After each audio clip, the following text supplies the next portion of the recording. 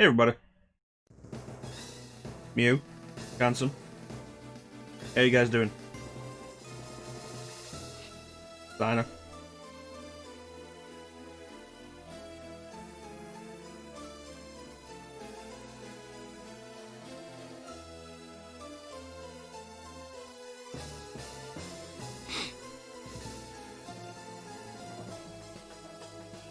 Appreciate it.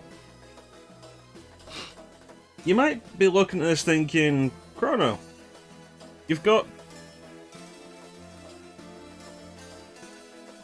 No, this is the Sunday showcase, Mew. Alien will be back probably either tomorrow or Tuesday. The Sunday showcase, I picked one person in the chat who gets to choose from the list of games on my Discord what we play for the length of a single stream. Shantae Risky's Revenge was the one that was chosen, and Chansim is going to be picking the next one.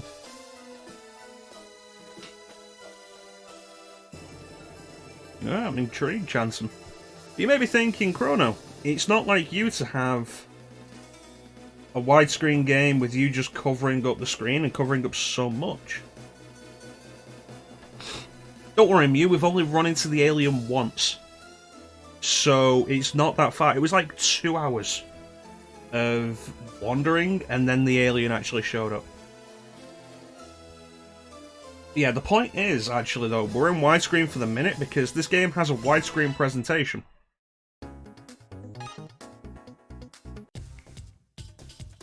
And now this game has a 4:3 presentation.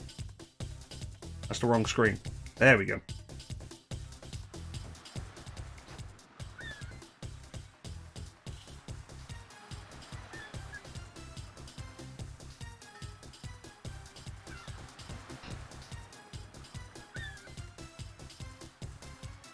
The interesting thing with Risky's Revenge is like, let's get through this cutscene and we'll talk about it. This is the second game in the Shantae series.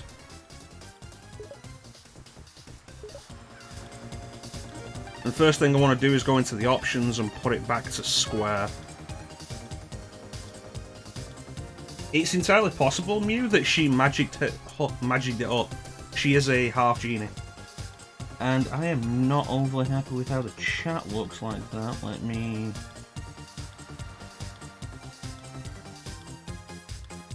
I think that's better. Yeah, and now, there we go.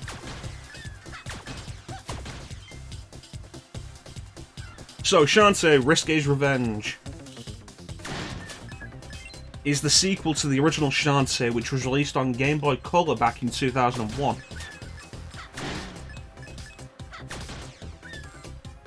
Thanks for the alert, Signer. Risky's Revenge was the sequel that eventually came out on DSi, which is why the game looks weird. And why in the options you have the option of putting it as original with really small. It was a DSi game. So more people could play it. It was ported to various different systems. I think it's on PC now. And it is on Switch. They were supposed to be putting Risky's Revenge, Director's Cut, and the original Shantae on Switch last month. So when you look at this, bear in mind, it was originally a DSiWare game.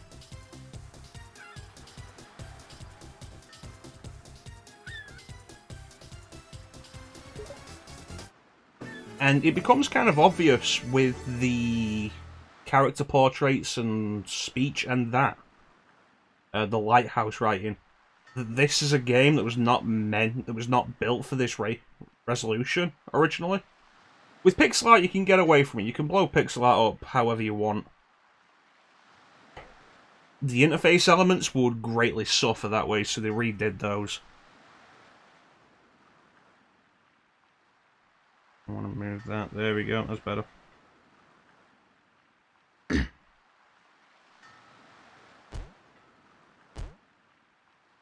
Look at the way her mouth goes. Shantae is adorable, and I keep wishing they'd put her in Smash.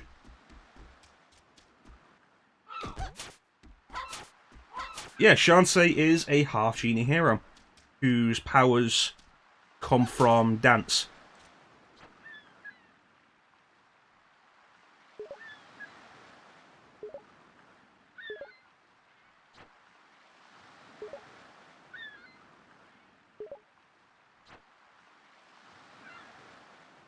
It's a cool design. If you go back to the original Game Boy Color game, it has some of the best animation ever in a Game Boy Color game. Probably particularly because she activates her powers through dance. So it has really smooth animations on Shantae.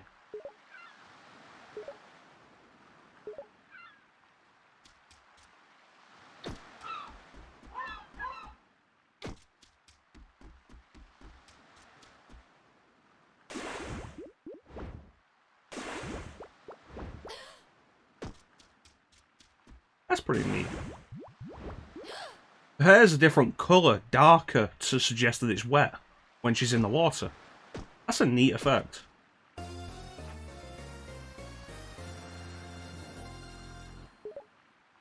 So, Shantae is a game developed by WayForward, who is probably best known for all the really good work they've done.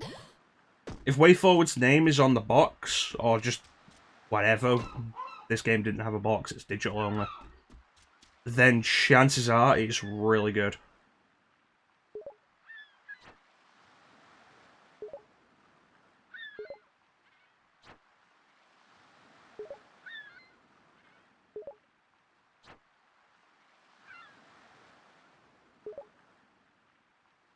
There are currently 5 games in the Shantae series. There's the original, Risky's Revenge, which is this game, which was released for DSiWare and is currently available as Risky's Revenge Director's Cut on most systems.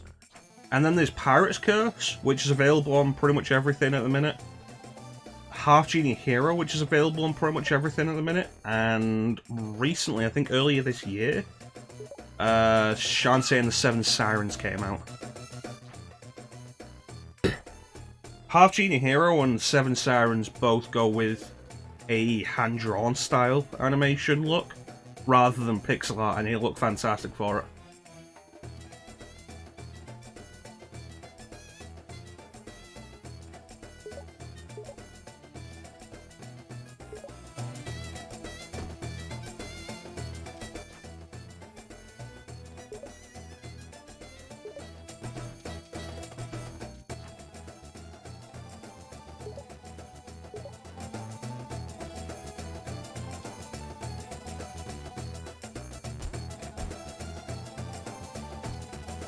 Everybody's pretty bouncy.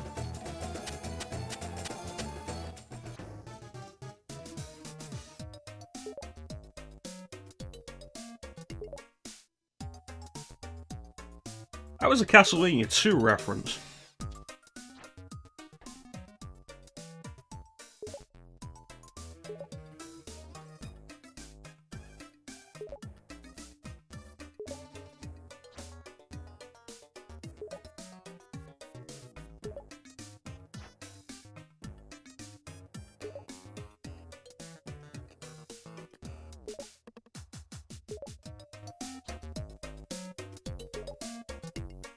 Yes.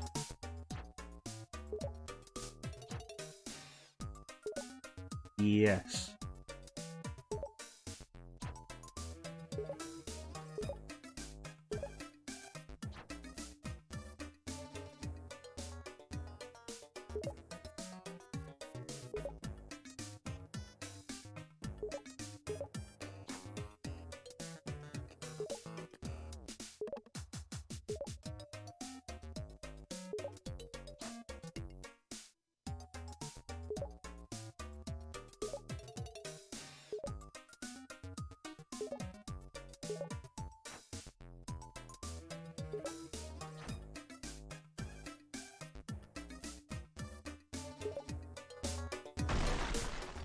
Oh, it's a lamp.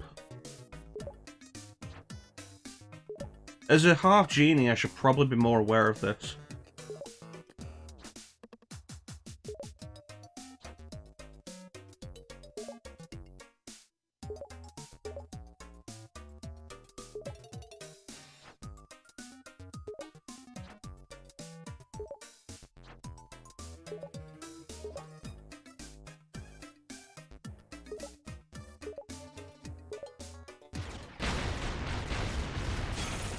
Oh, hey, it's risky. Risky boots, everybody. Now, you want to talk bras, Mew? Risky's bra is, like, literally in the shape of a skull, and it's really cool. Look at that. That's cool. That's a cool design.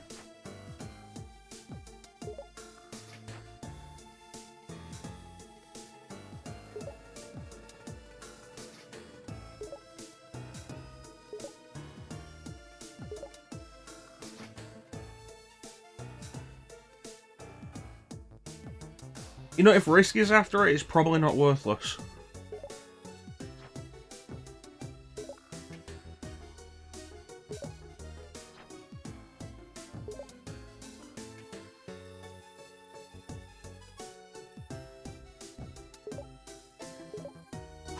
There we go.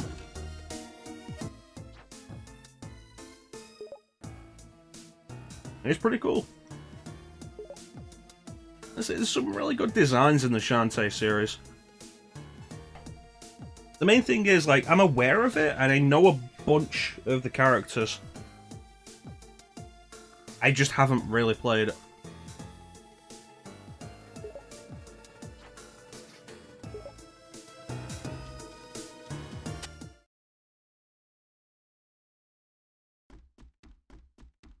Giant boobs to contrast against Shantae's more modest figure. Eh.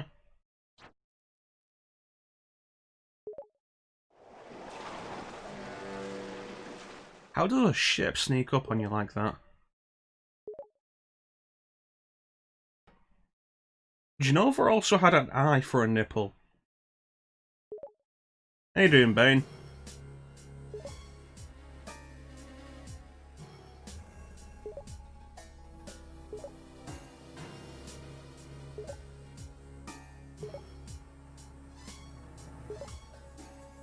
Steam-powered oceanic tinker tub. Oh. Oh. Studied CQC. Steam-powered oceanic tinker tub. Try to remember the basics of CQC. I'm doing okay. Ready to do some Shantae for a few hours. There you go. Title drop. Now we can start playing the game properly. Hair swipe. Hair swipe.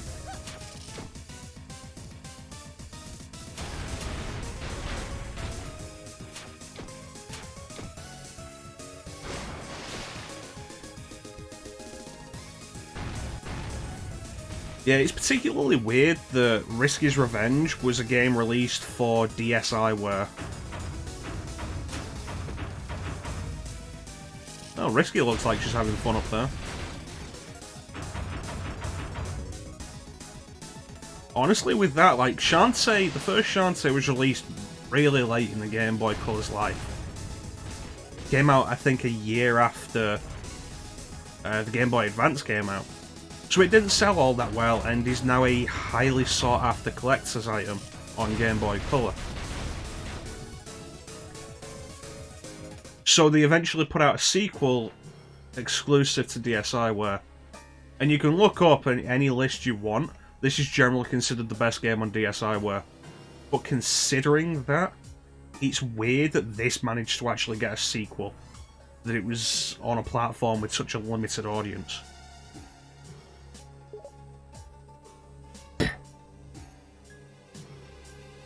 Probably the legs, Teak. How you doing? I mean, the 3DS came out and you could access DSiWare through that, which is how I got the DSi version. Which I've not really played.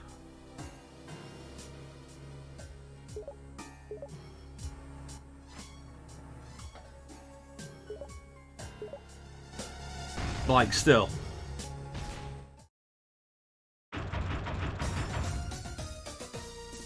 Risky has defeated me using the power of cutscenes.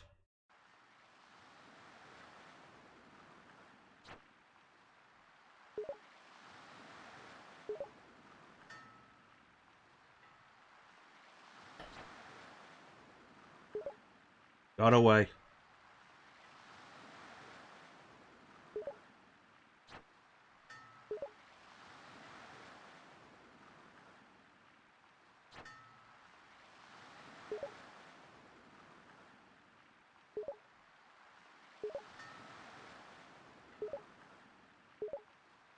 Look, dude. Like a cannonball to the face.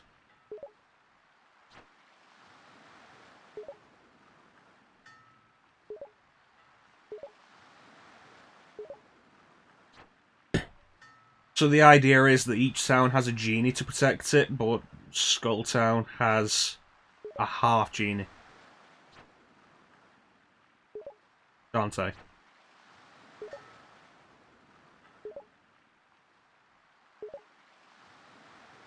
At least the sprite's pretty expressive. That's not a bad quote. Not a bad quote. Makes me think that the artwork, the portraits, probably may not have existed on the DSi version, with just how animated the sprites are during cutscenes. Bunch of expression.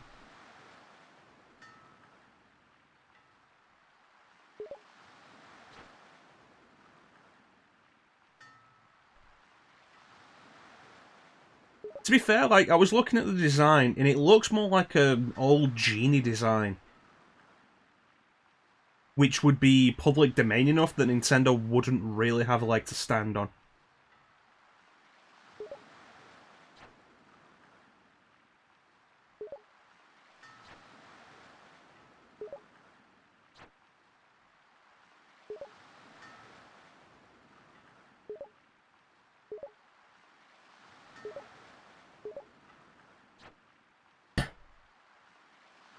Oh no, not that guy, the mayor.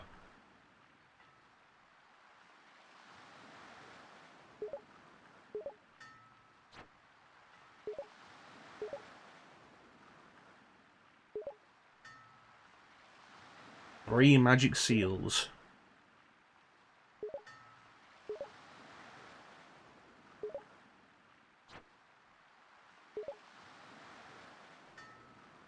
Yeah, Risky wouldn't have stolen it for no reason.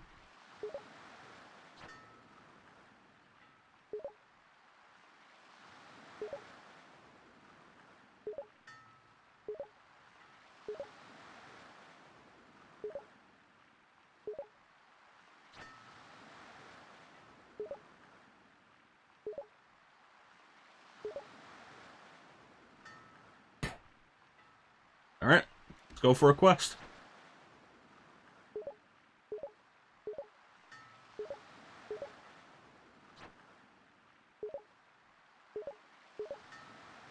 Well, I don't know what any of the magic seals are.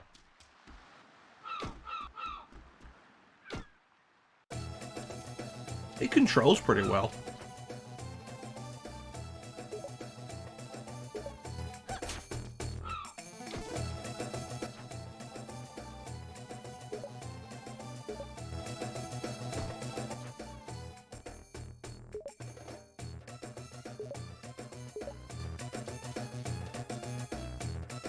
Interesting.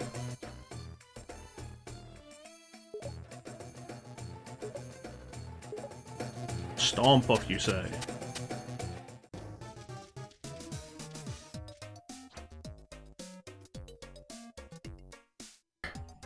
Ah, Rotty Tops. Well, that's a goal for the minute, I guess. Since we don't know where the magic seals are.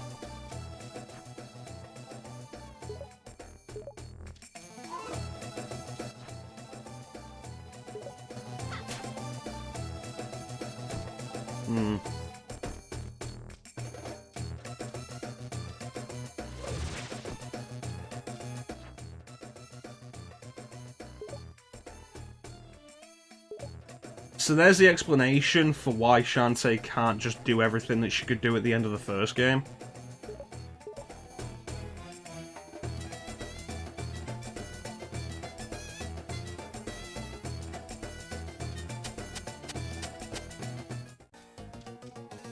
Hello.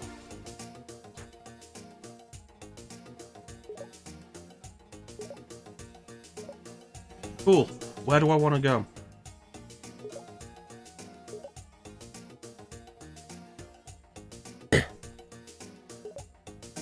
Pretty much, yeah. The town's been peaceful since the end of the first game. And as a result, Shantae hasn't had the practice.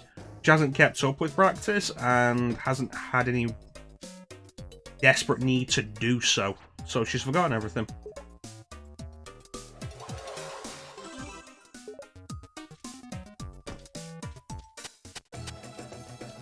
Yeah, at least we're not thrown into a wall at the start.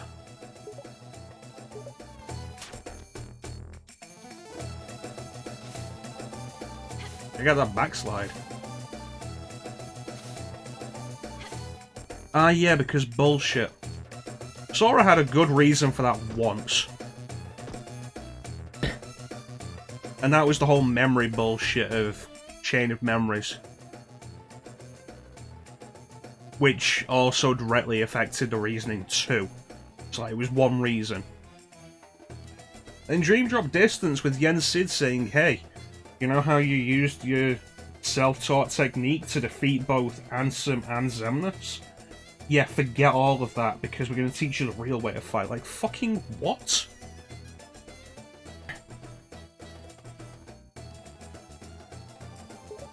A good teacher would incorporate their self-taught techniques into other techniques, and add discipline to their training.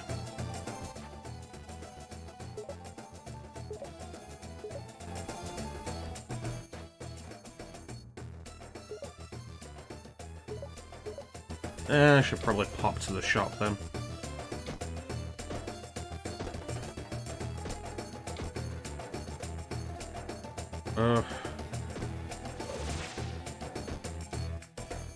I'm gonna do them for stream eventually, and it's gonna start badly because I don't like Kingdom Hearts 1 to begin with. And I've said I'm skipping Kingdom Hearts Chain of Memories. Chain of Memories, Re-Chain of Memories, I'm skipping both.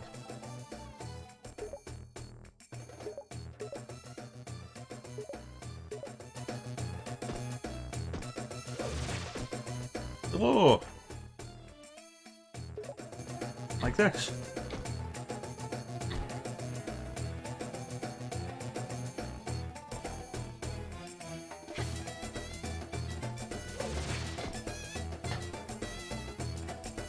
Now, I'll explain everything that needs to be said about Chain of Memories' plot. Because that's the thing, like, the game takes so damn long, but you can explain everything you need to know about the plot in 10 minutes. And it'll make just as much sense if you played the entire game.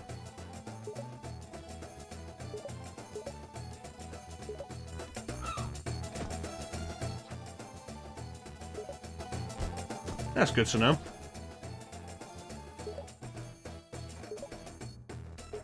Fireball sounds good. Defense sounds good.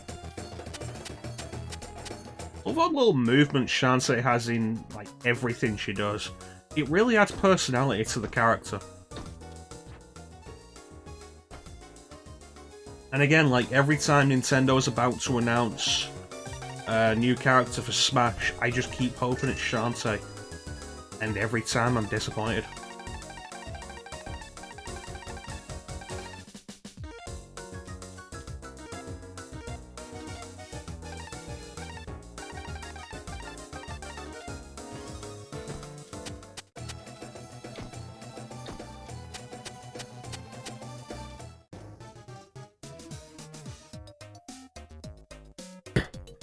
Story-wise, sure. Gameplay-wise, Riku's side is so boring. Like, go through the worlds again with pre-made decks. Nothing happens. The only time anything happens is after the worlds.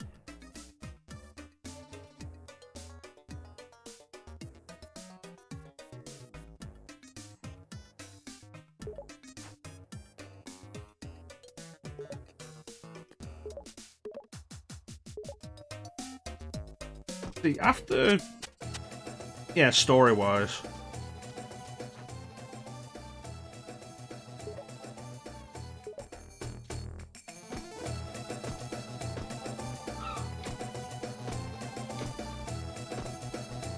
They should have done something completely different for Riku.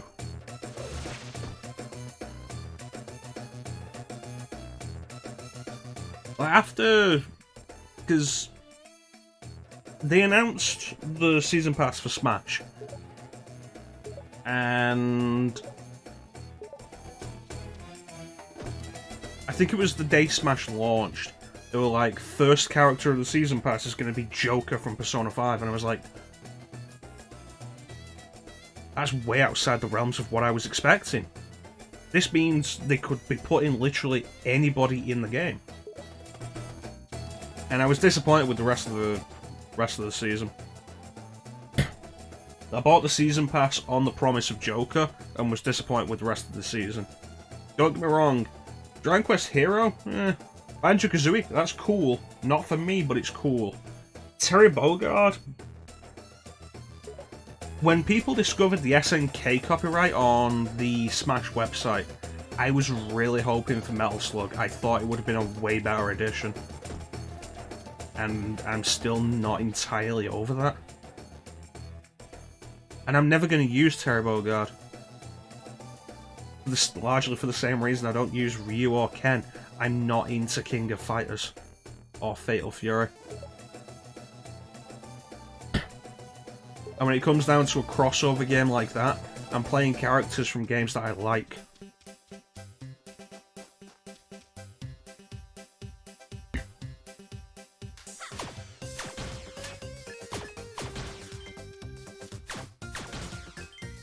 And then, of course, there was Byleth, which, you know, say what you want about the first 4 characters, they were all unexpected choices that really took advantage of we could potentially have anybody. And then there was another Fire Emblem character.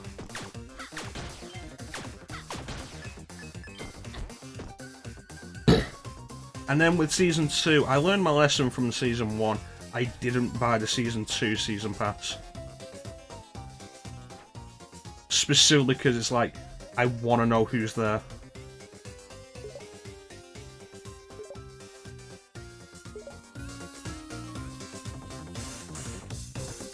And the first character they announced was someone from ARMS. They hadn't even announced who the character was, they just said next character's going to be from ARMS.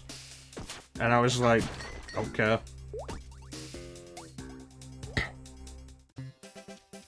And then, of course, the next character was Steve from Minecraft. And what really gets me is, like, they've said the characters are have already been decided. Who they're gonna have as DLC has already been decided, it won't change. Cool. Announce them all then. So I can judge whether or not it will be worth getting the Season Pass. Because otherwise, I'm gonna wait until it's all done. Especially after the first one. Season Passes fighting games have repeatedly proven themselves to be bullshit.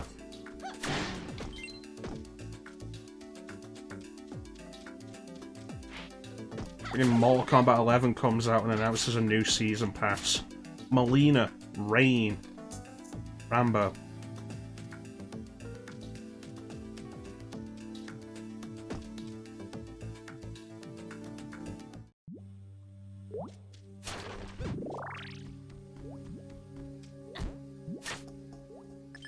That whole thing with Mortal Kombat 11 actually makes me really glad that I've not bought it yet. It's like, oh yeah, no, go out and get Mortal Kombat 11. Then buy the Combat Pack. And then the Aftermath expansion comes out. And that's actually pretty expensive.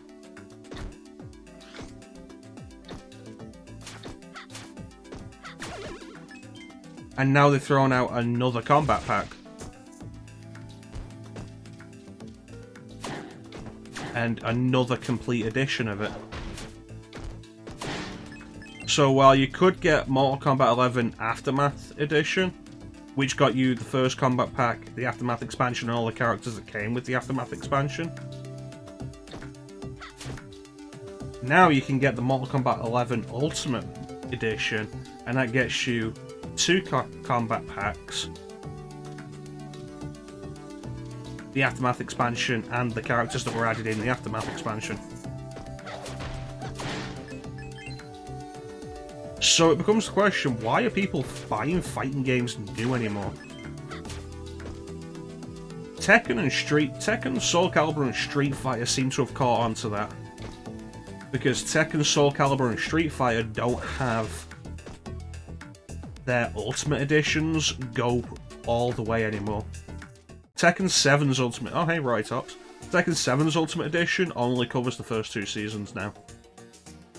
They've not put the 3rd season in there, and I'm pretty sure they've announced a 4th. Street Fighter V's Arcade Edition, I think, only covers like the first 2 or 3 seasons, and you have to buy the rest.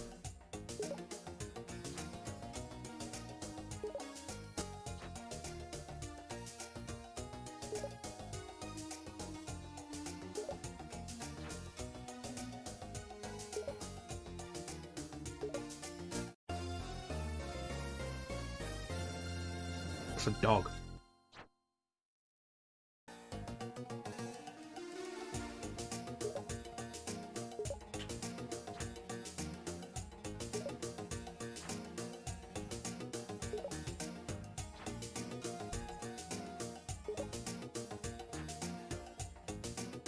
Like, seriously, why buy any fighting game new anymore? Learned my lesson with that when I bought Injustice 2 not that long after launch, and then bought the Ultimate Pack. Because that altogether was like probably 85 quid.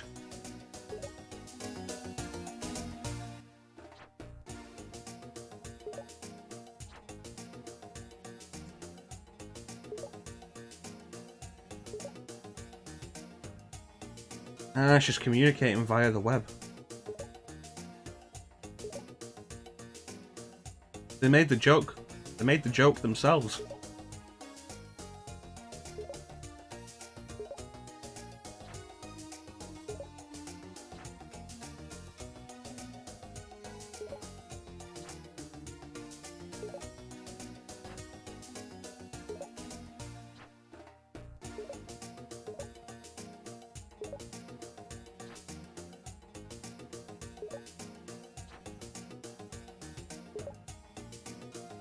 Three barons, you say?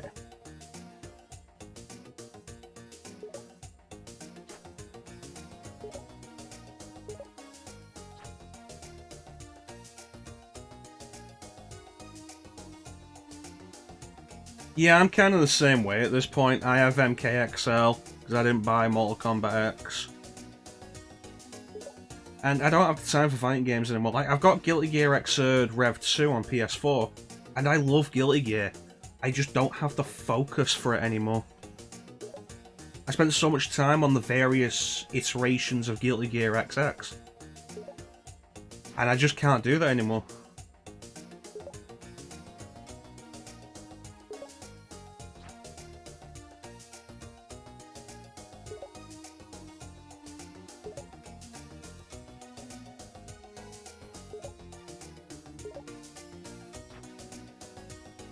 Alright, Squid Baron.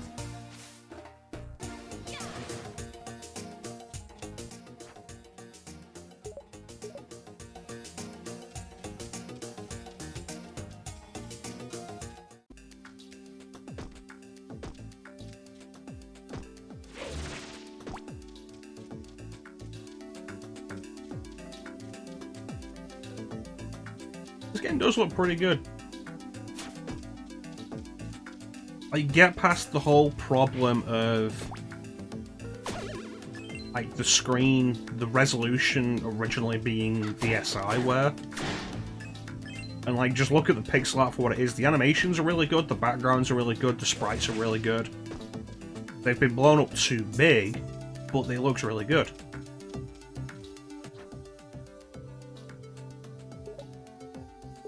And it plays pretty well.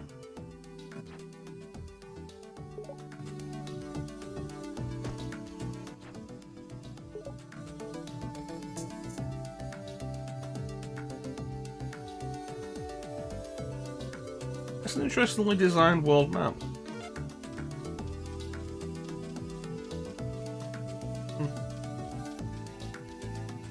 Yeah, Shantae is pretty much a Metroidvania series.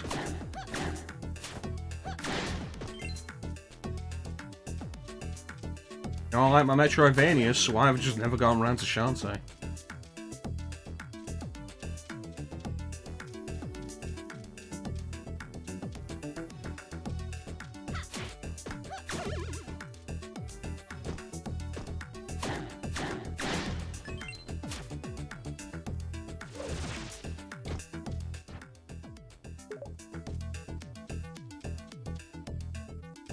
Shantaevania. I was watching a video on YouTube earlier today from Matt McMuscles, who you may know. Popular YouTuber, formerly of Best Friend, Super Best Friends Play. One of his What Happened series, where he looks into various things of what went wrong in notable gaming disasters, and today's video that went up was on Castlevania 64. So I was like, you know what, I'd be interested, because I don't know a lot of the troubles behind Castlevania 64's development. But the main thing that really caught me in that video is that he refers to Metroidvania as search action. I'm like, what the fuck is that? When did that become a thing?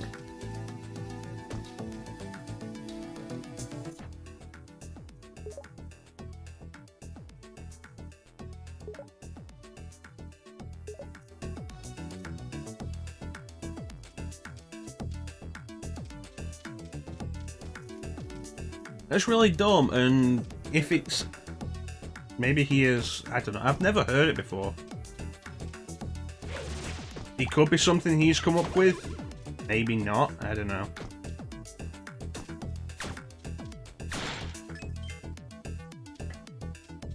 Like, let's say it does become a thing, you run into the same problem you've got with action-adventure.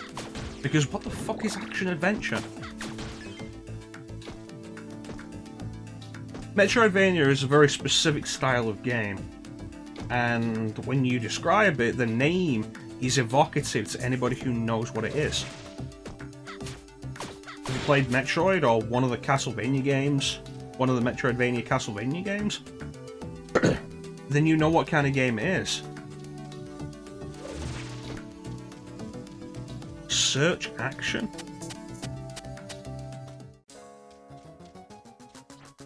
Hello.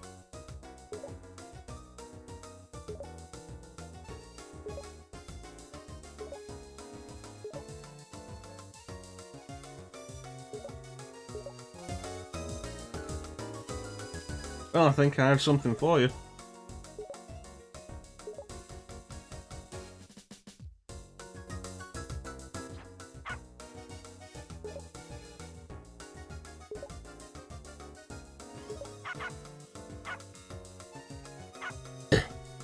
Timothy, how you doing, buddy?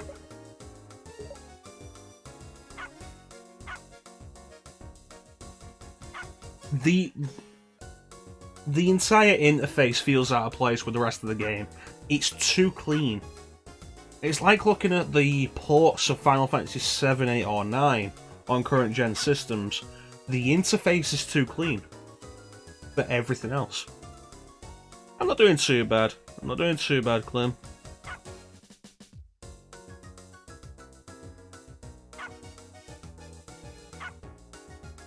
Yeah, nowadays we just refer to stuff like Secret of Mana, Secret of Evermore as action RPGs, which in itself carries problems.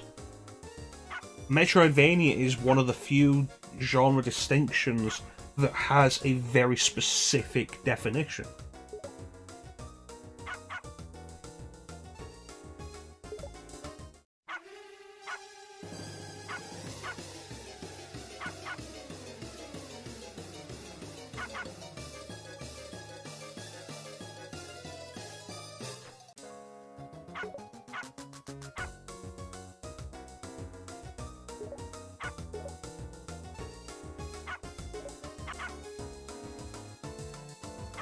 There's also the problem of it just taking up so much of the actual thing. It should probably be further up at the top, because it covers the sprites. You got Tasty Meal. Yeah, I can't really see it properly behind that. Well then what's the alternative? We play it like this?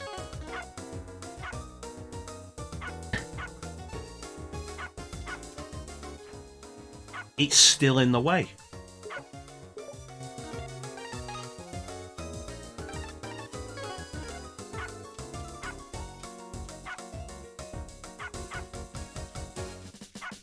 And it's weird that they changed the interface for conversations and the character portraits, but not the interface. Like, the number of sequins we have is still very pixelated. The health and magic meter and the magic icon are still very pixelated.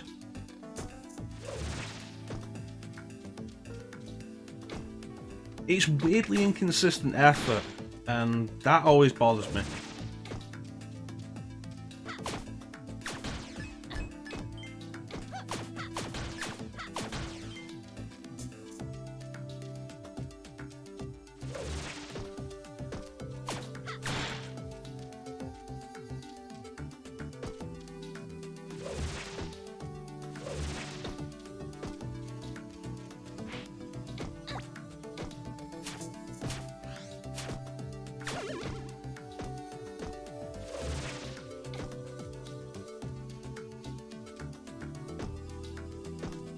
It plays well though, and like I say, the game itself looks really nice.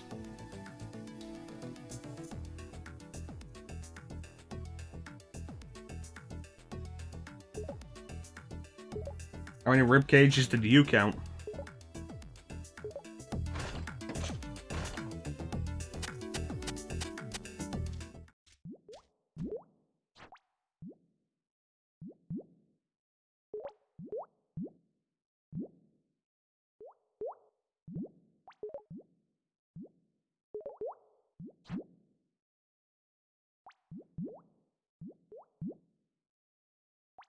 Definitive proof Shantae is not a boy.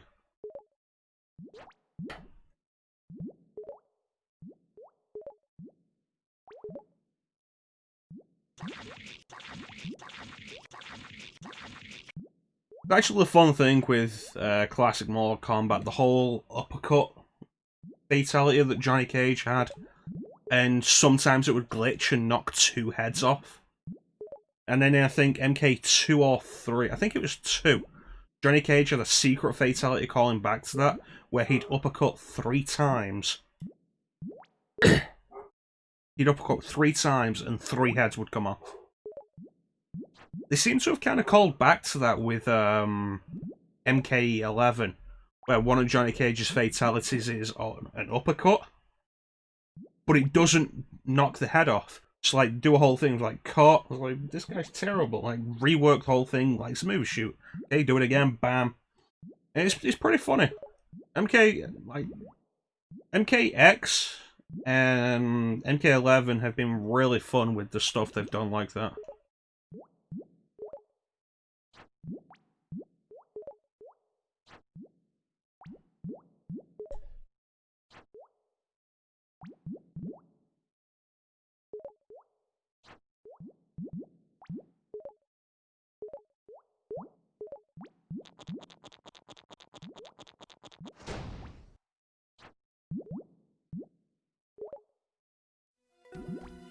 Alright, let's go get him.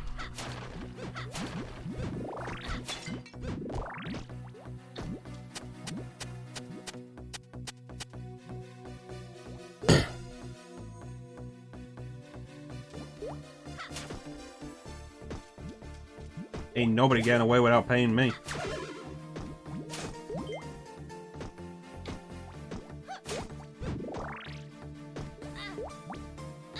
You son of a bitch.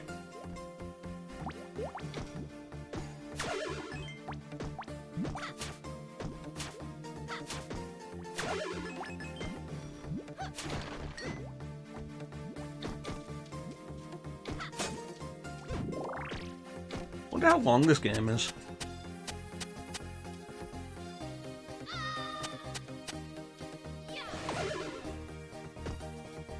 And then everything was okay forever.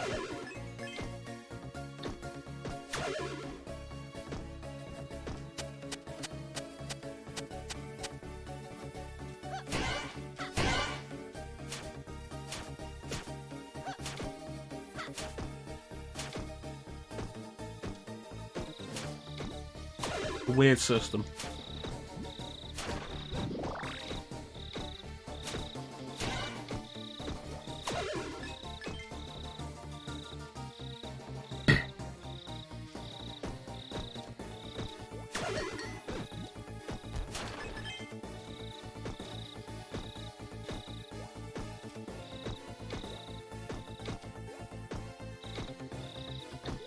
Yeah, it controls really well, and in a platformer like this, that's always the most important thing.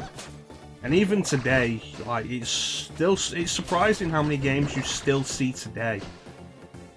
How many platformers you see that control horribly.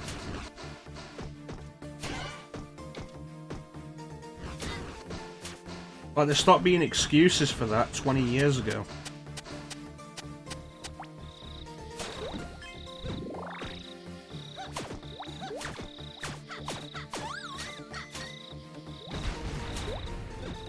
Oh, that was an explosive finish.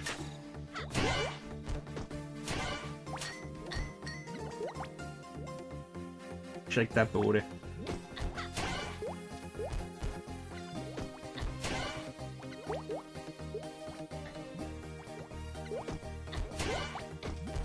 Yeah, that's good. Good that you're avoiding all the bad platformers, Clem.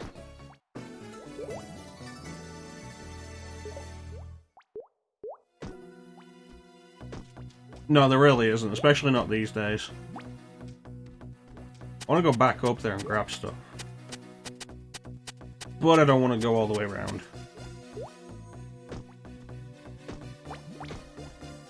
I get that from the other side.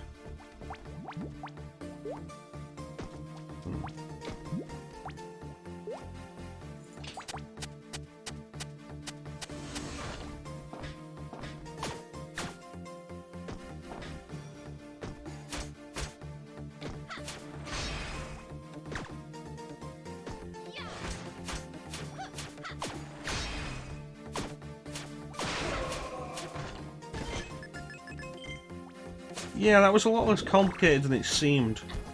Just keep hitting the dude. He has no defense. His defense is to raise his shield, but then he'll put his shield down to attack, even though you're still attacking him.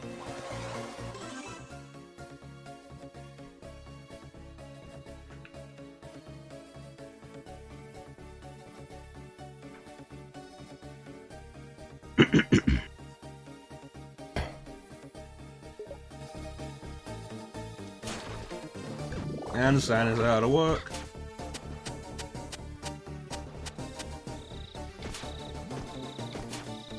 Get him. Yeah, I want to get Alien Isolation done quick enough. Because I do want to do the other Silent Hills, I've decided. 1 and 3 at least. 4, you'll have to convince me on 4. Really? Is any day quiet in your line of work? That seems kind of like it never happens.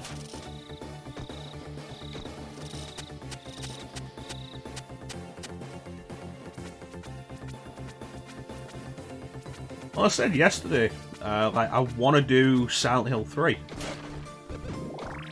But Silent Hill 3 is best done with the context of Silent Hill 1. And it's like, okay, cool. I could do Silent Hill 3 and leave you guys without the context. But I feel like that's not really fair. It's like we were talking yesterday about Prince of Persia: Sands of Time. It's like, I'd love to just go to Warrior Within. But it's not fair on you guys not to have the context. So when we get to it, I'll do Sands of Time. And then do Warrior Within.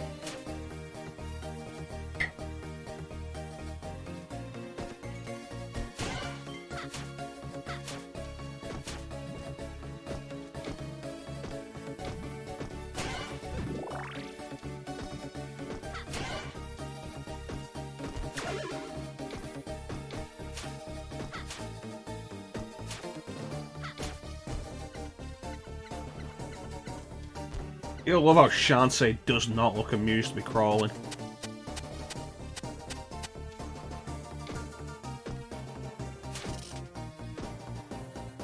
It's like the thing that I really praise Skies of Arcadia for. Like, such evocative expressions in such limited technological capability.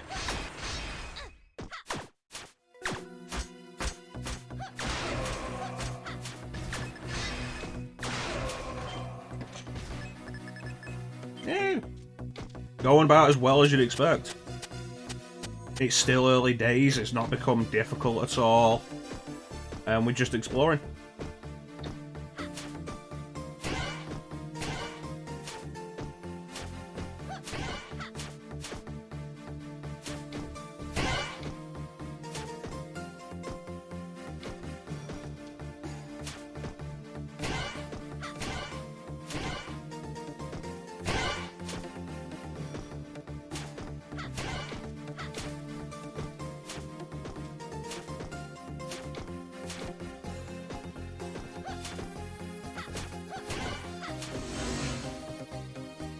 There we go.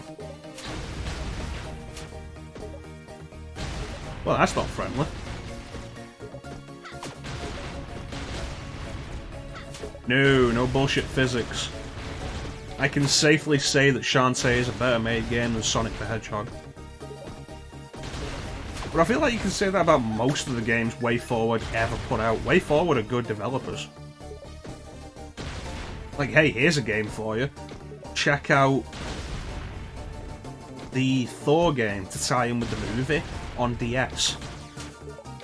Like, most people are aware of the console version, which was a poor God of War clone and was just really boring. Not a lot of people are aware of the DS version, which was developed by WayForward and was a solid side-scrolling action game. Oh. Like, WayForward over the years has taken a lot of licensed shit and put out competent, enjoyable games. They're a good developer.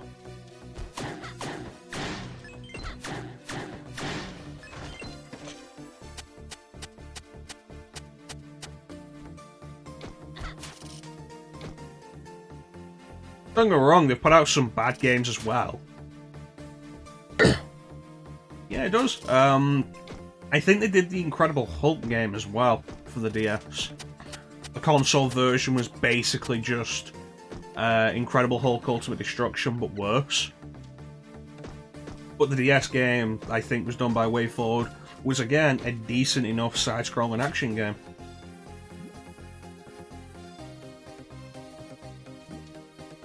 Like, if you see WayForward's name on the box, it's usually pretty good.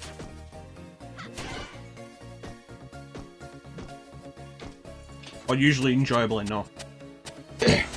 Though, like I say, don't get me wrong, they've done bad stuff in the past. Like, hey, who developed the last Silent Hill game? WayForward. Silent Hill Book of Memories for the Vita.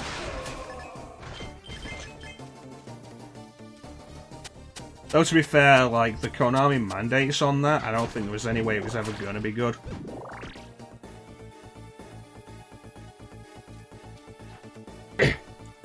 Like I say, it's nothing amazing, but, like, decent enough games. You could waste an afternoon or something on them. Maybe longer, I'm not entirely sure how long they are, but, like, you've played worse. I guarantee you've played worse.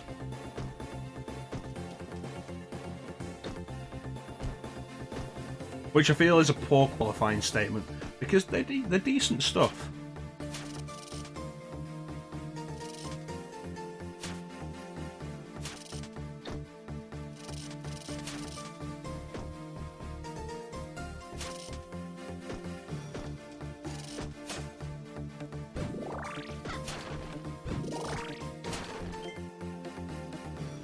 Yeah, you see WayForward's name on the on anything to do with the game, look into it, because 9 times out of 10, it's a decent game.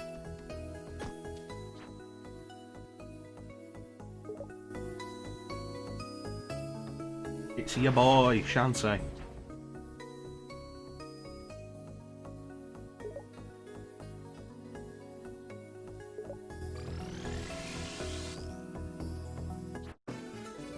Got the monkey dance.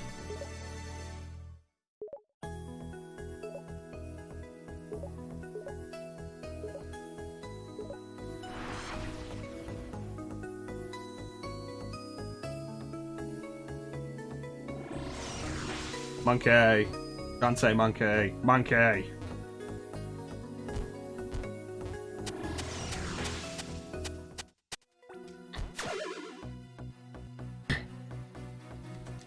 I think the idea is funnier if we just, like, it's your boy, Shantae. I find that funny for no real reason. Monkey! Monkey!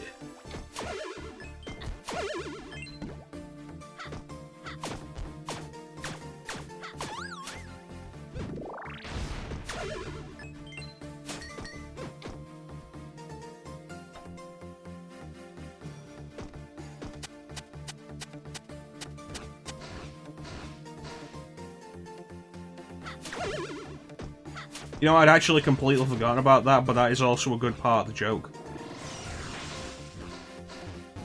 It's like we got the, we have the boys channel on the Discord of streamers that I recommend. There's currently, I think, one girl in there. But, like, if we get more girls than boys in there, I'm gonna just rename it to the girls. For shits and giggles, mostly. You can't stop me.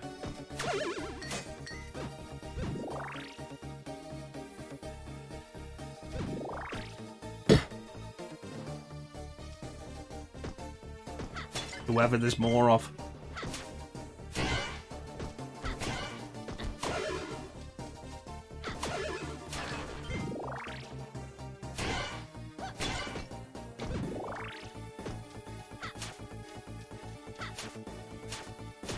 Anything up there?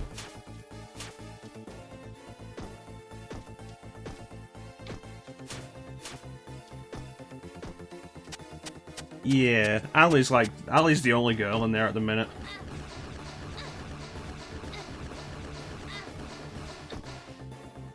Everything. Hit by everything.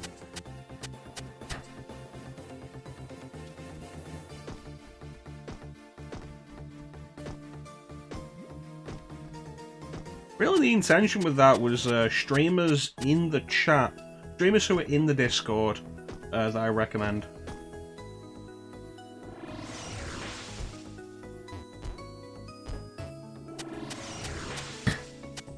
I throw Biss in there, but, like, she never actually streams. Okay, so I can't actually go back this way. Yeah, one day she'll return and everything will be better.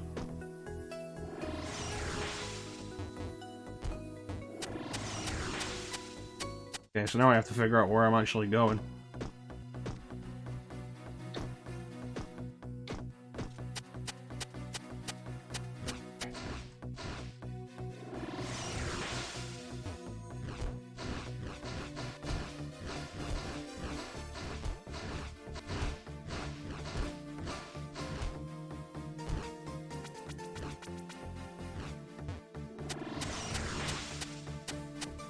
Okay, so we were here. Something I've missed. I don't like these blocks.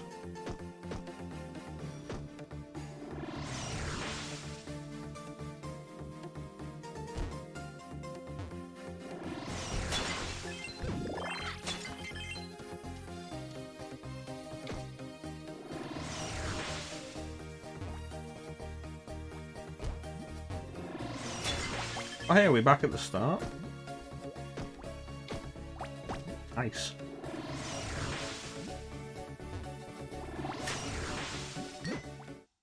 I got Magic Jam.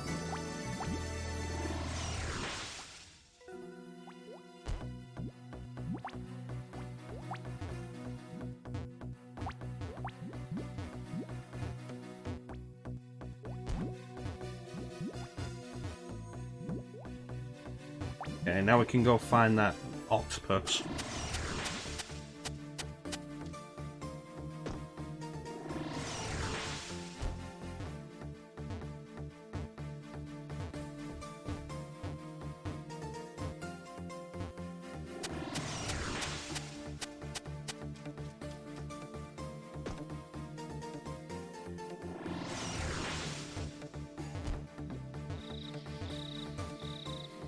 It's like, with stuff like this, like, Shantae would be perfect for Smash.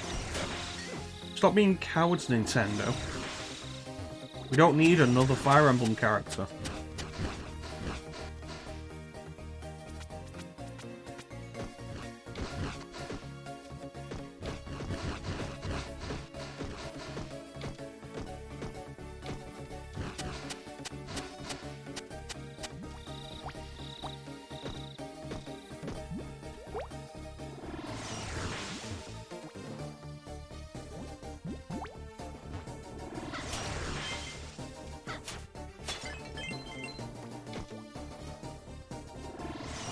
Okay, and then... Okay, is there something back at the start? Yeah, pretty much. Sometimes we need a half genie hero.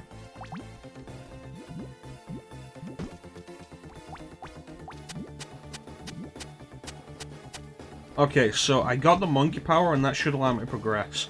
But I haven't found Octopus, dude. Octopus.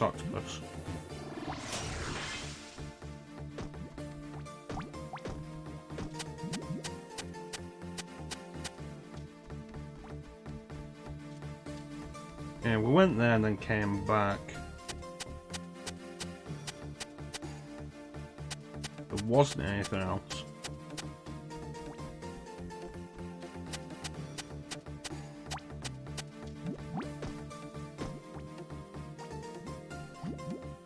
That's probably the worst part about the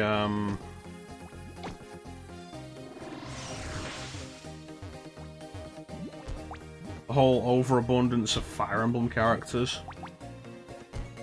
That they're all characters with swords.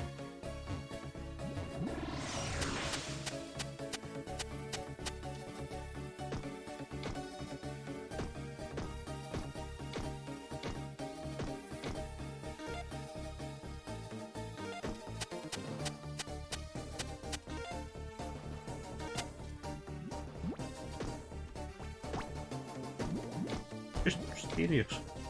There's enough characters with swords without Fire Emblem characters anyway. Alright, let's just go.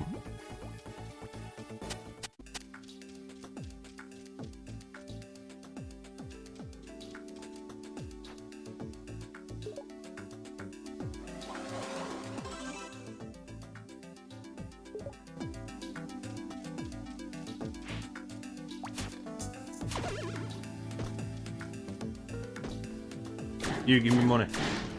Thank you.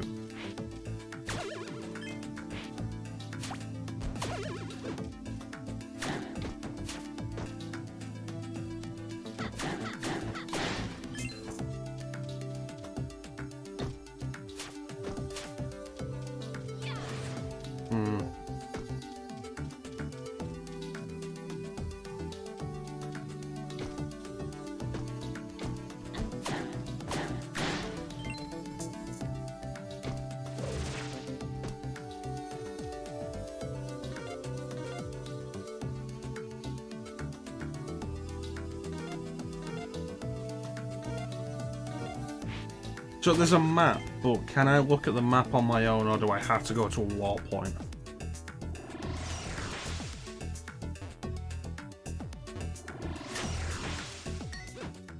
I got Magic Jam.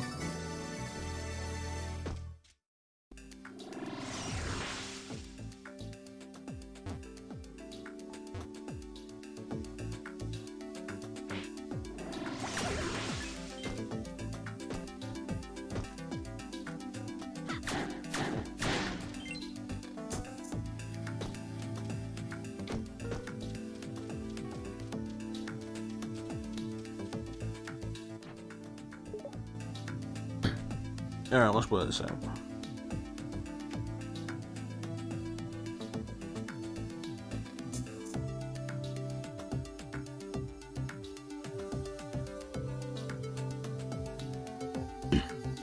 Okay, so there are 3 skull icons on the map. We assume those are the 3 barons. Then that means I do need to go back in there. Because it means Octopus Dude may be the first Baron.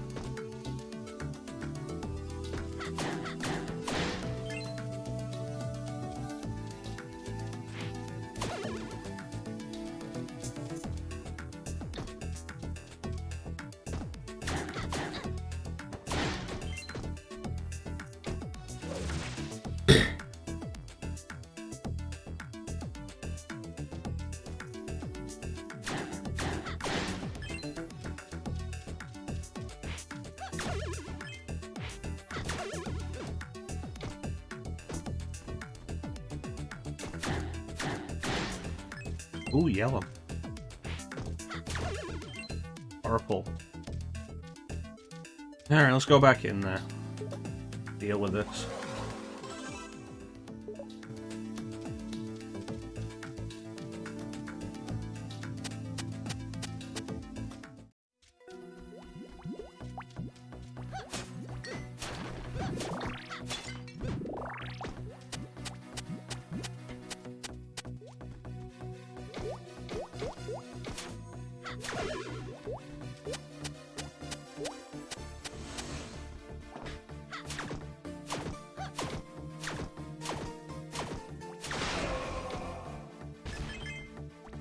I'd have figured that out during the last fight I had with them, that you can just hit them above the shield.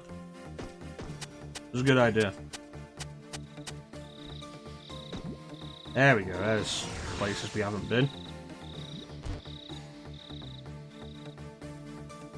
Who's that monkey in the shadows? Shantae.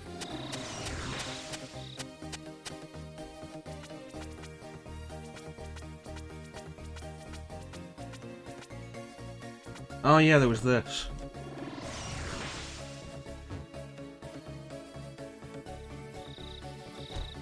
Do I have a key for this? I do not have a key for that.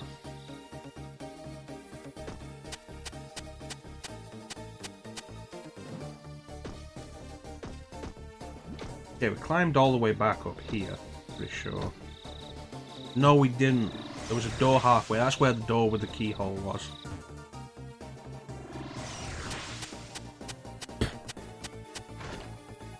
I think we're making progress.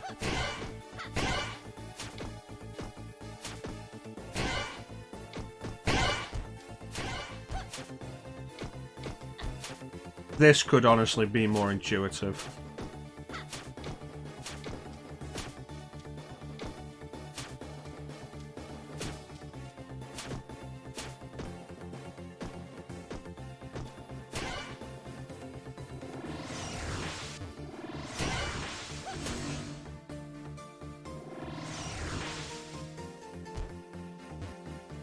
Got my monkey Shantae.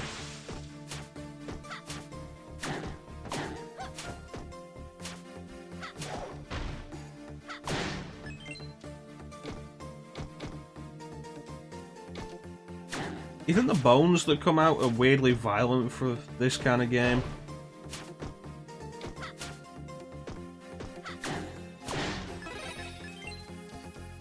Like how Super Metroid had the whole thing with Crocomire. Of how when you push Crocomire into the acid, like this, you actually see the skin melt off. It's like, yeah, no, this game's okay for kids.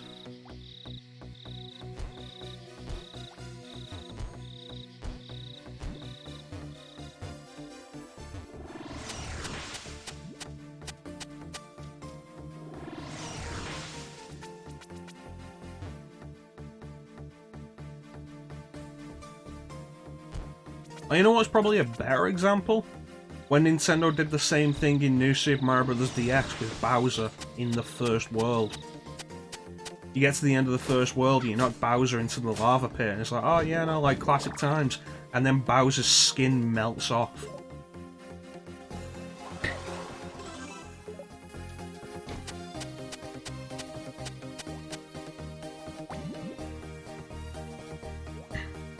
Well, yeah, I mean, we all watched Indiana Jones, Raiders of the Lost Ark.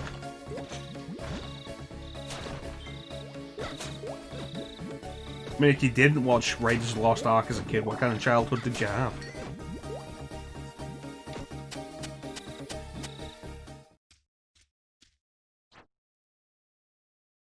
Yes, I did.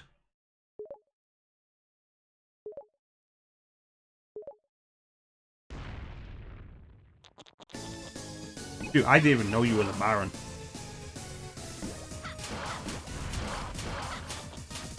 I just wanted you to pay for your meal.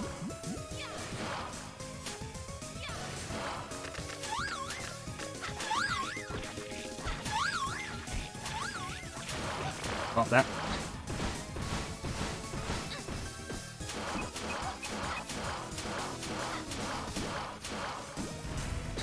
Should have backdashed.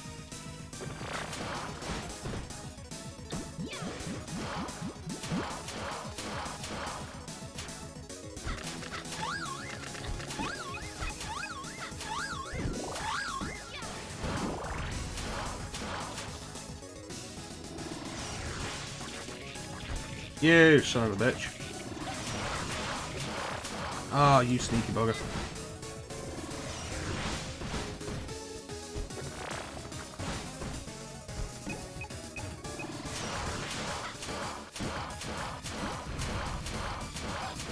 Even have to break my rhythm.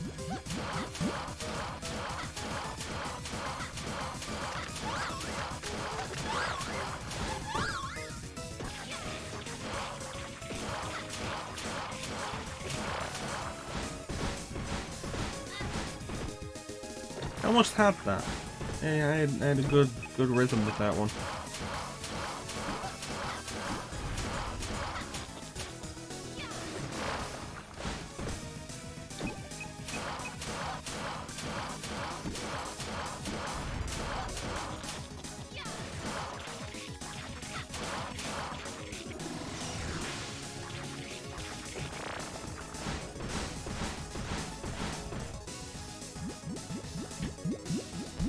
Oh yeah, less perverted than previous appearances.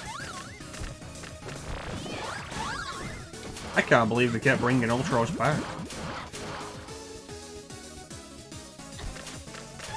Like, who was crying out for Ultros returning? And why?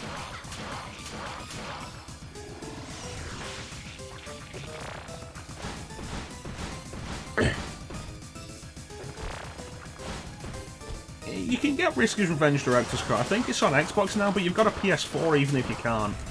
Like, check it out, it probably goes cheap. Like I say, it's a port of a DSiWare game. And at this point, it's pretty old. Like, the port itself is pretty old at this point.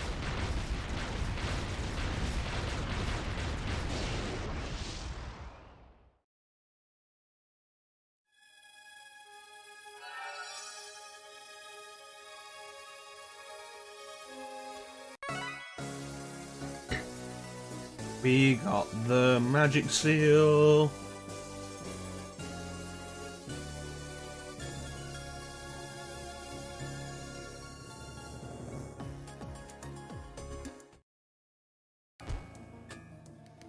Risky. With it being a DSiWare game, I expect it's not that long. It's like, maybe look into getting it for a cheaper price first. But like, you enjoyed the 2 Shantae games you got in Games with Gold. More Shantae presumably won't be a bad thing. No.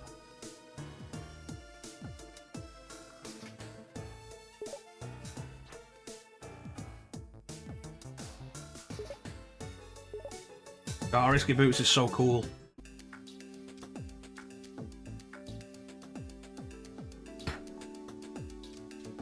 Such a cool character, Risky Boot. Old man. Yes. So that's one of the magic seals. Go for the next Baron.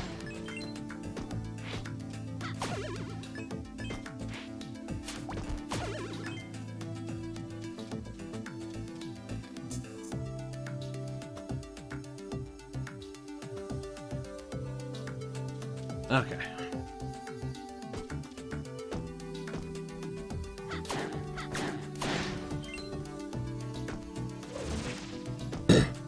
To be honest, I'd rather spend like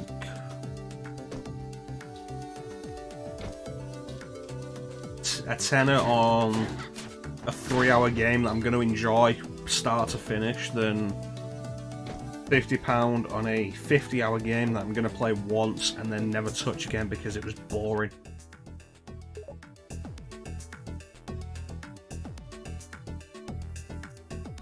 But should I talk to Rotty Tops again?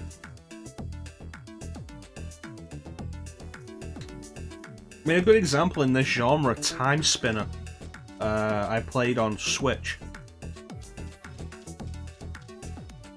I think I paid about a tenner for it. It was 10, maybe £13 at most. It was about 5-6 hours long, and I 100%ed it. And you know what? It was fantastic. Heavily recommended. Time Spinner. Really good game.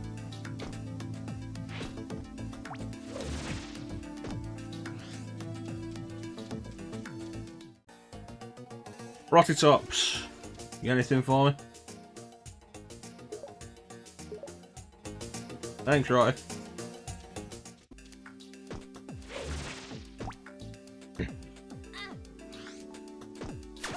You dick. But yeah, Time Spinner. Like, it's a really good game. Played really well. Visually, like, the interface was very Castlevania. Like, very DS era Castlevania, the interface. So, like, and not just in design, it looked like it was actually just taken. Fonts, designs, everything just looked like it was actually taken out of that. Character sprites look like they're out of something like Final Fantasy VI or Chrono Trigger. It looks really good.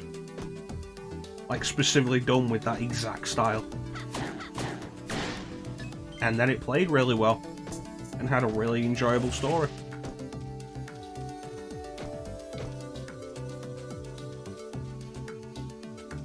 Alright, Monkey.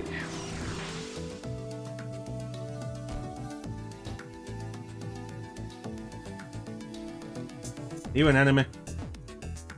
Yep.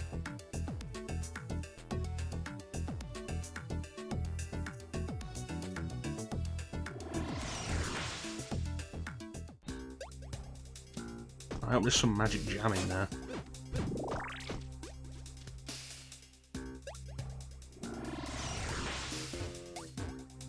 I'm not getting across there. I'd have to be able to fly. Or stick to rooftops.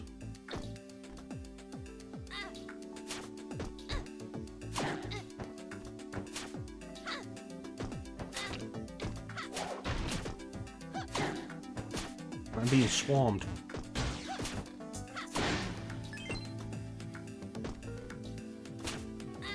Yeah, people put way too much emphasis on, like, length these days. I've said it before, like, I'd rather have a 5-hour game I enjoy all the way through than a 20-hour game I enjoyed for a quarter of.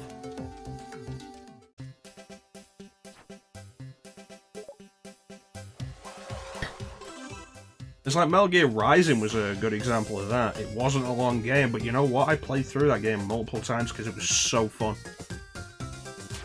Story was fucking dumb as well. That was probably a point in its favour. Like, not a point Kojima would want you to take because, like, it wasn't usual Metal Gear Solid dumb. It was even dumber than that. But, like, it was really entertaining.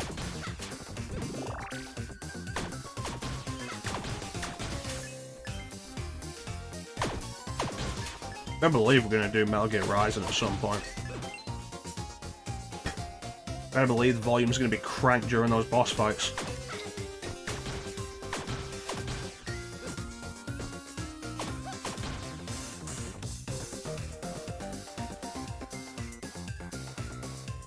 It was really good. Well, I know people who really complained about it. I had friends at the time who were really down on it, bought it at launch, and then did nothing but complain about it. And so I was there thinking, like, maybe this isn't actually a good game. Really apprehensive when I finally got around to it, but I had to get around to it because it's Metal Gear. And then I played it, it was like... Nano machines, indeed.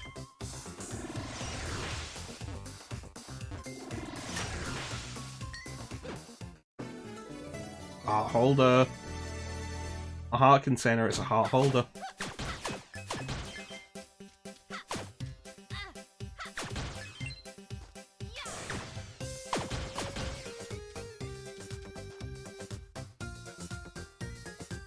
Oh yeah, when it starts getting to the climax of the fight, the lyrics come in. Like, let's be fair, the first time any of us played Metal Gear Rising, and like you go up against Metal Gear Ray at the start, and it's like, okay, Metal Gear Ray, you're gonna take it on with a sword. And it's like, cool, dealing with it with a sword, and then it pulls out its own sword, and then attacks you and you block it, and then all of a sudden, rules of nature! And it's like, that is the single most hype opening ever. Bayonetta never matched that in its opening. Oh, you want someone to hold your hearts in a container.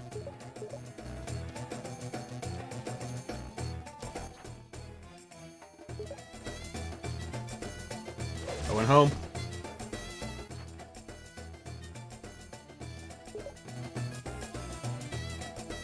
Let's go back to the shop, actually. I have more money now.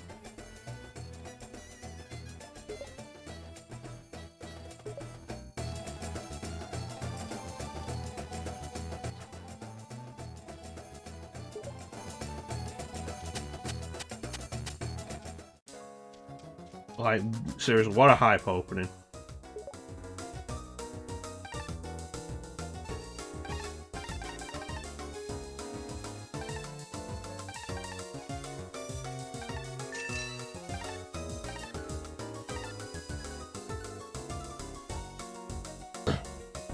Okay, let me see what we've got. Yes.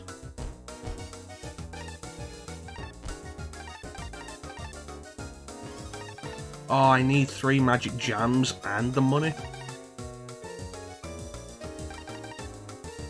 I want the faster whipping. I'll be back. I want to have the machine gun hair.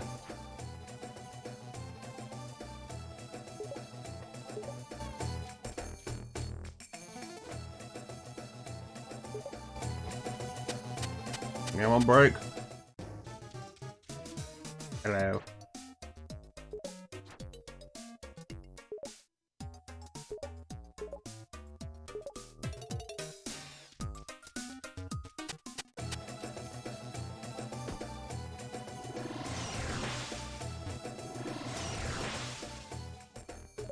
Oh, isn't that nice?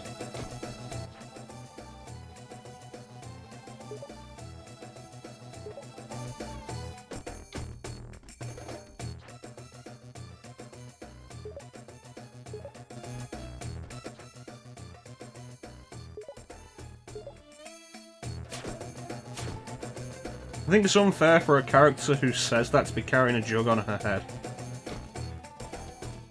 And then not allow me to break that jug.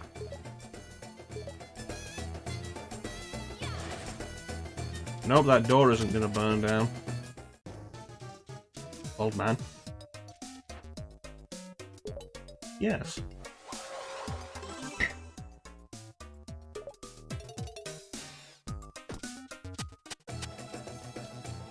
I need more gems.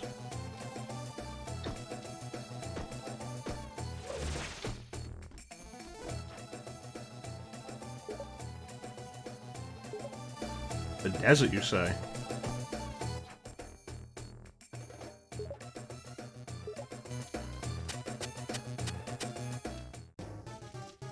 Uncle.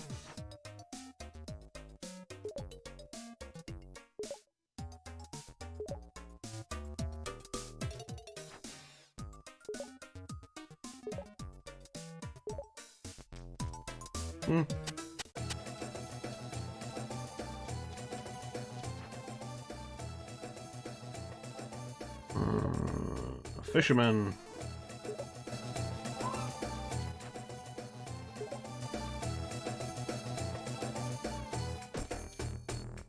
That's gonna end with us having to smash all the ones blocking the way, isn't it?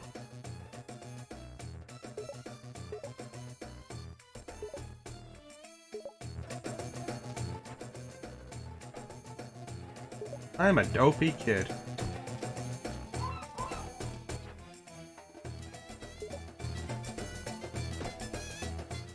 So the mayor's all the way out in Pollitt Bay.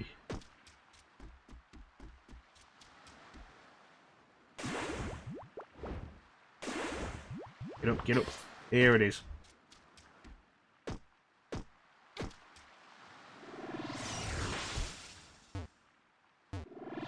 Shantae monkey. Monkey Shantae. Pollitt Bay.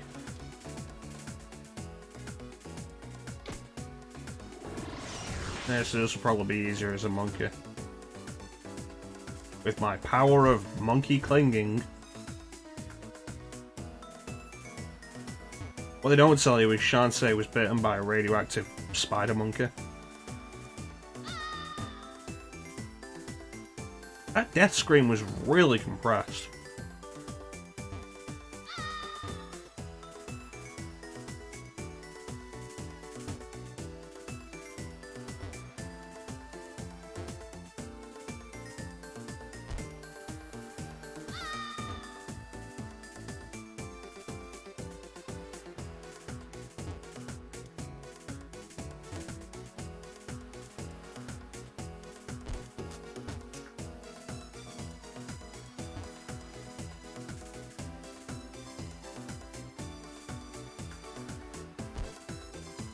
There we go.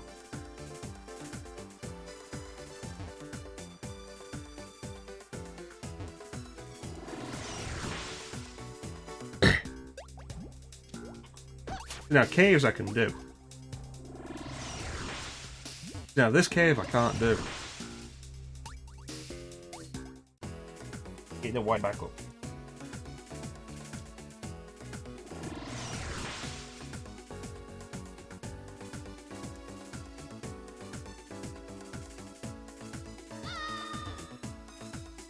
Well, you know, at least that cave gave me a checkpoint, if nothing else.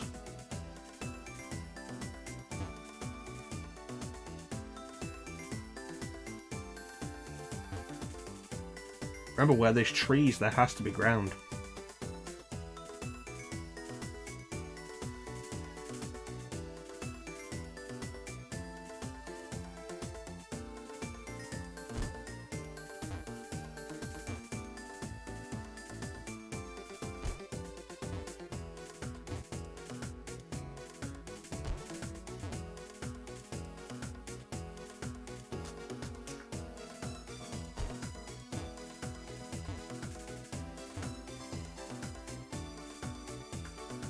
Yeah, we're there now.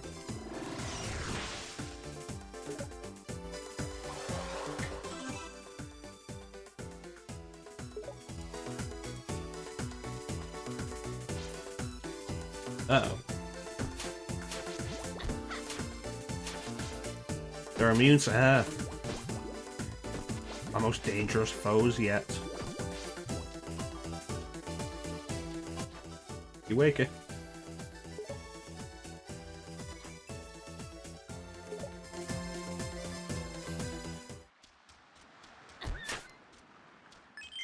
Doing the magic jam.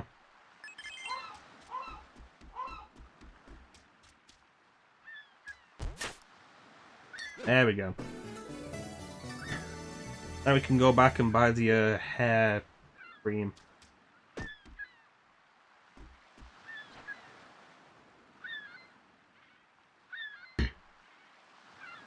Yeah, like design-wise, it makes me think more of like the classic genie design or something like Alibaba rather than Toad.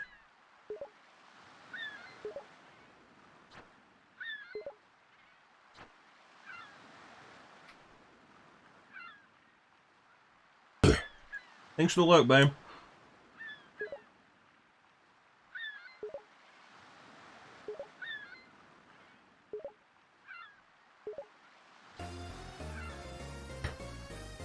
I own the town now? Hmm?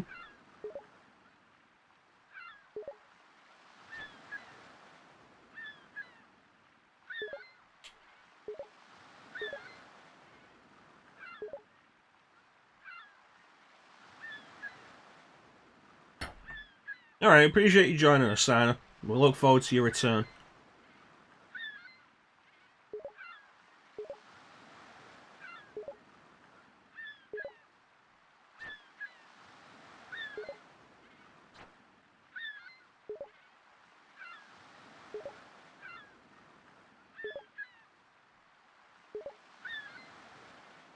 The ammo baron, you say?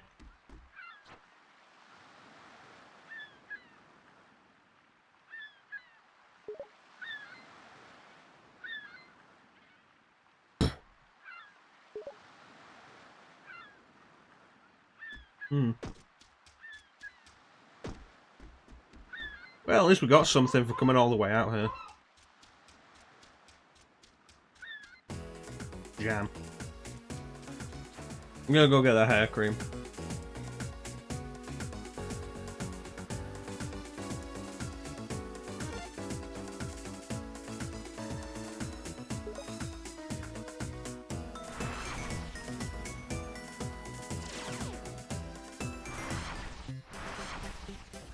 Like, look how smooth that spinning animation is. That's good work. Right, so the Ammo Baron apparently lives out beyond the desert or something. What we read. That's what we were told.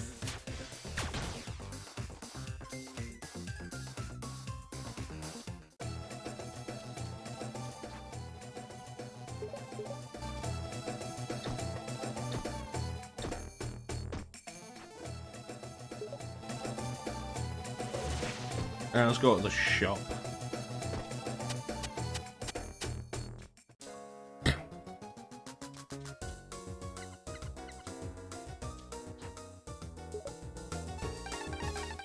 Okay, silky creme.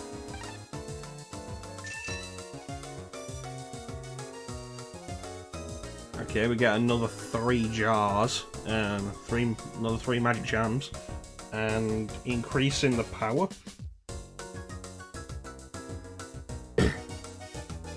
I would have liked if we had the option to choose speed or power.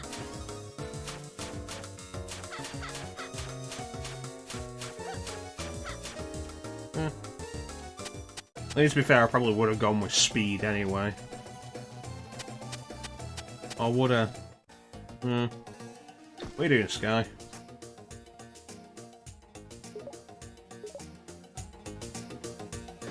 Okay. I don't know where Bolo is.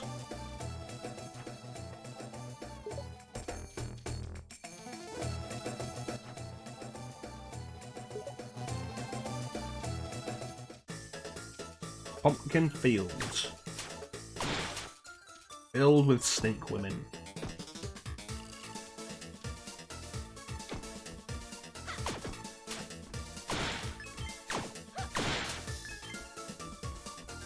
Jumping snake women.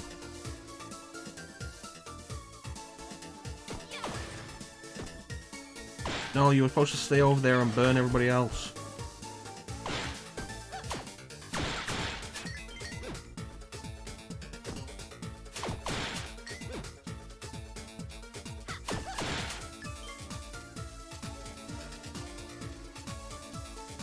Wakey wakey.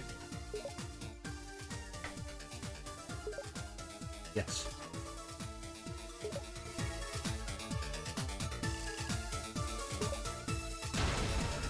Exploding pumpkins. Pumpkin bombs.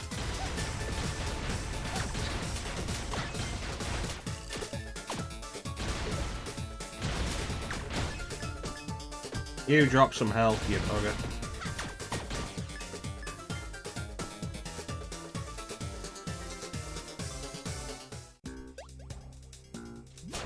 Oh, there's a bit of health. Yeah, magic jam.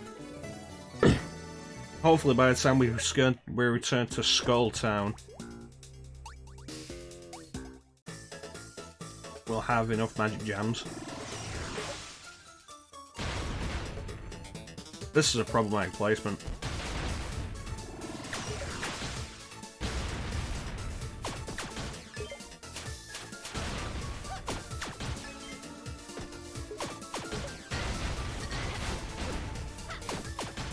I love that backdash, like, look at that. That's so cool. Old man.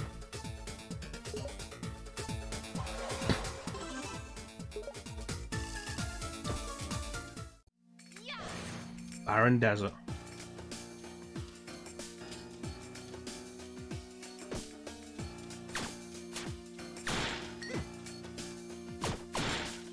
Uh oh. Those things again.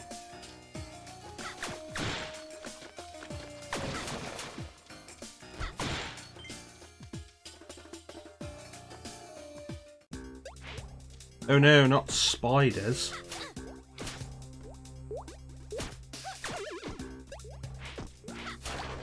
Blasted things.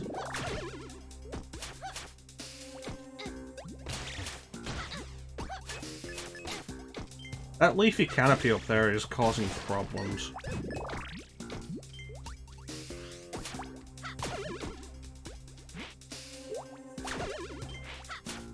Anything could be up there.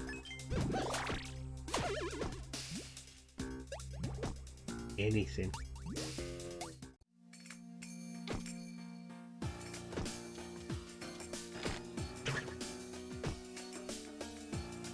Hello.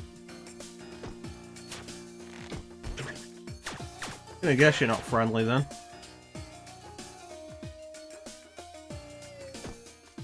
Zombie maybe? Okay, these things aren't coming out of water now.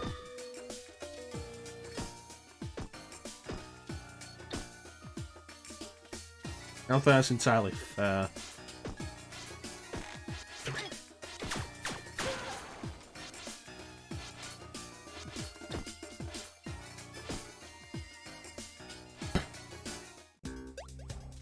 The Desert Pass.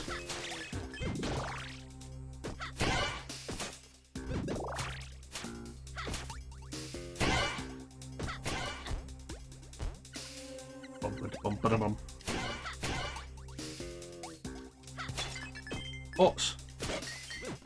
What's some magic? I do the dance.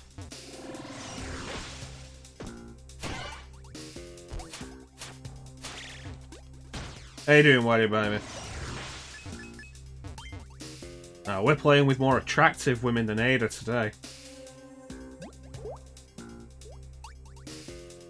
That's a dead end.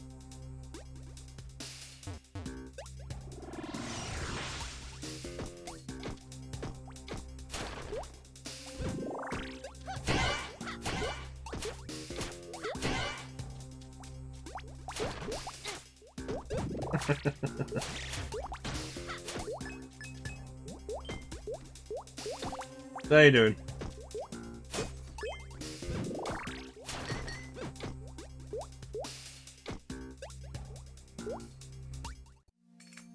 Yeah, where am I now?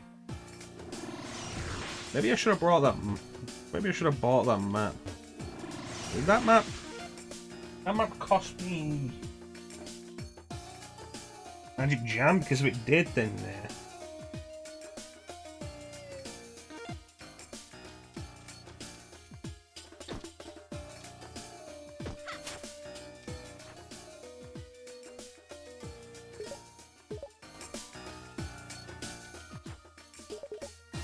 Okay. Evil?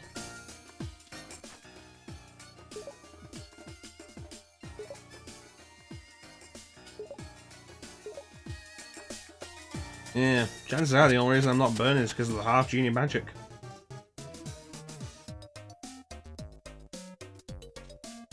Sounds productive.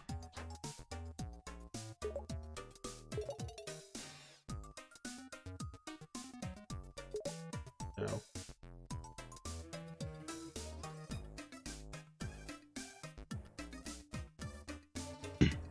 I'm okay. We're just doing the Sunday showcase at the minute. We play one game that somebody in the chat has chosen from the list on my Discord. We play it for the length of the stream, see what we think of it. As part of an effort to just at least get something out of my incredibly huge backlog of games. And Bane, the moderator, chose Shantae Risk His Revenge. So we're playing Shantae's Risk His Revenge.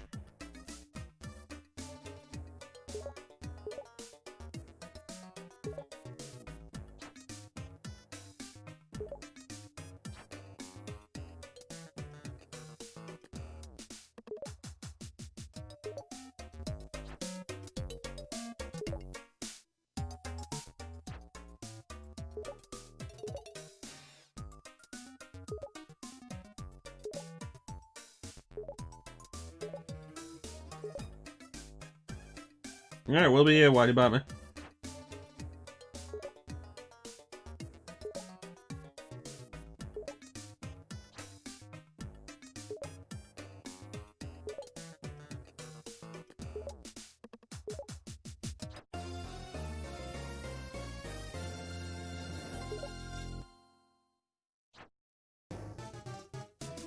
Okay, we know this guy's the ammo baron, why aren't we just taking care of him?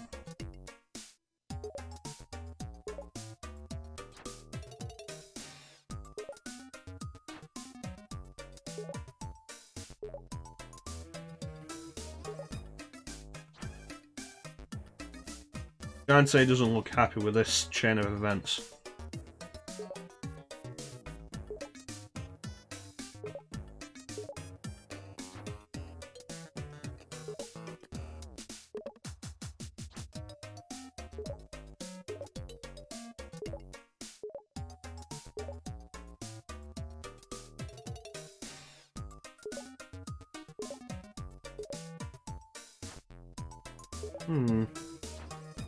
Battle, you mean that thing that was in Pokemon once and then never again?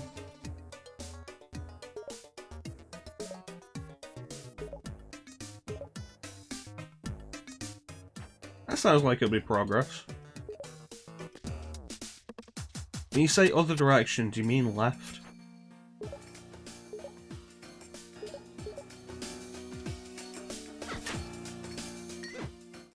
Or Magic Jam?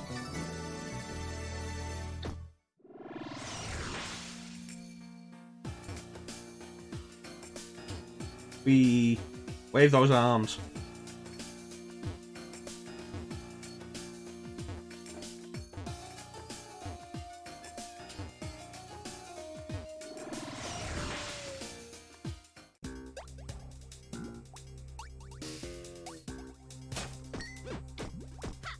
I feel like Shantae's not spent that much time smiling in the portraits in this game.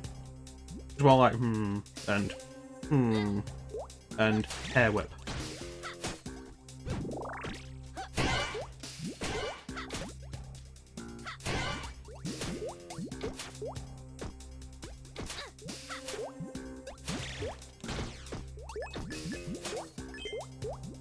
Oh wait, no, there we go, there's money. I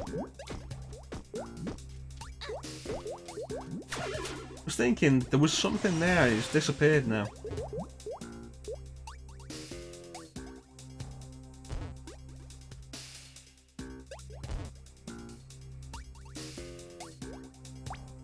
Down, down. Money!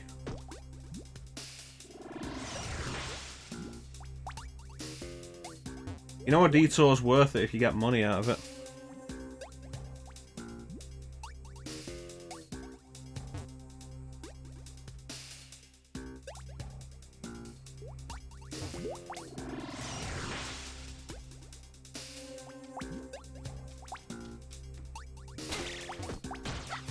The range on those is a little bit kind of...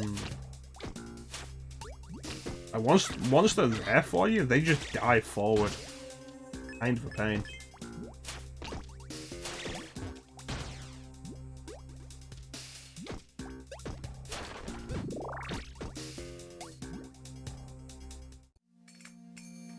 Where am I now? Oh, that way.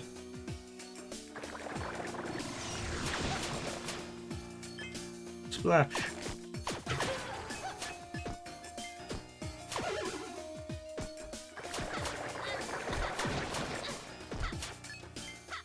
That's some nasty slime.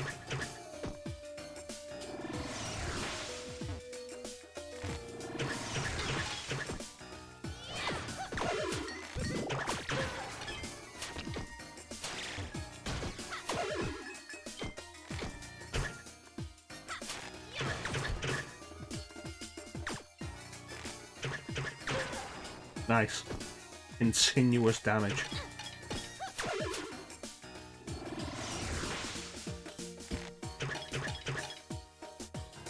I can appreciate a good dot.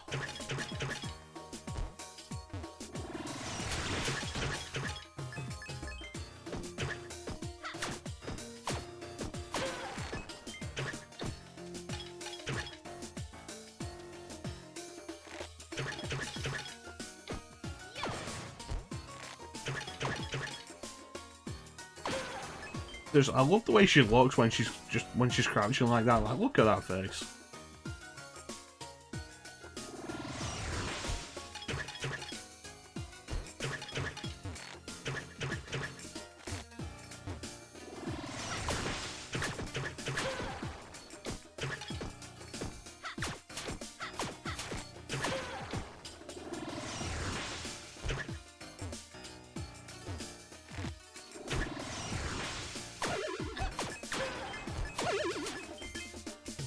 That was another one.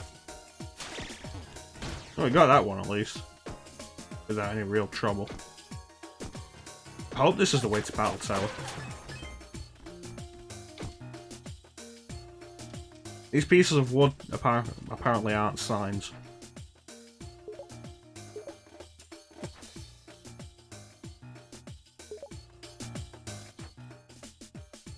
Now let me see. This is the far left. We need to go right through the caves then.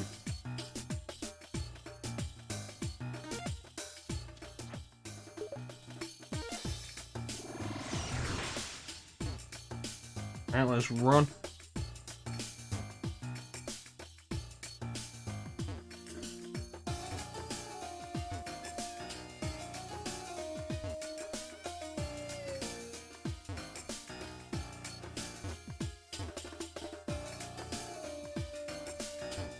Love the way the arm is swinging. Like, just, it's great. Love it. And that's 10. Charming animations.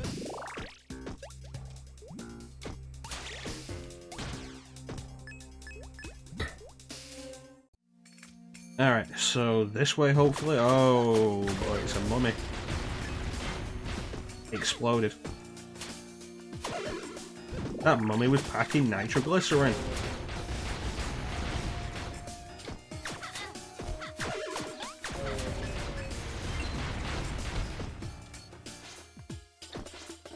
You think it'd be more or less susceptible to the fireball?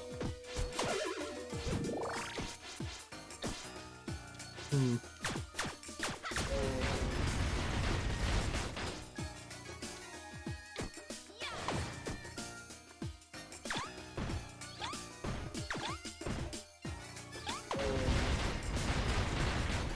Hmm.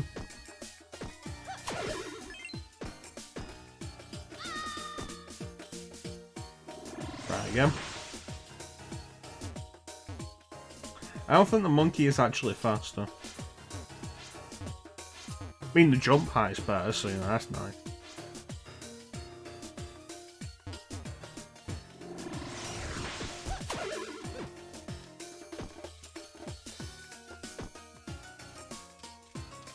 Yeah, I'm a save. And then we ran.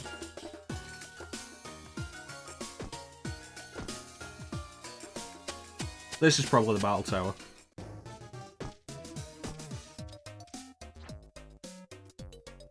Barracuda Joe. You got a passport? Yes. Battle tower rules are simple. Entry fees 20 gems. Clock starts once you pass through that door. Beat the clock and you win. Yeah, I did save, so yeah, that's good. Alright, let's do it. Right to go. Go.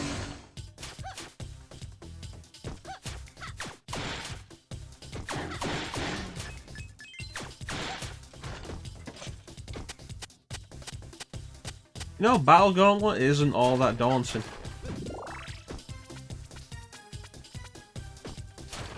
A maze? That'd be kind of daunting. Oh, you can get more time. Nice.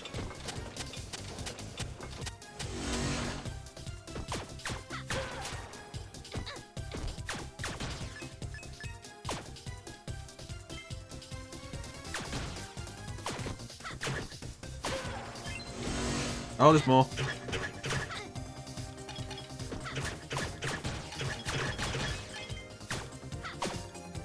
These ones are blue.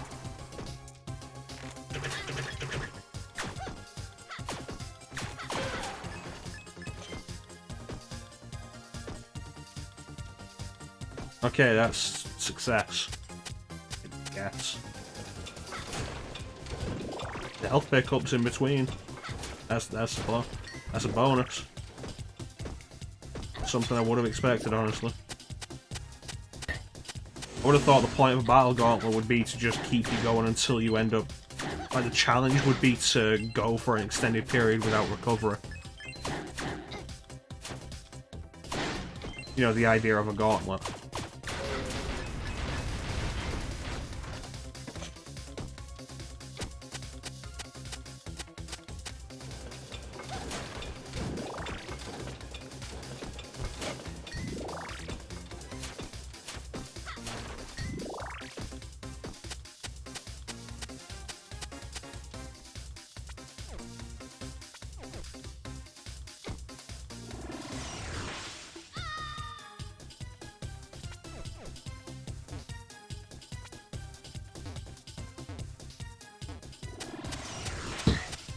That wasn't even a battle.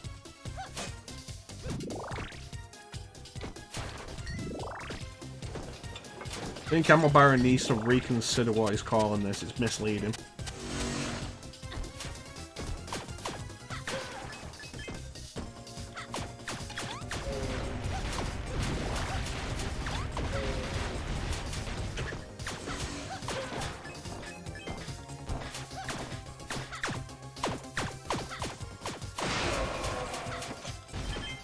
Thank you for the money.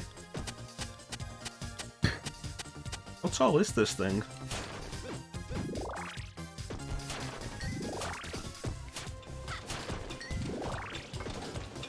Let me keep getting an extra 30 seconds after each part, and it's like...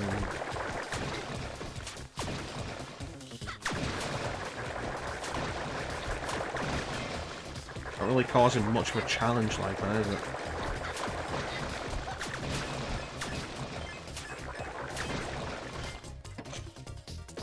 Especially if I don't have to be all that careful because there's recovery right here.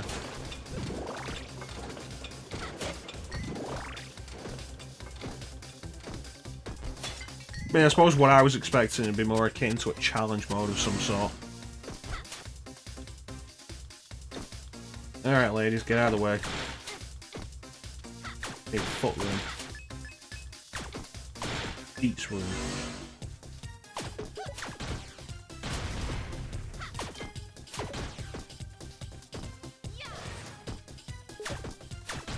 Well, you know, it had to go between both of them.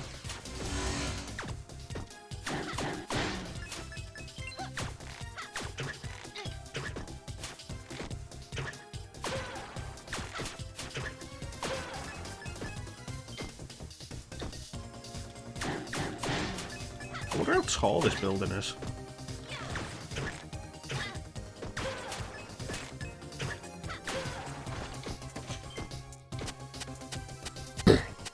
That one almost wiped me out, that's because that was my bad. Honestly, I could have done way better there. Okay.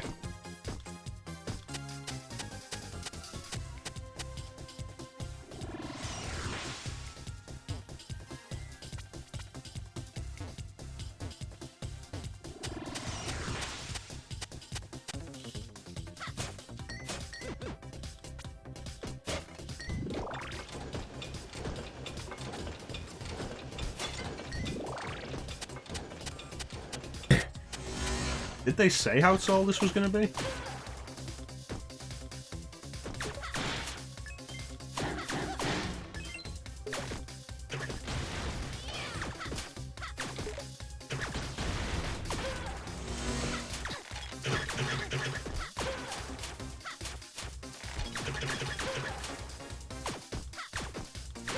That was bad placement, I shouldn't have maintained it. It was just dumb.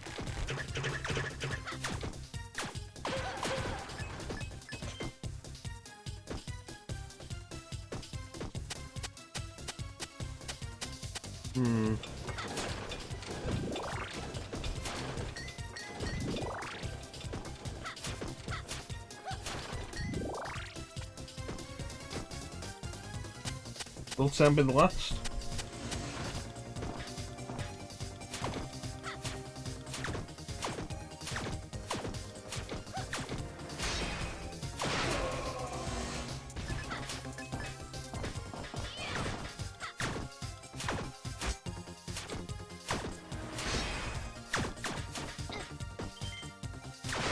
losing that money.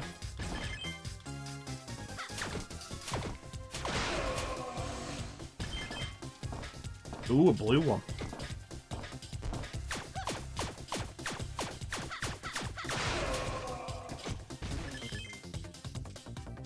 That one could have been more dangerous. So you just don't give them the chance.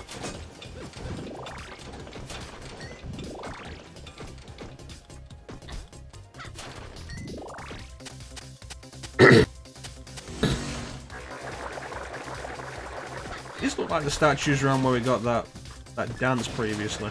That let us turn into the monkey.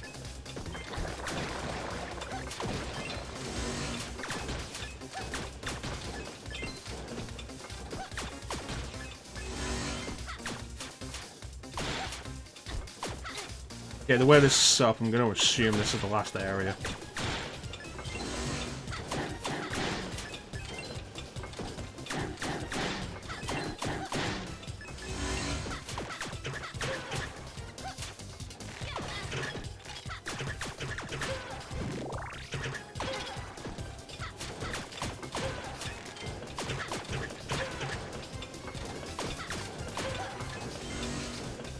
Should have taken him out on the ground first, that would have been better.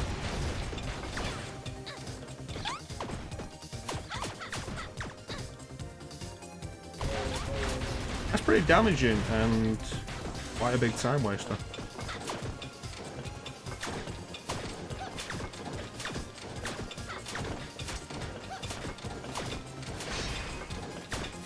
Okay, so the attack's bigger. Okay. Ow. We were right at the end.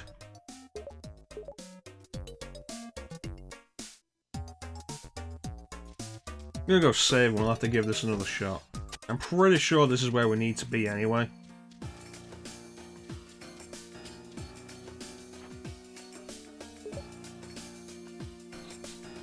There's a bunch of stuff I could have done better.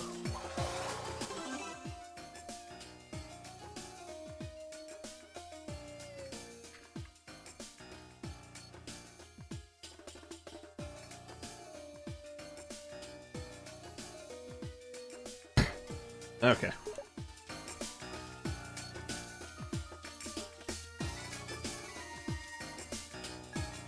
Do the Ash Ketchum thing. Nah, it looks dumb. Just do it normally.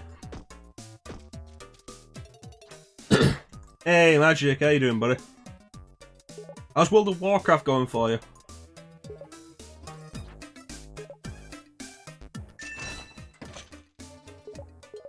Alright, let's do this better this time.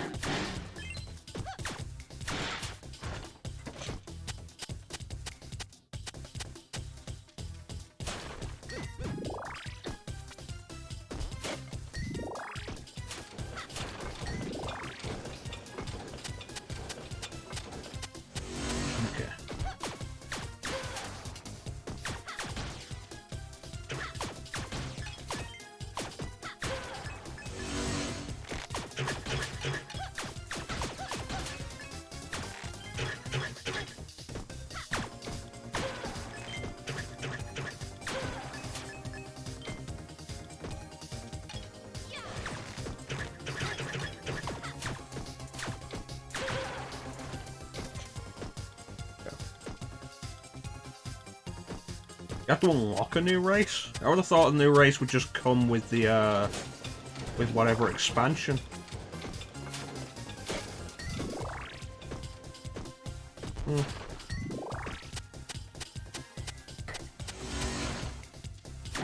Oh, what did I miss? Why did you bite me?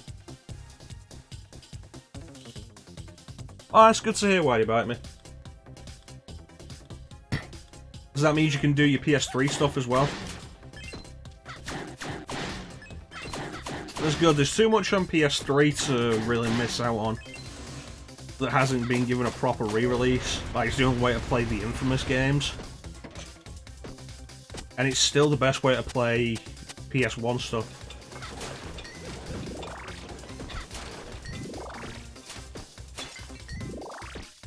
You know, unless Sony comes around and updates the PS5 to let it play PS1 games.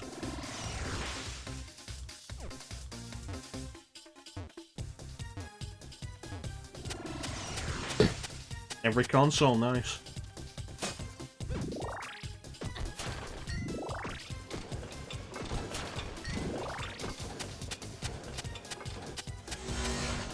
You know, at this point, I don't even switch what the HDMI config is. I think at this point, it's all just registered as PS4.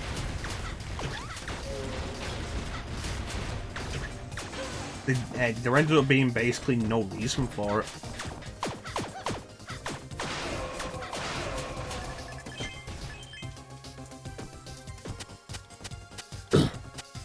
What am I missing?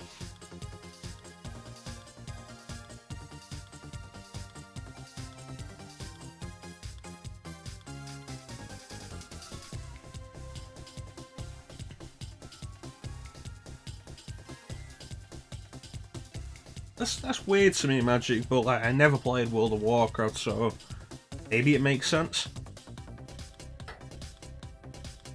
Yeah, I've basically got that with my setup.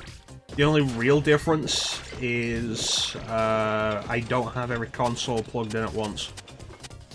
Just swapping some of the plugs around.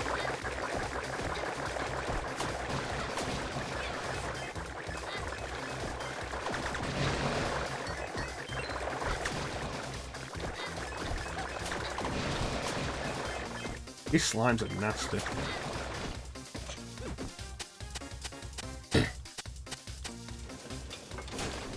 How many HDMI ports does your switcher have?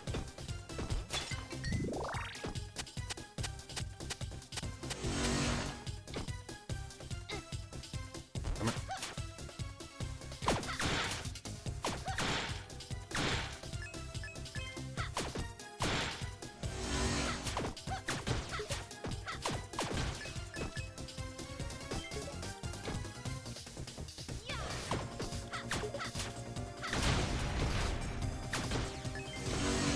Uh-oh.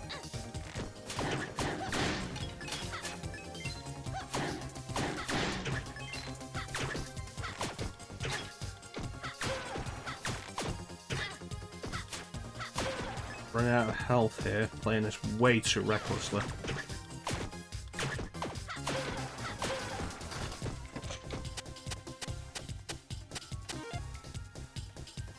Four in, 1 out. I've got 2 3-ins, 1 ounce. And then of course I've got the 1 in, 2 out for the PS3 and stuff.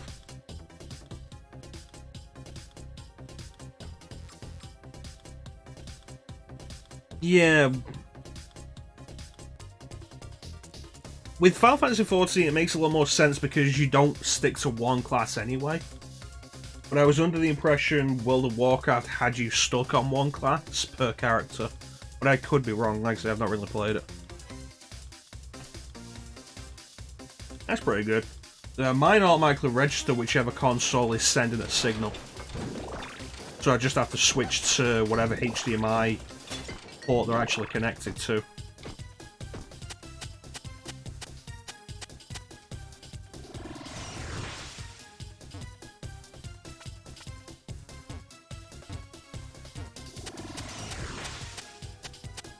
Okay, give me more health. Oops, magic. More time is appreciated, though. I lost too much in the last round.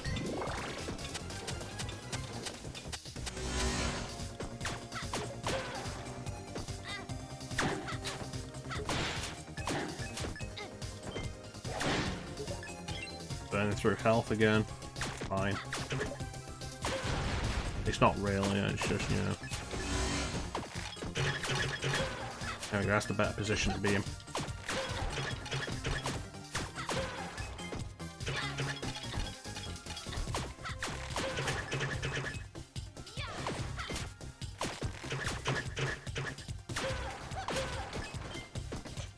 Yeah, that definitely went better that time, but we are still burning time.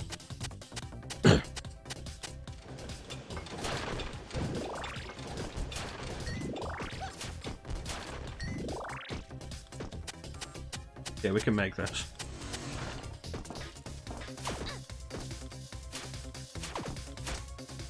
be this guy, didn't it? Well, if you want to sit over here, I'm fine with that. Makes it easier for me to hit you. Come on, guys.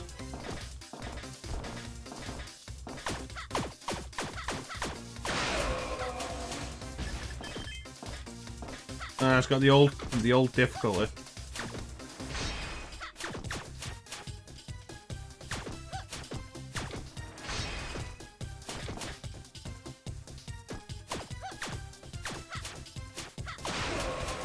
Wish it would register the button presses more. I thought I bought the styling cream specifically to increase the speed of the attacks.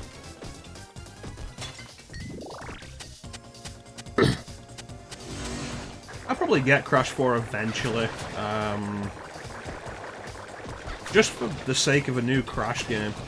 Because I never actually did that much with the Insane trilogy. When it came down to it, I wasn't as enamored with it as everybody else. But then I was more into Spyro than Crash. So... But then I've not really done much with the Spyro Reignited trilogy.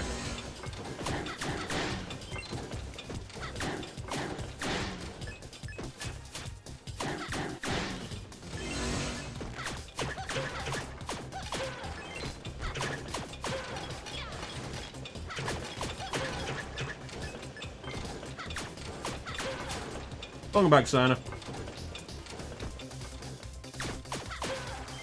Come on.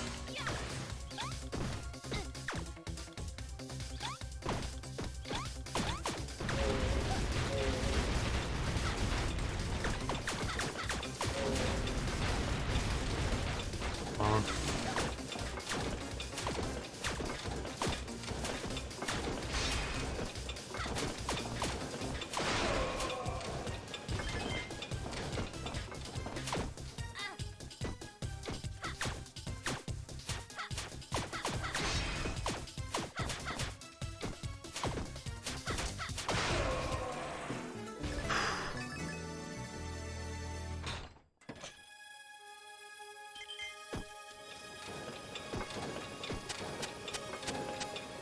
Yeah.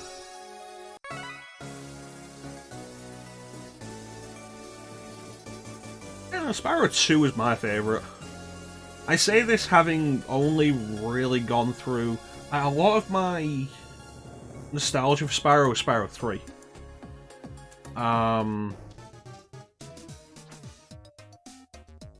But... when I got a Vita, I went through Spyro 1, 2, and 3 all together. And it was the first time I'd actually beaten Spyro 1, or Spyro 2. And like went through all three of them on the Vita and 100%ed them, and came out thinking like Spyro 2 is probably the best.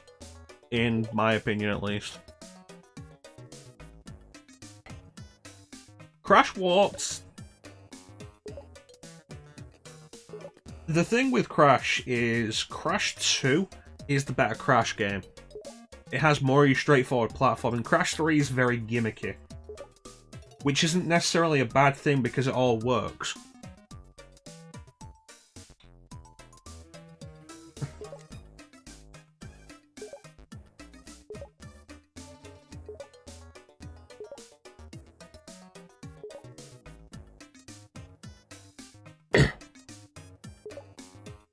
I mean, like, the jet ski stuff is kind of frustrating, but it works.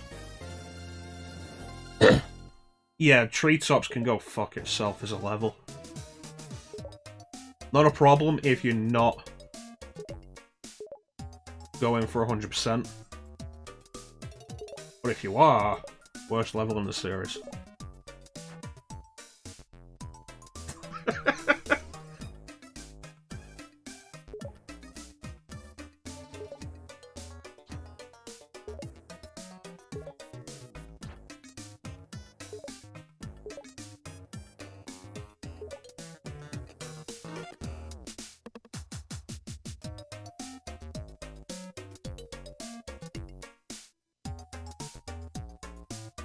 I did my Let's Play of Spyro 1 last year, and Treetops was just like, ugh. Ended up having to edit a bunch of treetops to make it actually flow smoothly.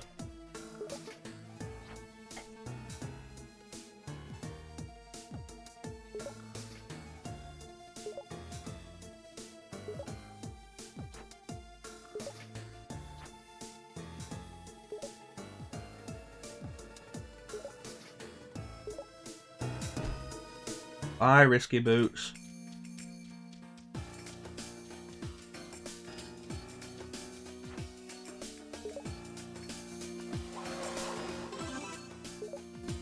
When it comes down to it, like I say, Crash 3, Crash 2 is the better Crash game.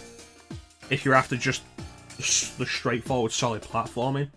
Though Crash 3 does tone down the bullshit that Crash 2 had in some regards, like Cold Hard Crash and Piston It Away. Like if you're going after all the gems, Cold Hard Crash and Piston It Away are terrible levels.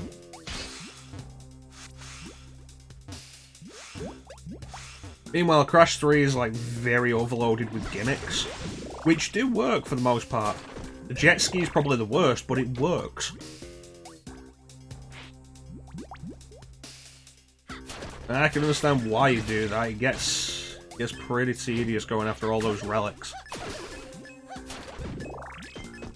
And I imagine in the Insane trilogy that trophies are tied to relics from all 3 games, which is tedious.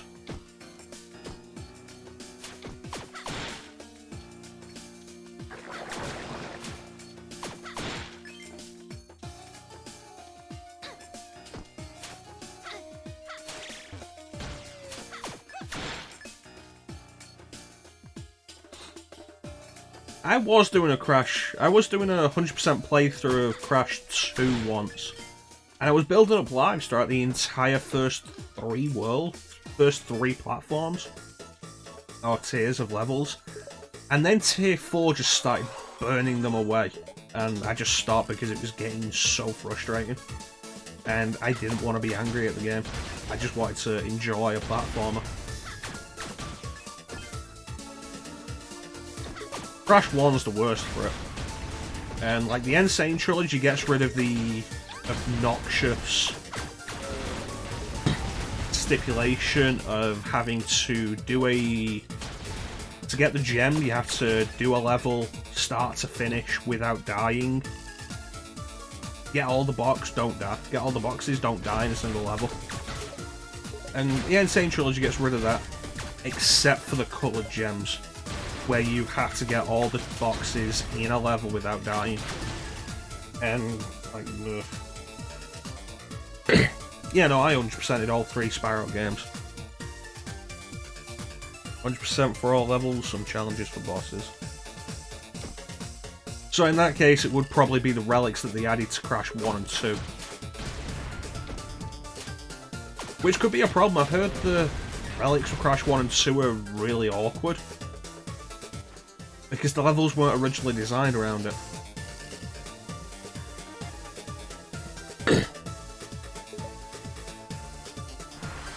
But yeah, I've done all 3 Crash Spyro games 100%. They're definitely less bullshit. And I do have the interest at some point of going through the Spyro games on stream. Under a certain amount of lives. That's an interesting stipulation. It kind of works out in the same way as the Super Guide did in some of the Nintendo games. Like in Mario Galaxy 2, if you activated the Super Guide, which would activate after you died a certain number of times, you'd get a bronze star. And that bronze star would be stuck on your profile and you'd never be able to get rid of it. Which was fucking dumb. And then it did the same thing in Donkey Kong Country Returns. If you died, I think 3 times in a level, it activated the Super Guide automatically and then ranked you lower for it. But Donkey Kong Country Returns was a difficult game.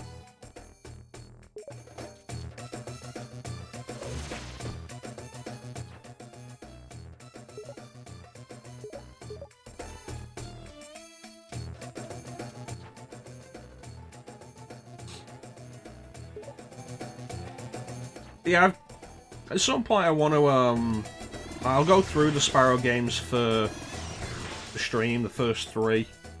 Maybe on the Reignite trilogy, just to go through the Reignite trilogy. Or what?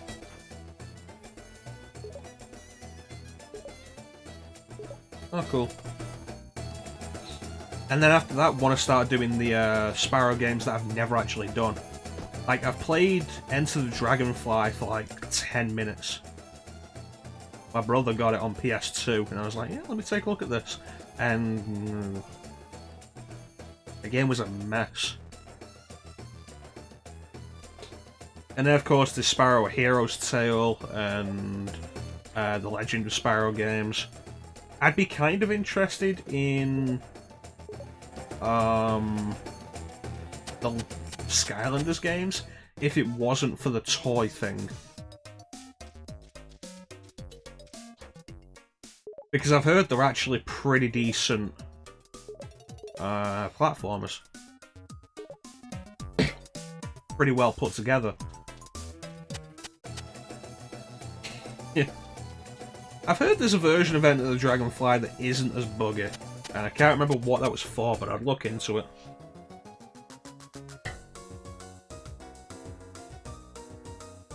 That's weird. Like, the Skylanders games were done by the company that did the Sparrow Reignite trilogy and Crash 4. They were done by Toys for Bob. Like I say, I've heard they're actually pretty decent games. I only have 2? Oh, you know what, in that case, I'm just buying this.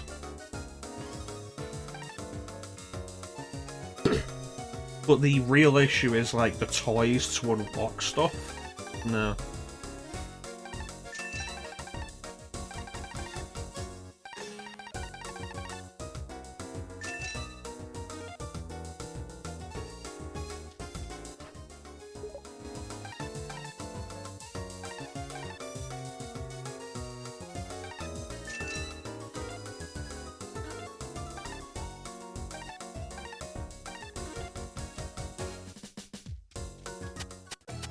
The same reason why, like, when they first showed off LEGO Dimensions, I was pretty interested in the idea. But then it was like, oh no, you've got to collect the LEGO minifigs and put them on little portals to scan them. I was like, no.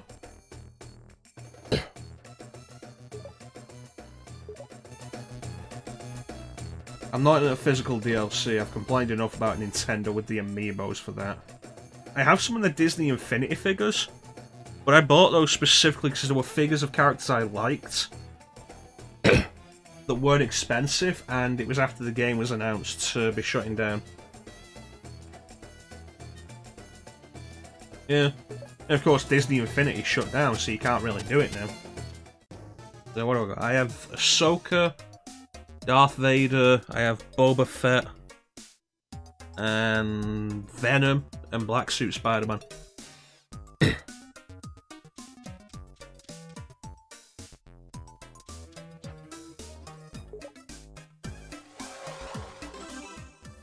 Still want the figures.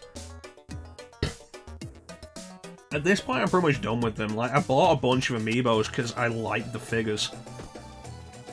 I think the only time I've ever really used any of them on any games was... I tested one of them out on... I think I tested my Mega Man one out on Smash 4.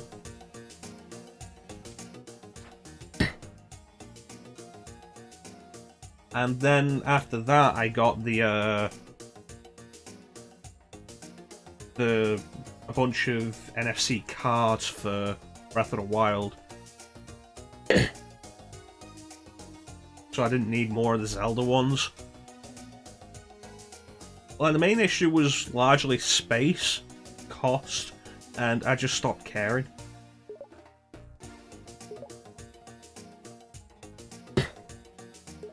Alright, Monkey Dash, Elephant Stomp in the desert. You know, I want to go and see Uncle first.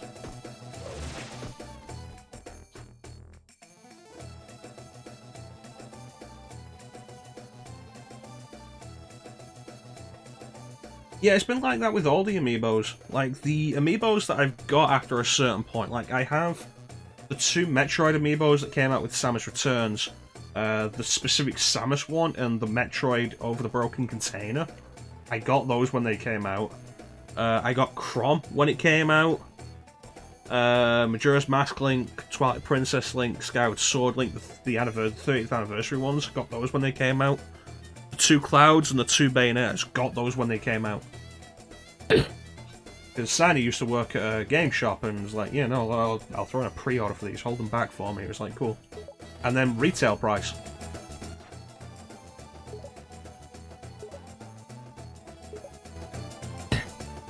I wanted the Ocarina of Time one, largely because I really like Ocarina Link's design. It's why I wanted the Ocarina Tunic in Breath of the Wild. But, like, it's never been at a good price.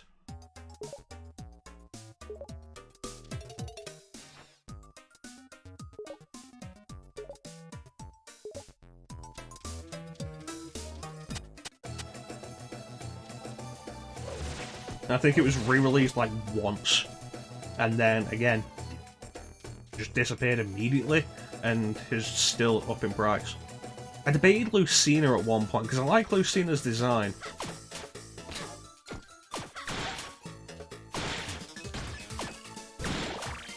But again, price.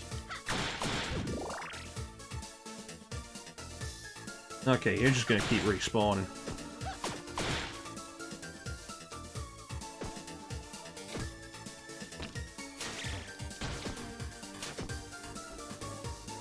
If they'd done a female Robin, I'd probably have picked that up, because I like female Robin's design. It still bothers me that they did male and female Corrin, and they never actually added a female Robin.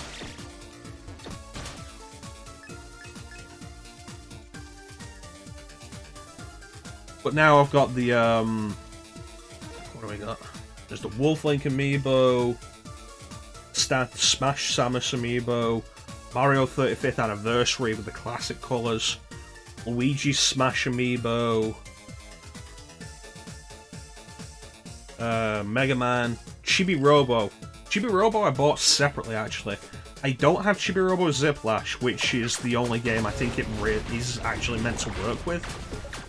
Although it'll probably work with Hyrule Warriors or Breath of the Wild and just give you a random item. It's not actually tied to the game. But I like Chibi Robo.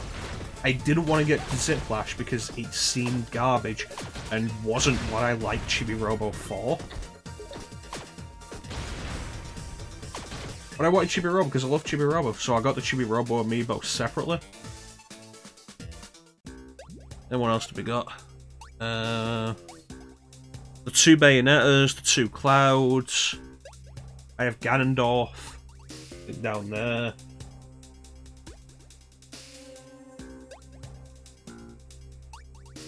Oh, one down there I can't see what it is.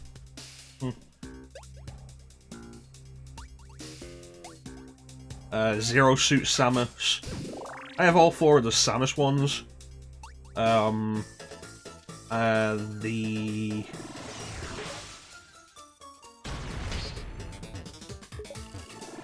Samus Returns Samus, the Metroid that came with the Metroid one that was released for Samus Returns, despite it being like explicitly Super Metroid, they put that out for Samus Returns.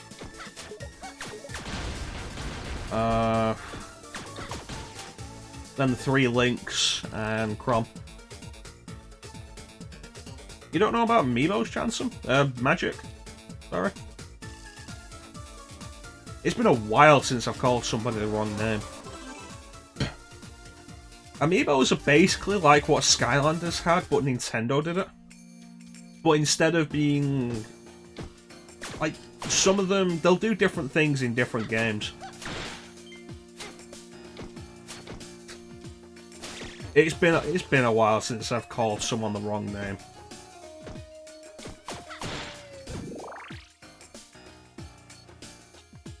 It's like I'd show you one, but they're up there. They're basically just like decent quality little figures that you can tap to an NFC reader on Switch, Wii U, whatever. Okay. And in some games they unlock stuff. In a bunch of cases they are just literally physical DLC. Physical limited edition DLC, which is just fucking irritating. It's like one of the each of the Metroid amiibos unlocks something in Samus Returns on 3DS. Two of them will unlock different art galleries. One of them I don't remember, and then one of them unlocks the hardest difficulty mode, which also gives you the fusion suit from Metroid Fusion. And the only way to get it is to have that amiibo, which I think is bullshit.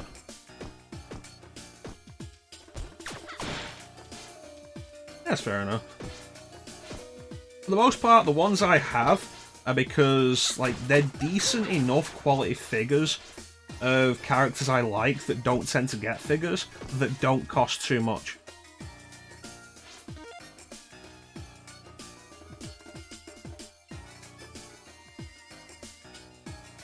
But did you buy a 3DS for Monster Hunter? I've heard Monster Hunter 3 and 4 Ultimate were like the really good ones. And of course, you know, Monster Hunter Generations was on 3DS before it came out on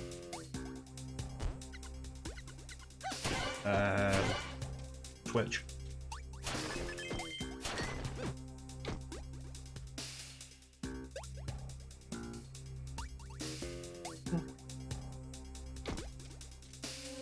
I suppose at this point, it's probably more surprising if you're not buying a 3DS for Pokemon.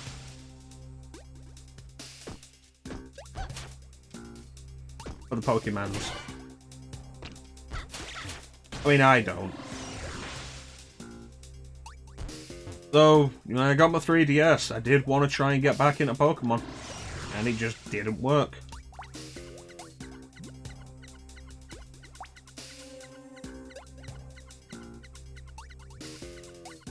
You don't know what are Magic? The Pokemon or the Amiibos?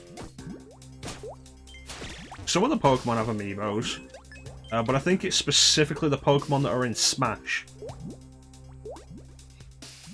I don't think any of the Pokemon has gotten an Amiibo. Like, I know there's a Greninja Amiibo, and I think there's a Charizard Amiibo. Yeah. Pretty sure there's a Pikachu Amiibo.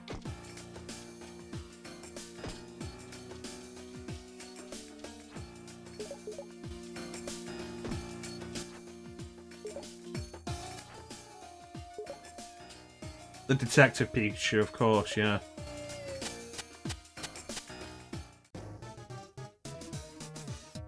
The only amiibo made for a Pokemon game.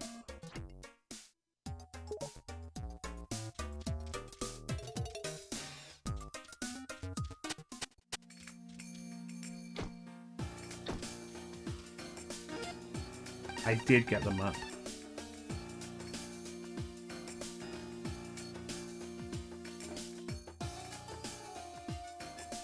It's kind of crazy Nintendo didn't do more with Pokemon Sword and Shield, and it was a bare bones piece of shit that they charged full price for.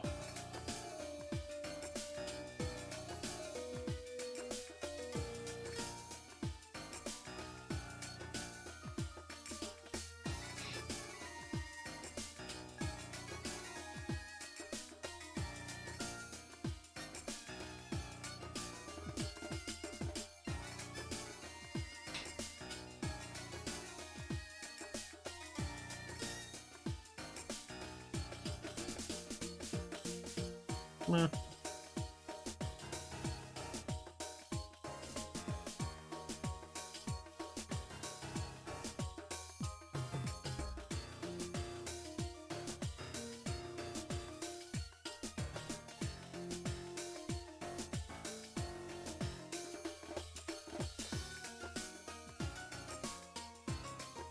Your Pokemon, yeah. I was never heard of them. I mean, I tried to get back into Pokemon with Pokemon Moon and then Pokemon X, Pokemon Y, and I just couldn't do it. Lucario was in Smash, so probably. Yeah, I'm pretty sure.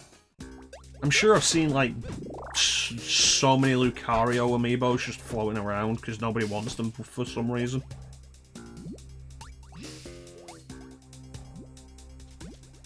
Pokemon Trainer is another case of, like, they only gave you the male Pokemon Trainer. That's good for you, Chansem. And, you know, Magic, you enjoy Sword and Shield, I'm not going to take that away from you. I'm going to disparage Game Freak for not doing the work they really should have, and for it being, in a lot of cases, very fucking lazy. But if you enjoyed it, I'm not going to disparage you for that.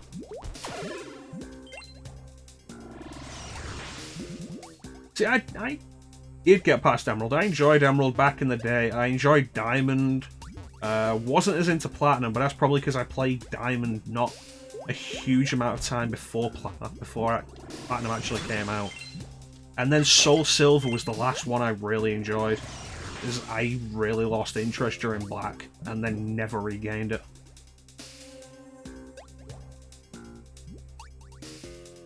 And a lot of it comes down to the battle system. I don't enjoy the battle system.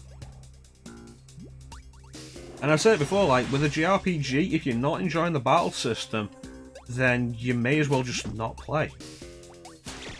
If a JRPG doesn't have a good battle system, then that's a problem, because how much of a JRPG is battling?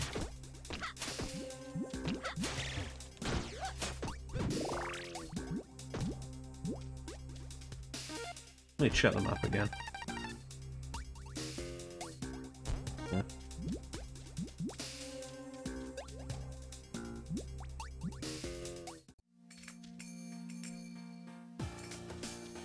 I have no idea how many Pokemon Sword and Shield added. Last I heard was like around 700 or so. I can name you all 151 original Pokemon, and like bits here and there of any generation afterwards.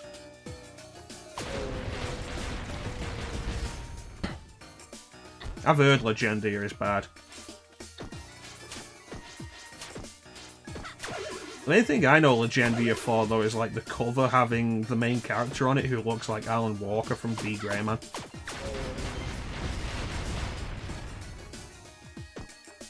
Favorite starter. Bulbasaur, maybe? Chimchar's pretty neat. I like Torchic. Oh, from the first 151? Bulbasaur, probably. Bulbasaur, Chikorita, Torchic, probably Chimchar, and then Snivy.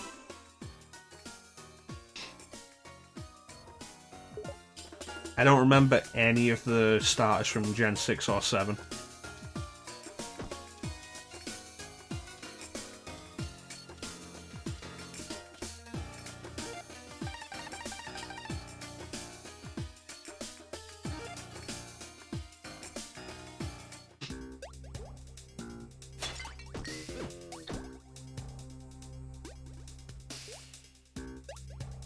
Was never really into Samurai Champloo.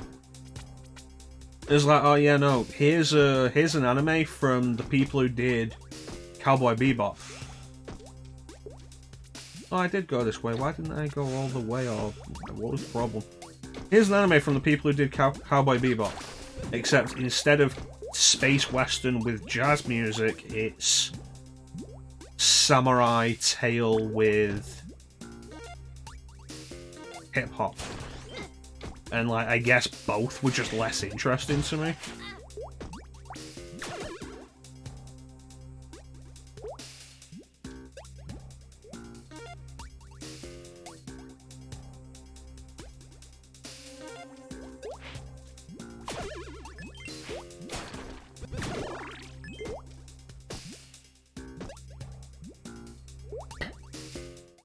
can make sense. With the Pokemon stuff, like with Pokemon Trainer in Smash, I always felt like it would just...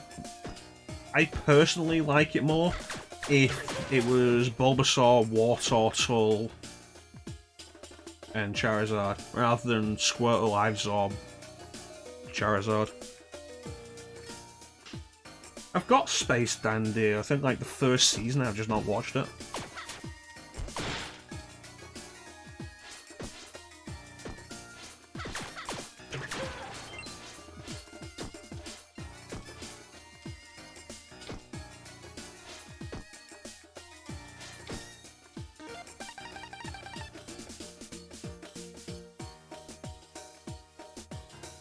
This creates issue. I head to a warp point. We got a forest key. Let's assume that's where we want to go next before we try and find whatever we're after in the desert that Sky told us to go for.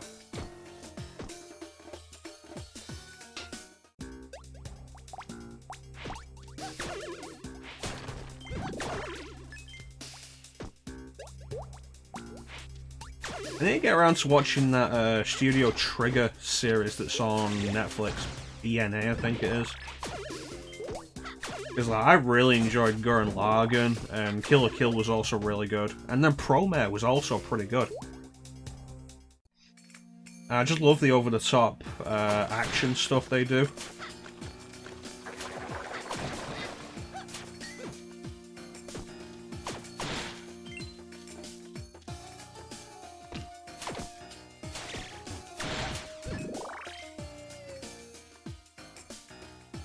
Promo was pretty good. I don't remember what BNA actually stands for.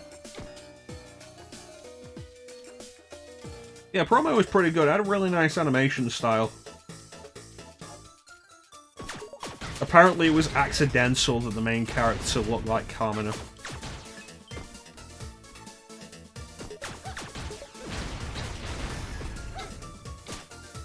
It's mildly disappointing to me that we never got a Gurren Lagann game.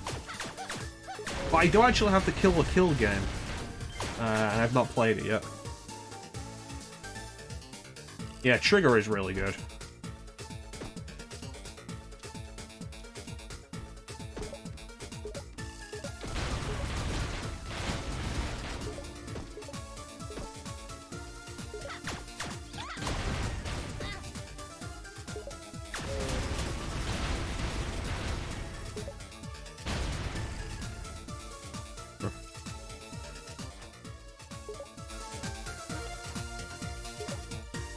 Oh, go Lilac Fields. Yes. Yeah, Trigger's really good. And like Gurren Lagann was so good, and I really enjoyed Kill la Kill and how over the top it was. I love action scenes to be really over the top. I find it so much fun.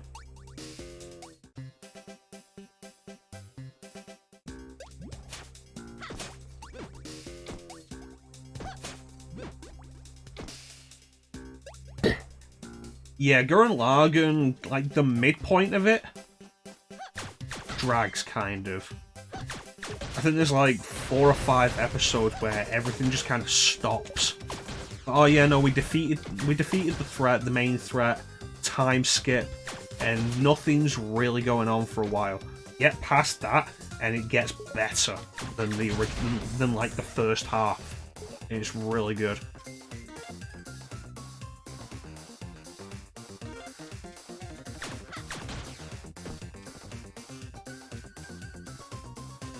Gurren Lagann was really good like that.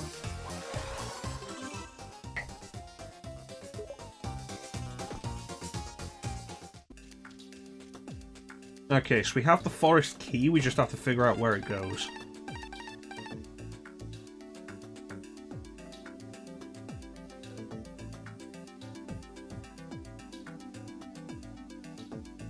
Maybe Right Tops knows something.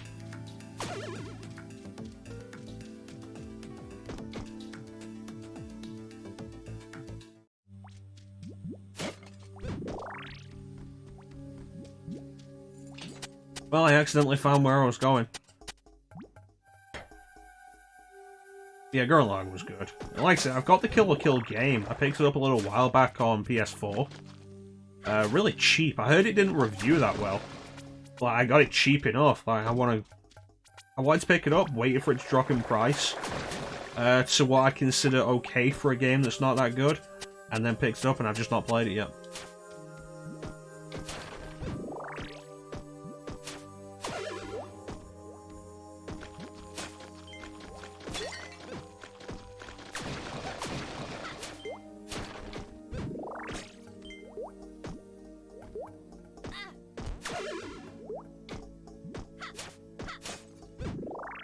Yeah, so many games. So many games.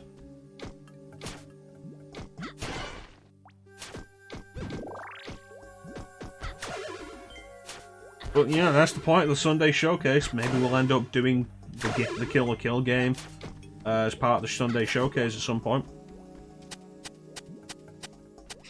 Oh, the prices, yeah. Well, at this point, the backlog is that big. It's like, unless it's a game I really want, I can very easily just wait. Here we go.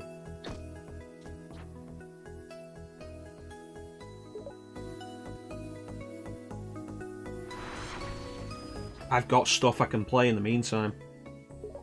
And it's very much the same with the next generation coming out. Cool, I'm not forking out that price for a launch system.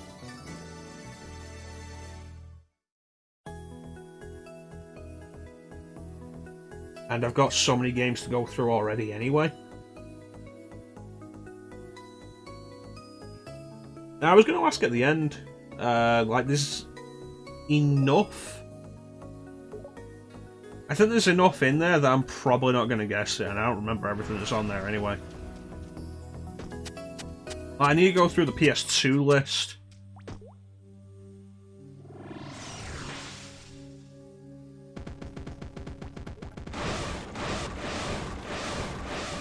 I need to go through the PS2 list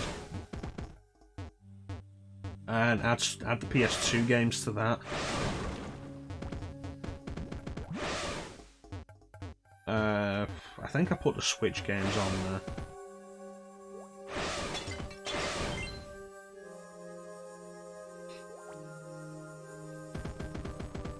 I'll cycle through you all again.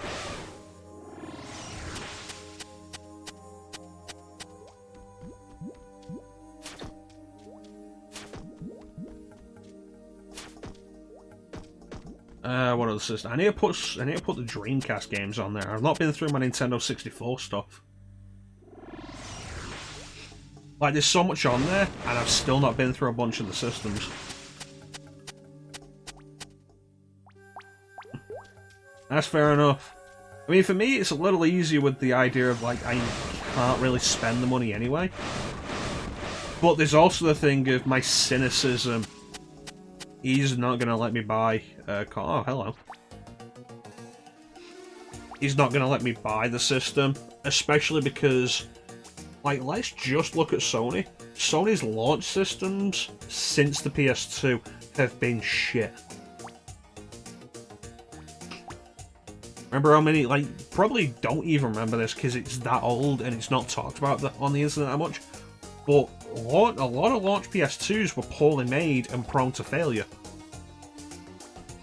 And of course there's the Yellow Light of Death on PS3, and every PS4 feels like it's going to fall apart at any minute or burst into flames.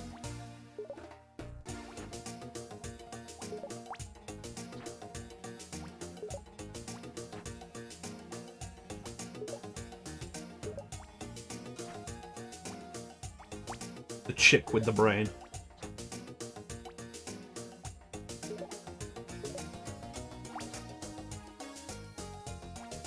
A lot of launch PS2s were recalled.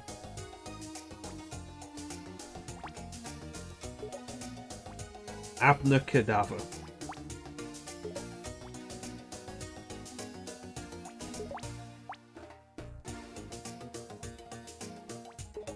Between the two systems anyway, the Xbox is more appealing to me at the minute.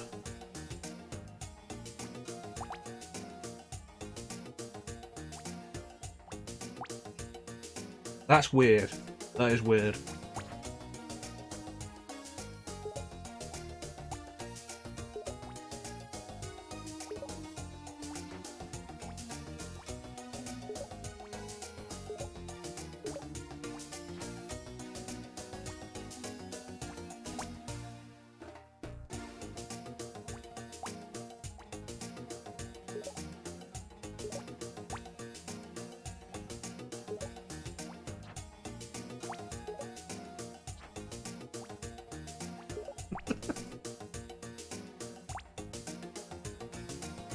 Well, the Xbox One was a decent system, and its backwards compatibility is something I'm very fond of.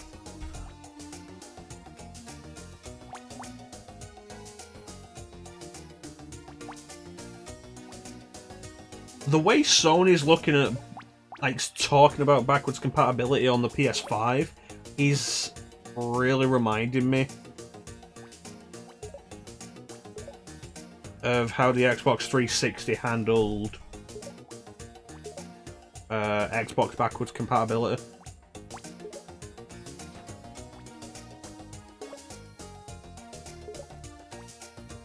Well, yeah, no, most of the stuff will work.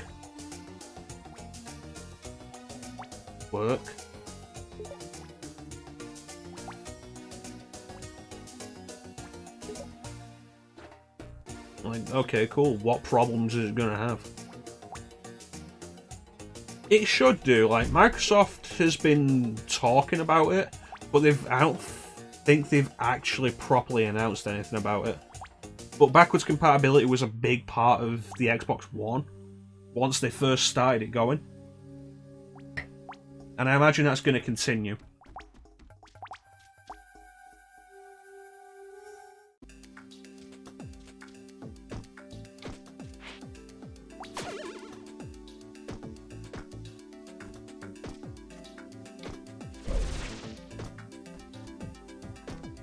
Not really a good reason why it wouldn't.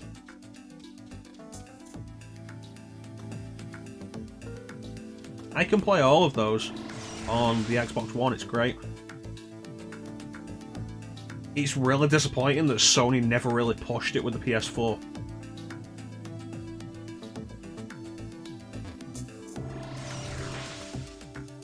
And Oblivion, yeah. It's really disappointing Sony never really did it with the PS4. Yeah, I need... Will the Elephant Dash work with that? Is that too far? No, it is not. Awesome.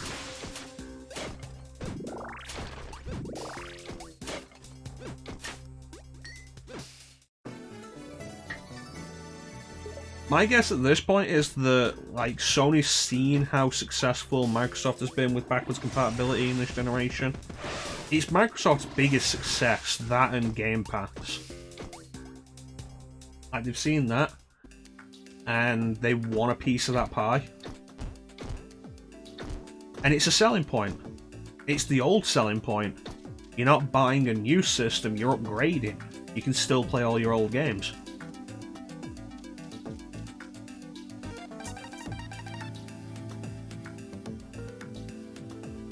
Being able to play PS1 games at all. It's like, at this point, Sony should be capable of putting together a PS2 emulator that will work. And we really should just have the option to play off disc. And, like, not just the stuff that they put out, but, like, Microsoft really made the point of...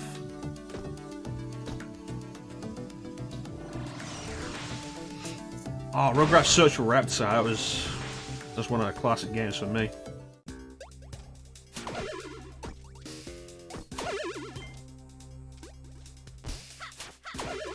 What was I saying?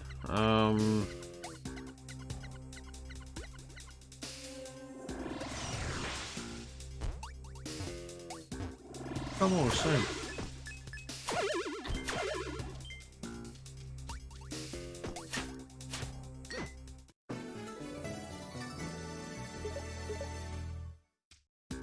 That was probably worth it.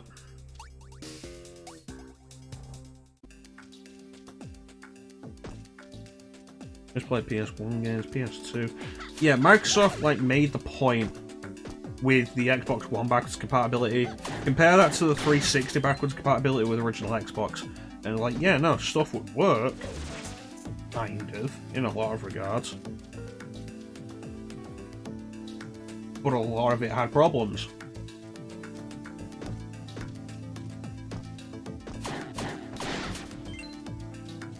And then with the Xbox One, they specifically work on every game to make it work properly. And not just work properly, work better. And like, Sony should be keeping up with that. And it is like the only reasonable argument for why you can't just have every game playable. Like, Microsoft does the whole thing of like, you know, you got the disc, play it off the disc. And Sony should really be doing that kind of thing. Because it's a good idea.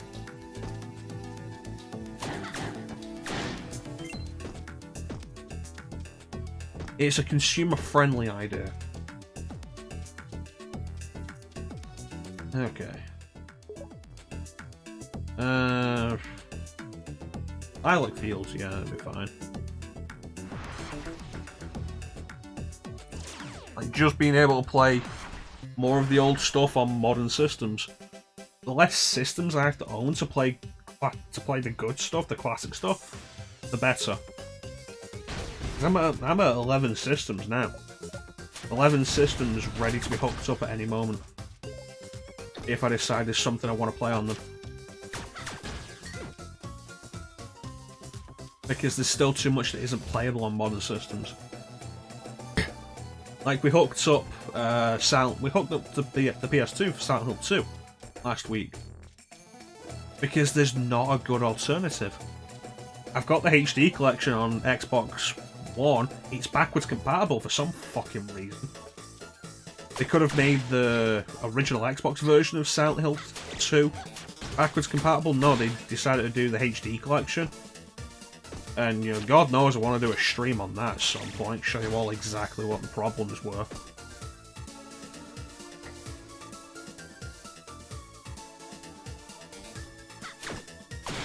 I think the problem with the idea of Tomb Raider Remastered is the old design isn't something that's going to appeal to developers these days. Classic Tomb Raider required dedication and thought in all of its design to actually play. Crash, Spyro, Medieval, like, they were all simple enough games to play. The one that required the most thought was Medieval. But it was a lot more casual than classic Tomb Raider. So the trick there is convincing Square that there's a market for that kind of thing. And then who do you get to develop it? Crystal Dynamics clearly has no intention of doing a classic-style Tomb Raider. I mean, look at what happened when they remade Tomb Raider. You can like Tomb Raider Anniversary, I'm not going to disparage you for that. But Tomb Raider Anniversary is very different to the Tomb Raider game it's supposed to be a remake of. And Crystal Dynamics never had the old style down, and they never really wanted to.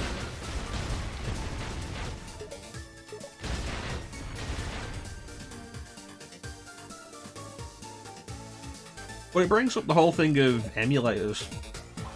Like, without a decent PS1 emulator, you're basically, at this point now, you're going to be 2 generations behind to play PS1 games. Bluepoint does good work. Can't deny that.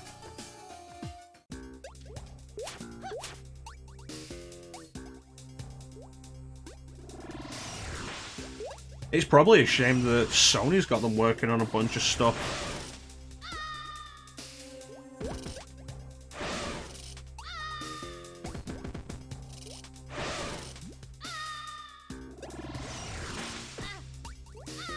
Okay, I'm not getting across here without something. Like, it's kind of a shame Sony's got them working on some stuff when, like, they could be more freelance. Like they did Gravity Rush Remastered, the Shadow of the Colossus remake. I think Sony's had them on something else since then. And it's like, it's a shame, because like, if they were more freelance, we could have so much more. Like the Metal Gear Solid HD collection. Toys for Bob and Vicarious Visions both did really good jobs. Really? Who did Sparrow 2 and 3 then? I thought it was all Toys for Bob.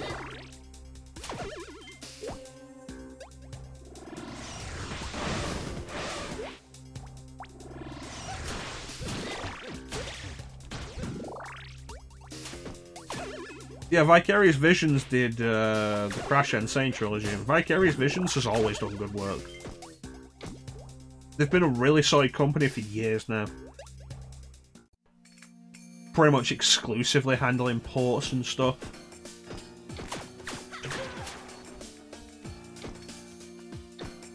Like the handheld ports of the Tony Hawk's games.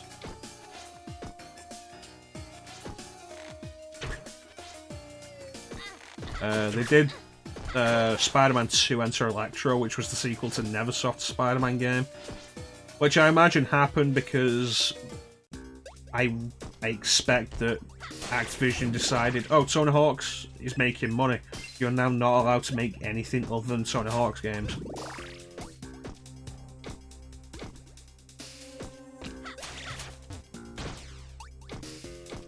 Which, you know, was yearly until dark times.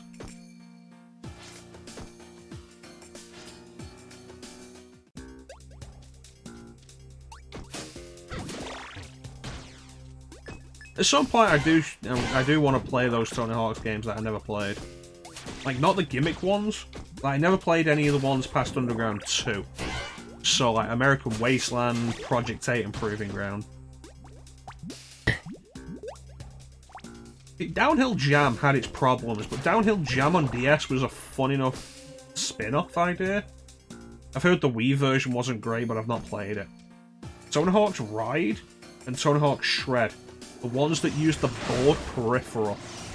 Like, oh no, people are losing interest in the Tony Hawk series. And Skate is coming along and offering deeper, more interesting gameplay. How can we get those people back? Let's just do Guitar Hero.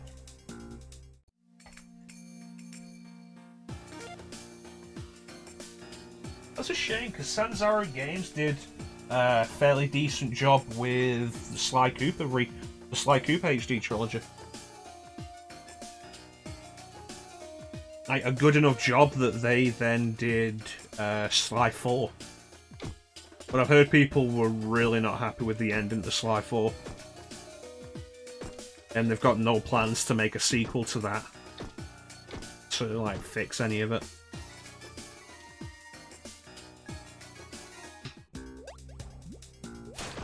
It could be the same issue as,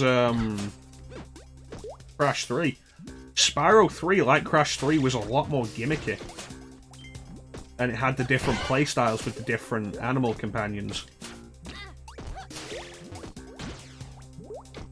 That's a shame, because like, I'd argue Spyro 1's probably the weakest. Not a bad game, it's just the weakest of the three.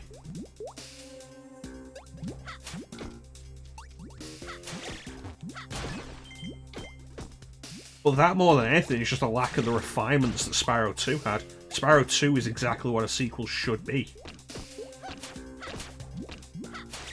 Spyro 3 was very clearly Insomniac having really run out of ideas. And they were experimenting, trying new stuff to see what stuck with the other characters.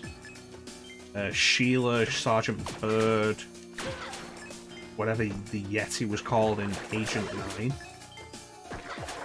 And I guess Agent 9 stuck because that's the closest to Ratchet and Clank.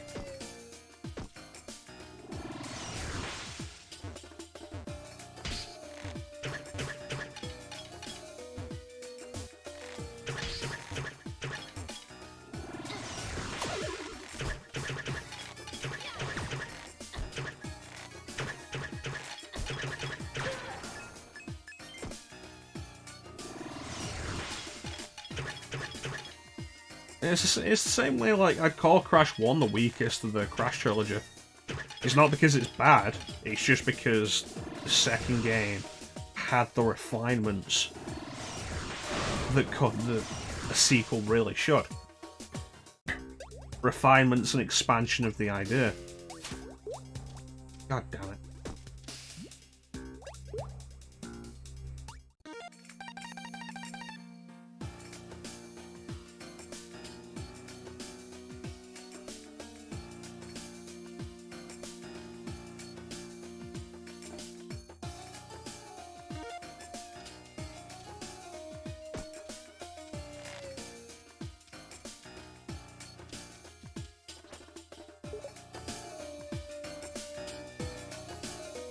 Is this really the only water point in the desert?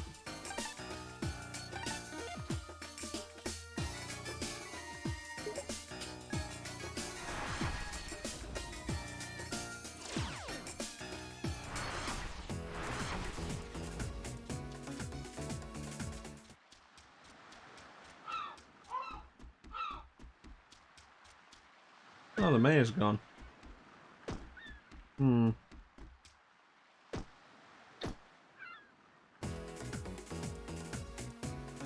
Well, yeah, that's what I'm saying. Like, the first games were both good. Just the sequels did what sequels should do, which sequels don't do often enough, really.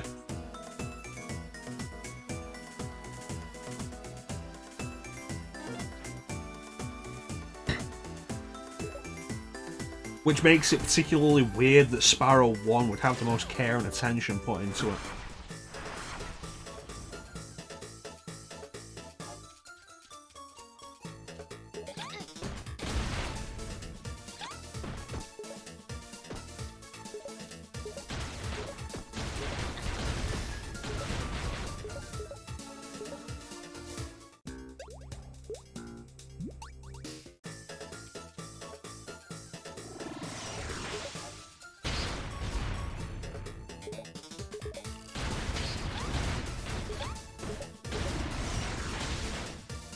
Okay.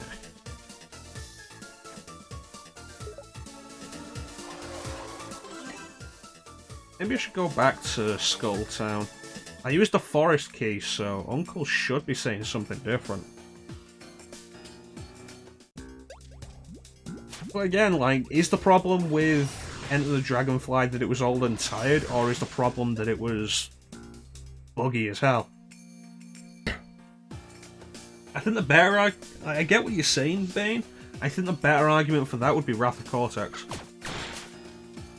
Because Wrath of Cortex is very much Crash 3 again. They tried to do something new with it with the driving levels and the rollerball levels, which, like, I hated the rollerball levels in that.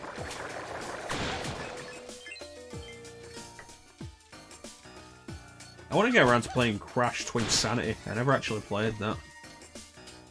I've heard that's pretty good.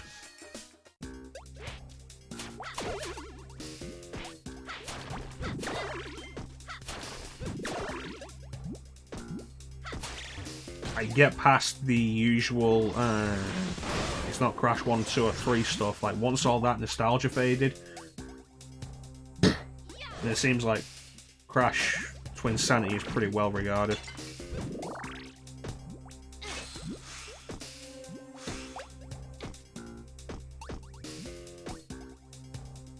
This has got to be it, right?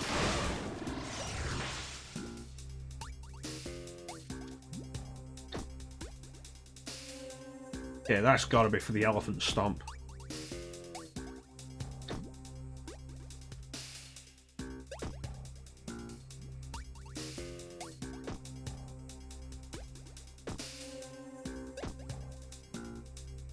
It's like the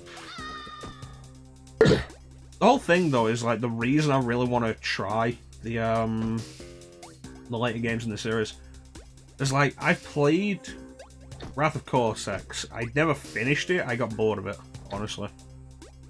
I've played Wrath of Cortex, and it's very much just Crash 3 again with a couple of extras that don't really add anything. I want to try Twin Sanity largely because it's different. And, like, I want to go through Enter the Dragonfly and really get a proper sense of just how bad it is. But I also really want to try A Hero's Tail, because it looks like that was doing something different.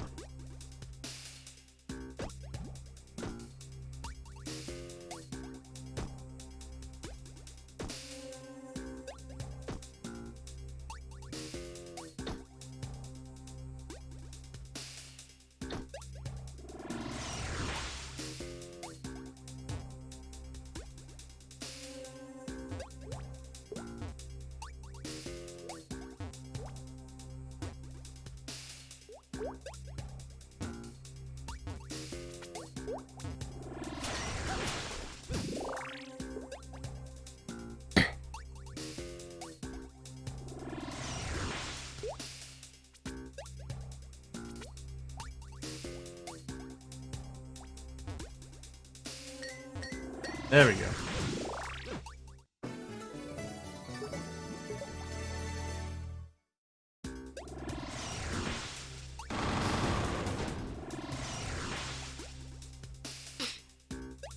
Same thing. I want to give it a shot. I want to really form my own opinion of it. And I remember seeing adverts for Twin Sanity back in the day. I don't think I ever saw anything other than magazine ad. Like I remember seeing TV stuff for Twin Sanity. I don't think I saw anything for A Hero's Tail other than like an occasional magazine advert.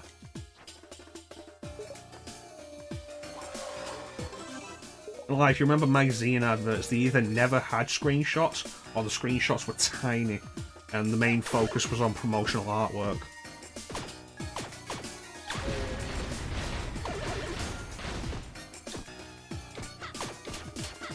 So I have no idea what A Hero's Tail is actually about. I mean, you can gather the basic idea of Twin Sanity from the box art. Crash and Cortex are working together. Something's making them work together. God damn it.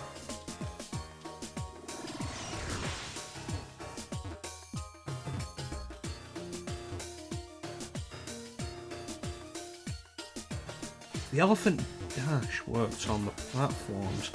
The Elephant Stomp should give me the height I need to do that. So I've got an idea of where I want to go. Let's give that a try.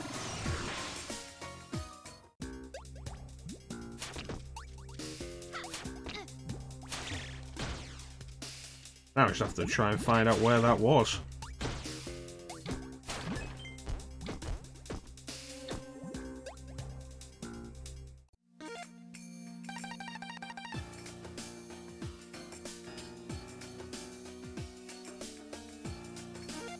That's cool. I've heard that Crash of the Titans also isn't actually that bad. Like, it seems to come across as one of those games that the complaints about it are largely it's Crash Bandicoot, and it's not a genre. It's not really a Crash Bandicoot game. It's called Crash Bandicoot, but it's very different. Like, you know, the usual thing of like whenever you get anything different like that. But I've heard it's actually on its own merits pretty good.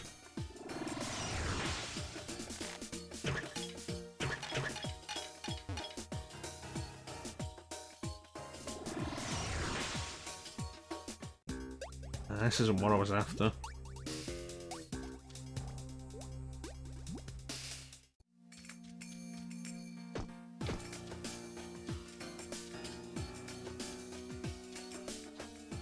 Back to the start of the desert, I guess.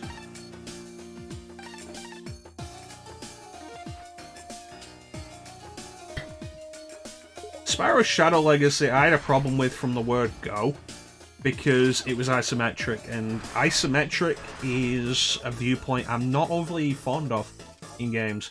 It's harder for me to get into an isometric game.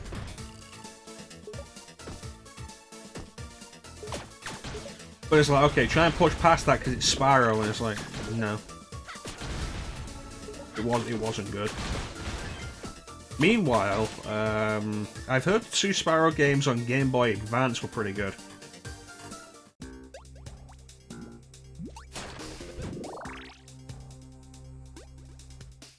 I think the PS3 Spyro games were just Skylanders. Yeah, I've heard that Season of Ice and Flame are pretty good. But again, isometric. I think Mind Over Mutant might be, but I've heard that one's not that good. Talking of handheld games though, like, I have played Crash Bandicoot 2 Entranced on Game Boy Advance, and that was pretty good. It still had the rollerball bits from Wrath of Cortex that I didn't like. Overall, it translated Crash Bandicoot into 2D really well, since Crash was kind of half 2D anyway. The side-scrolling stuff was all basically 2D, the X-axis didn't need to exist. Or the Z-axis. Oh, one of the Legend of Spyro games. Would that have been the last Legend of Spyro game? I don't even remember what order they came out in.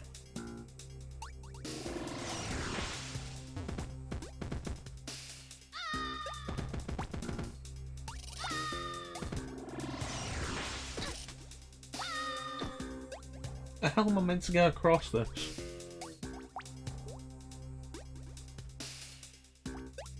Yeah, I'm interested in trying the Legend of Spyro games. Like, from the voice cast alone, I get the idea that the production costs were pretty intense.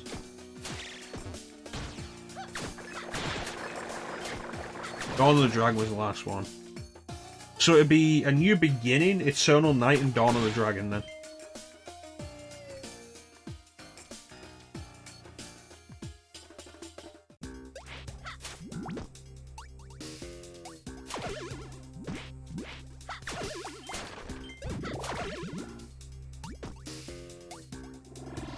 Yeah.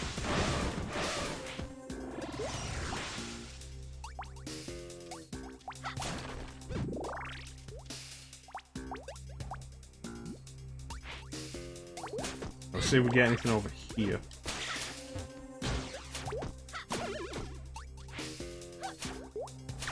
Yeah, I'd be interested in giving them a look. Again, like, I feel like they're often overlooked just because they're not the original trilogy. Were they all on PS2?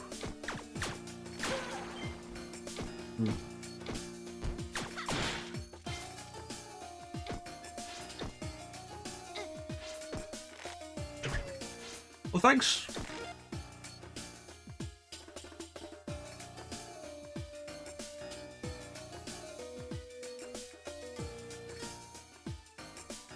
Well, thanks to emulation.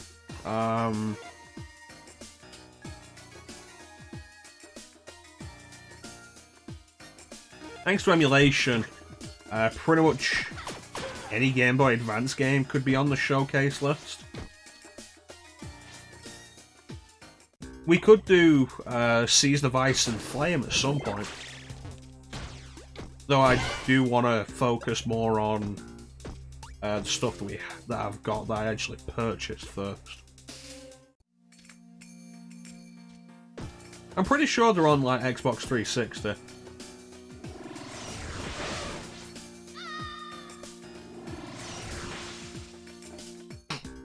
They're not backwards compatible though.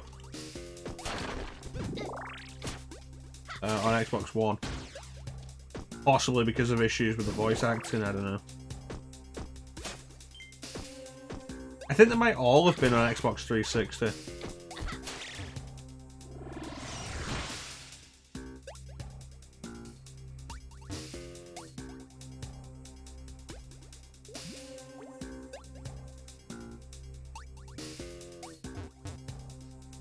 Look at the little clapping she does when you stood still. That's neat.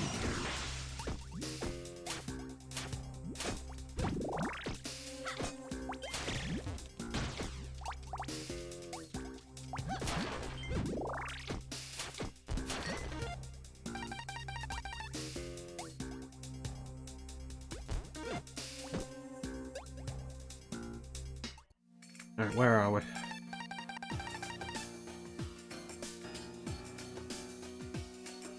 Okay, we're at the ammo camp.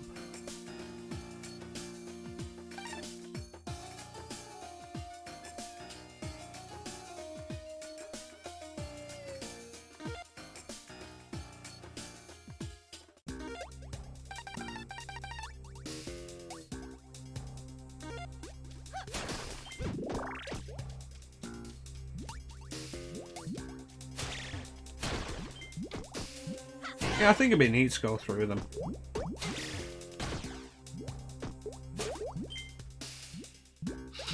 And I think we're at the point now where it's like, interest is revived for Crash, interest has been revived for Spyro. I think it'd probably be pretty interesting for people to see some Crash and Spyro games that they never actually saw.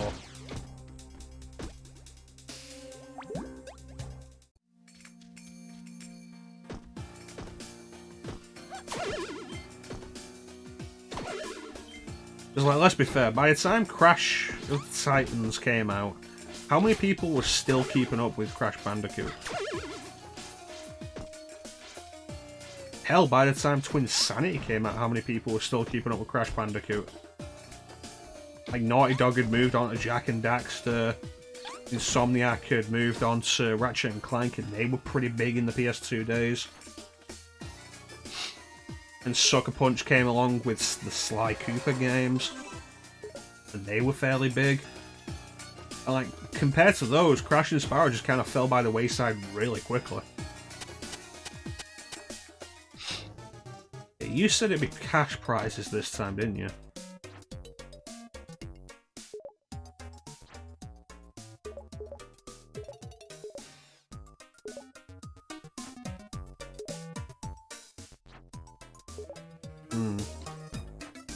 Okay, I've not got any other ideas of where to go, so...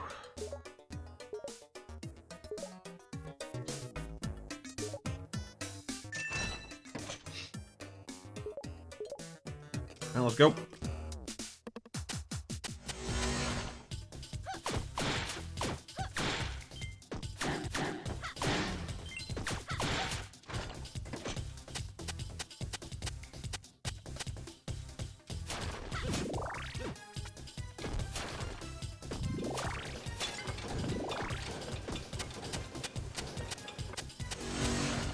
Yeah, if you've never seen them, like, check out the Game Boy Advance Crash games.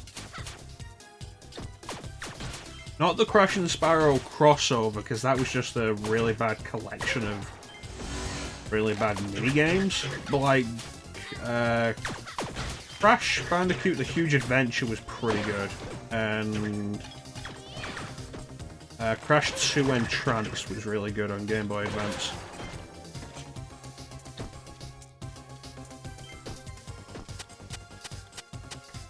I've still not played Jak and Daxter. Like I say, compared to those, like Wrath of Cortex, Enter the Dragonfly, after that, like how many people just lost interest? I imagine more people probably cared about the Crash racing games in that generation than the platformers.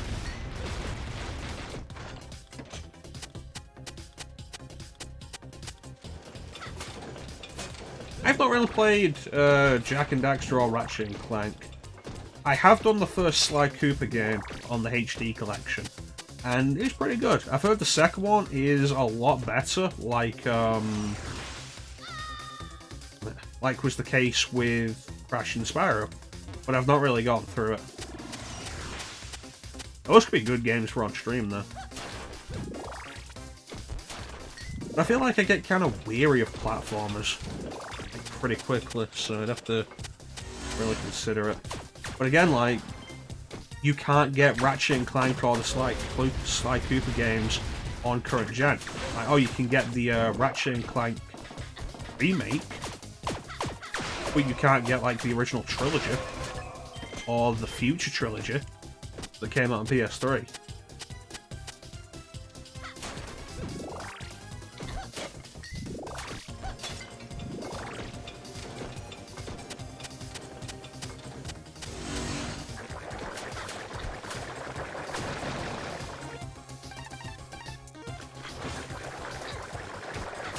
That's not overly helpful. Might be helpful later.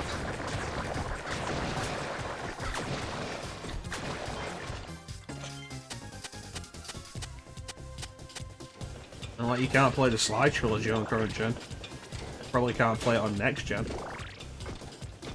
And what's Sucker Punch doing? Oh yeah, no, Sucker Punch did Ghost of Tsushima. I was like, what's Sucker Punch done since Infamous? It was like, oh yeah, Ghost of Tsushima.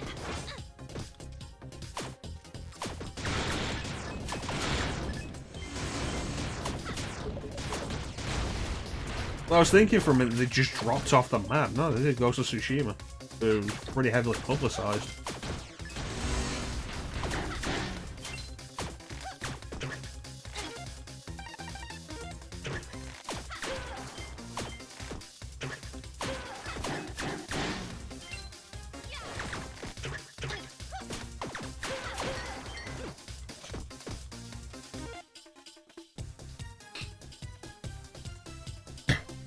Alright, thanks for joining us, Bane. I guess with Bane leaving, we'll be wrapping up soon, since this was Bane's choice. But thanks for joining us, Bane, and thanks for picking Shantae. It was a good choice. Good choice. We've enjoyed this. Infamous Second Son was a case of, I enjoyed it as I was playing it to a degree. It definitely suffered for its mandatory PS4 gimmicks, which were just shit. Fucking hell. Like, the PS4 gimmicks were terrible, and overall, at the end of it, I did not enjoy it anywhere near as much as Infamous 2.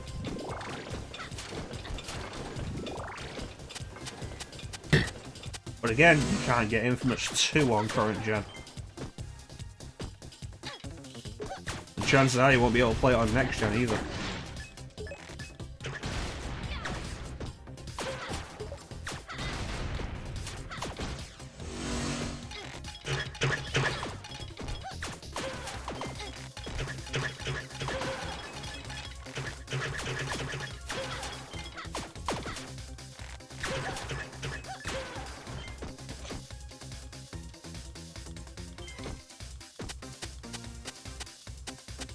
Honestly, I wouldn't even class PS Now as a replacement. Like, with PS Now being entirely streaming as far as PS3 stuff is concerned, no.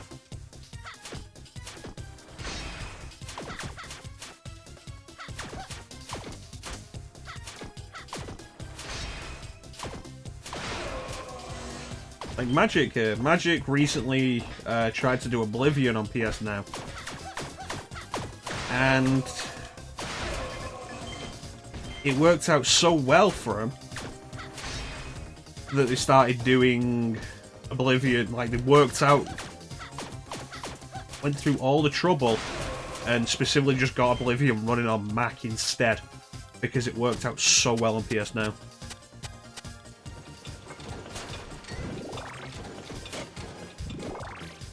At the minute, like, the only thing Sony's really said about PS5 is that they're not going to have PS3. They're not going to have any backwards compatibility other than PS4. But, like, even if PS Now is included in PlayStation Plus and the cost doesn't go up, it's not a good service. Streaming games is not something we're at the point where we can reliably do yet.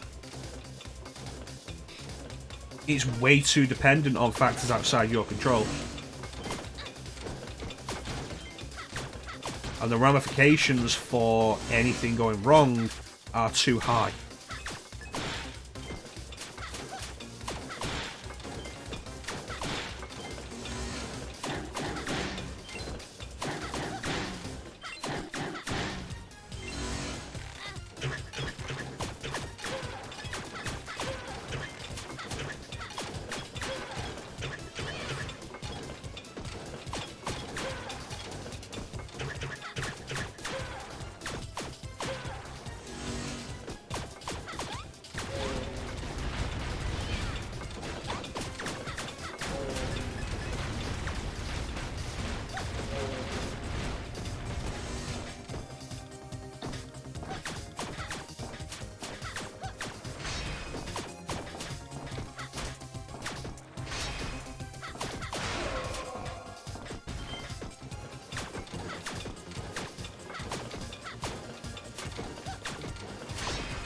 back dash. Or the back run.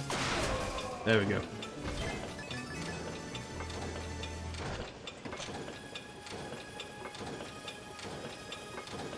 Yeah. Like, it's not there.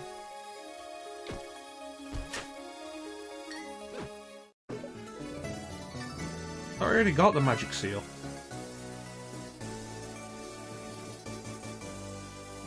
It's like the whole thing with the Stadia. The idea can be as good as they want. Beyond the outright lies the Stadia had on how good the games would look and how well they'd run. Like, the streaming is just a problem. And it's great on Mac.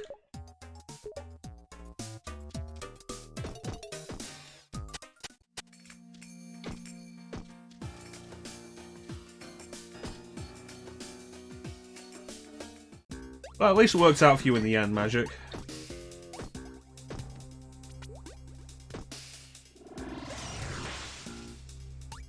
Alright, I have no idea where to go now. We already did that one. This is the problem I find with basically every Metroidvania, sooner or later. That's just the biggest problem with the genre. Sooner or later, you end up having to scour through everything with a new ability. And it very quickly becomes frustrating. It's like, oh cool, I got a new ability, I can progress. And then you have to go through everywhere again to try and find where you go.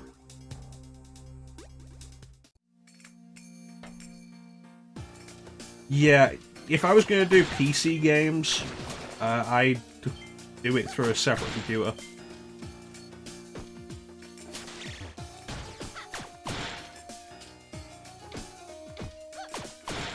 Like, even without the strain of streaming from the computer you're running the game on. This is...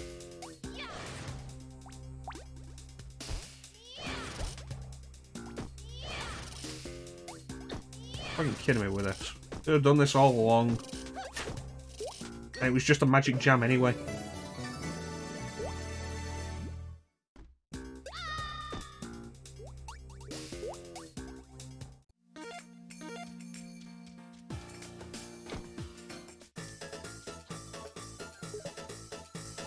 It's like you say, switching tabs is a pain. I can have the Streamlabs here and everything, game on the screen, like 2 separate monitors. But like the whole thing, like, oh yeah, doing anything over here requires me to tab out of the game, and then everything becomes a problem there. Like just separate, like hooked up to a separate PC to stream from just be the better idea.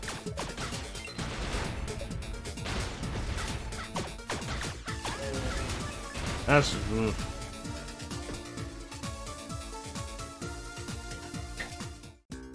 would have thought WoW would be pretty well optimized as well, considering the amount of different hardware it has to be able to run on.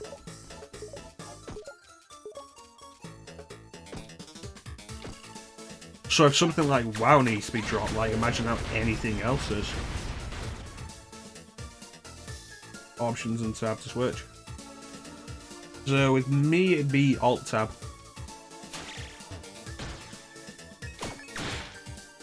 Which then stops the entire game. Which in itself is a problem.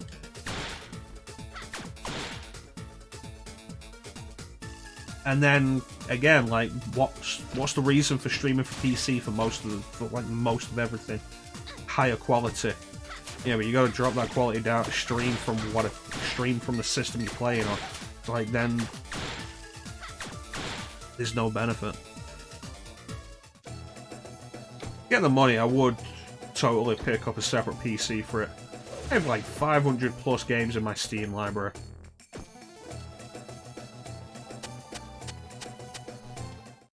Like, a lot of stuff we could do.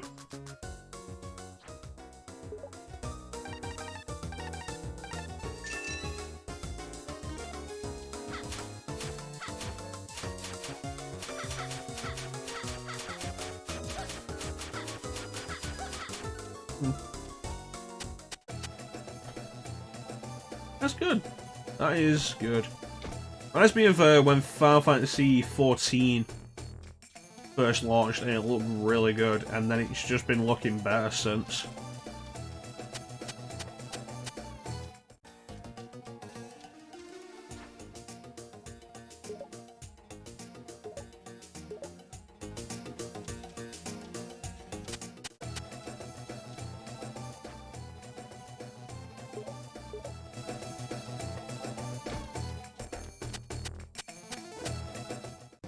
Nah, it's just a save guy.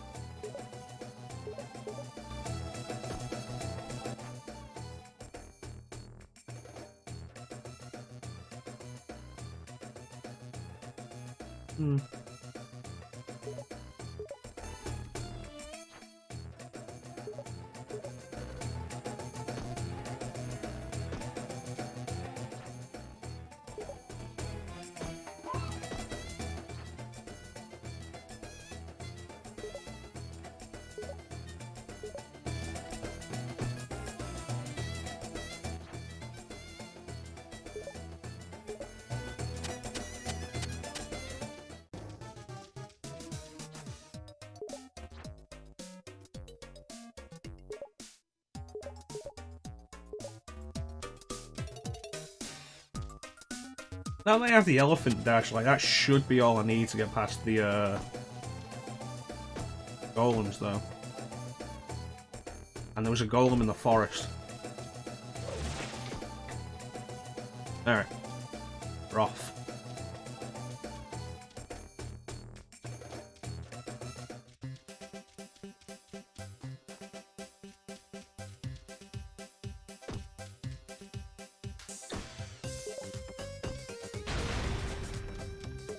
Yeah, one thing that's still like a benefit to me of consoles is the game will run. And the game will run when you put it in. And if it doesn't, you're entitled to a refund because of that.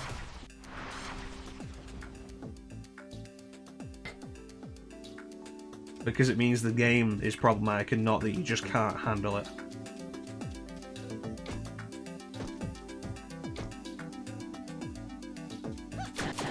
Of course, it's especially nice with the PS2 stuff and older.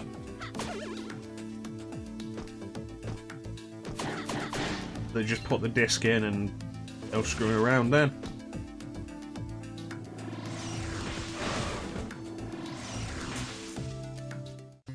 Alright, here we go. New area. So I made my hair more powerful and it still takes 2 hits to deal with those guys.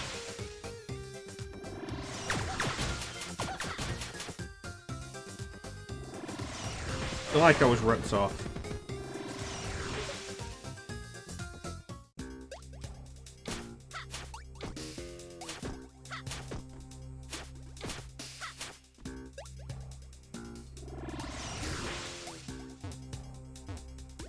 Yeah, definitely can't do that.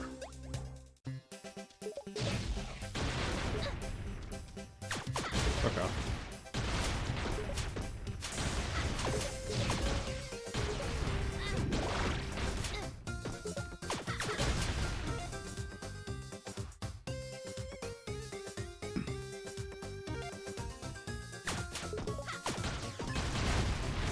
Yeah, stuttering on an MMO, like...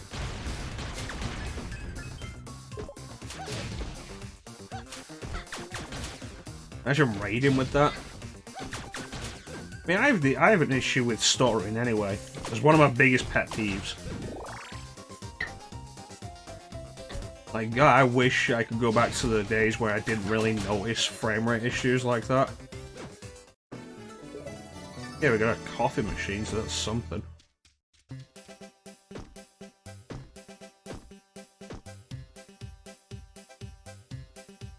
I used to enjoy games that had bad frame rates. It never really bothered me, but like once I started actually noticing it, I can't not notice it now. Like, Earth Defense Force 2017 Portable, I can't not notice it now. It makes the game way less enjoyable. Yeah.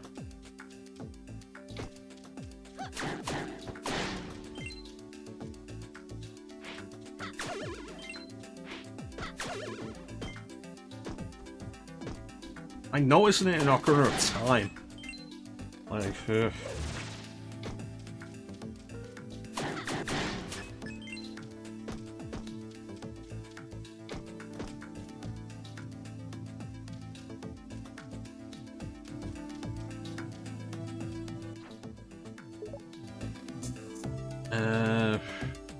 yes.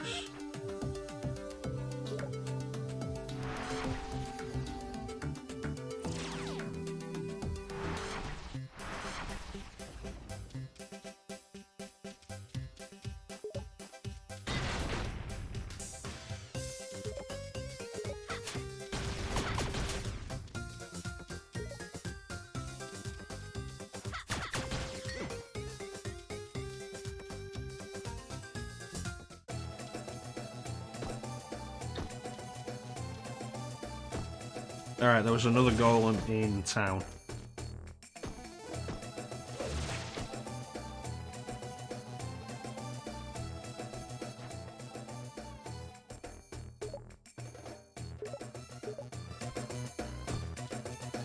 Okay. I'm good, thank you.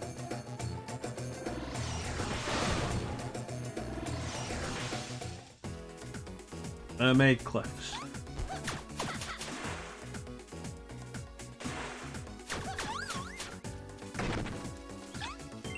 Was interesting.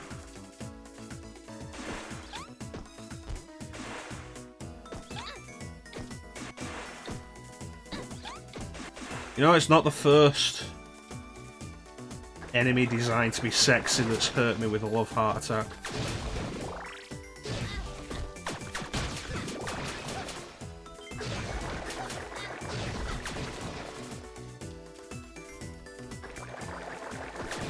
Bane probably would have made a quote of that.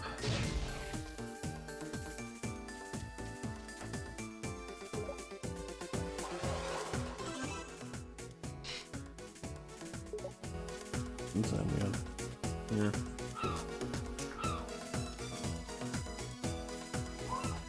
We need the zombie brothers to open that door.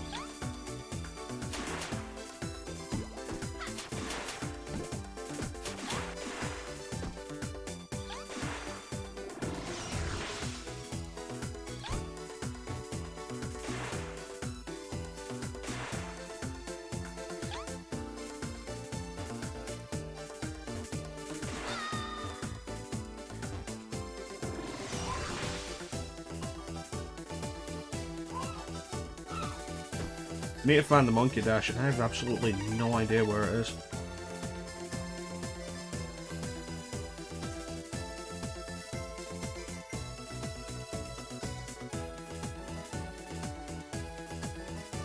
Unless I can get underwater there to that cave.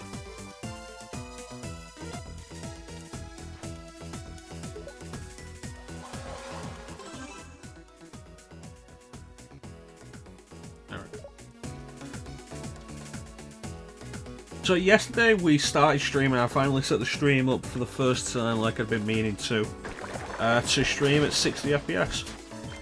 And while I have my doubts that Alien Isolation runs at 60, I feel like this probably does. I hope everybody's been enjoying it.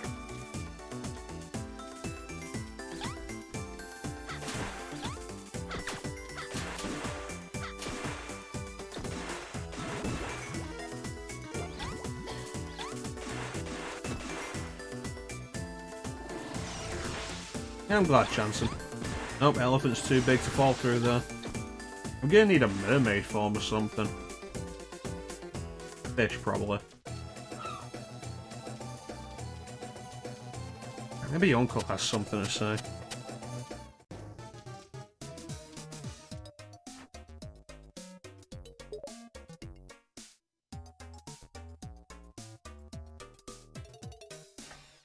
That's not what I needed right now.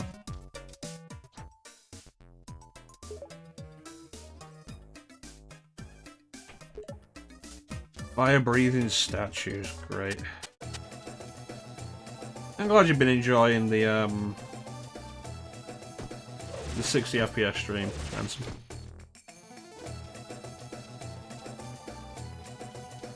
60 never really mattered to me, honestly. 30 or 60, 20, 15. I don't care as long as it's consistent. It's the inconsistency that bothers me. Oh, let's not forget, Final Fantasy VIII runs at 15 FPS.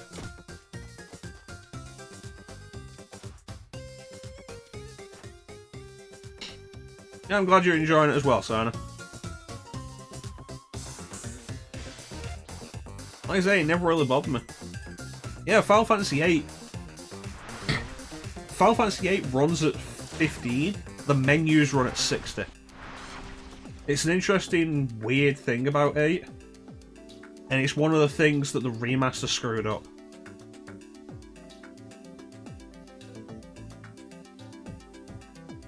That's interesting. I wonder why. Yeah, the remaster of Final Fantasy VIII screwed that up. The game runs at 15, the menus run at 60. The remaster runs everything at 16 frames for some reason. And as a result, the menus are more jittery, which wouldn't matter if it wasn't for timing-based limit breaks like the Renzo Kuken. Renzo Kuken is undeniably harder to pull off in the remaster.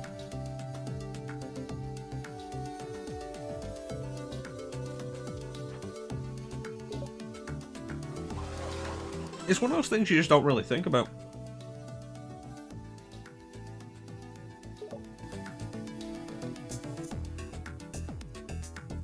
Pixel problems. The question is whether I'd even notice something like that magic. You'd be surprised how bad things usually have to get before the blue is pretty bad. That makes sense then. Yeah. Yeah, I could probably throw up a comparison in some respect. Work out a comparison for it.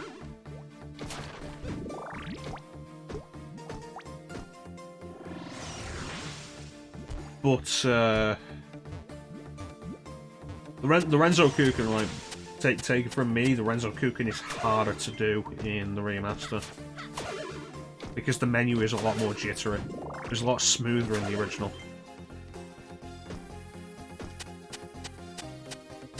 Is there a lot of, like, there's gotta be a lot of action going on in Monster Hunter World. A lot of camera movement, maybe?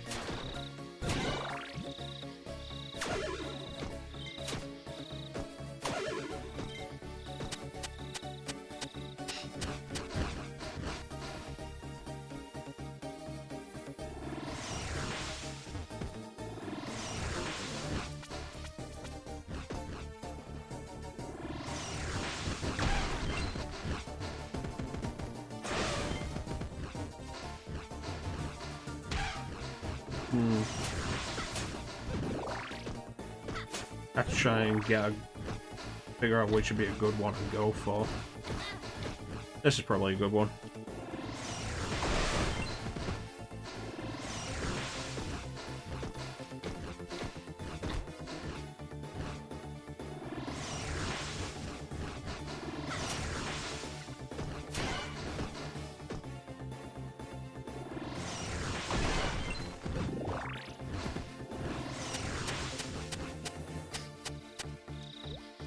I've been wanting to try Monster Hunter World again, and I've just not gotten around to it.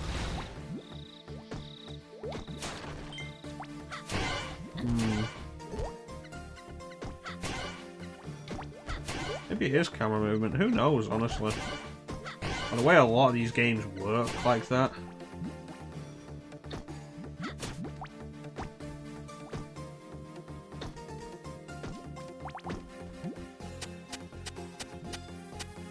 I don't think there were fire-breathing heads anywhere else, were there?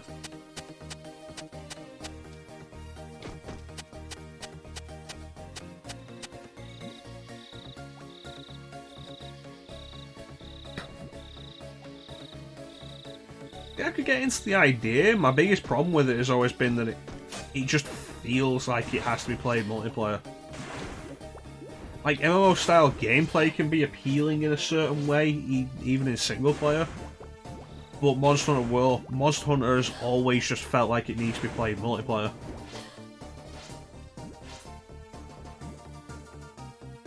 Yeah. There is that.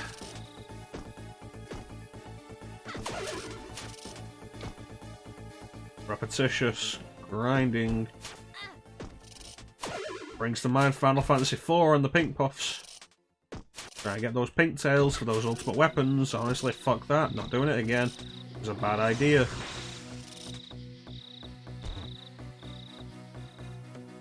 Okay.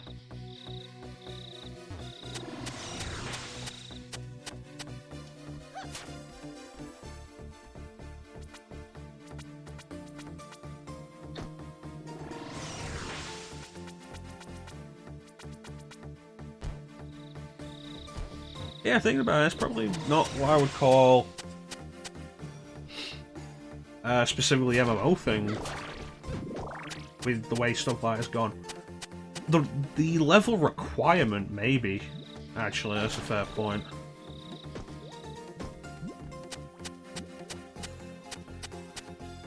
That's good. That's a good system.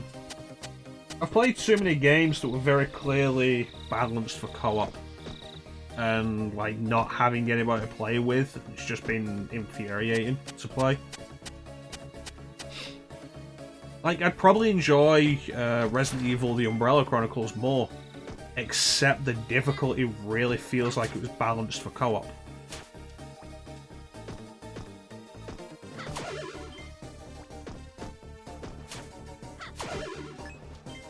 Because let's be fair, Umbrella Chronicles isn't as bullshit with a lot of its design as Darkside Chronicles is.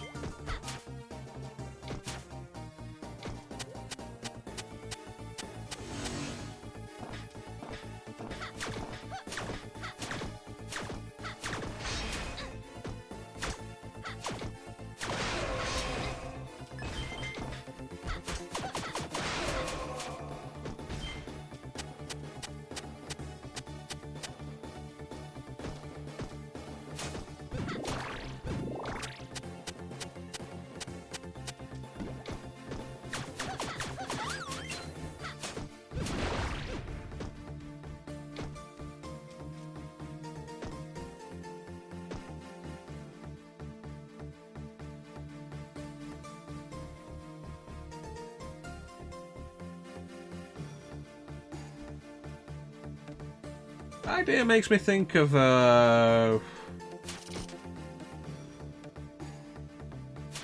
what was it?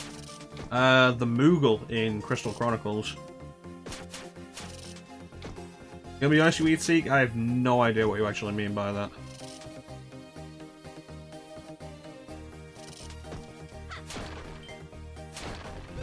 I've not seen fire-breathing heads anywhere else.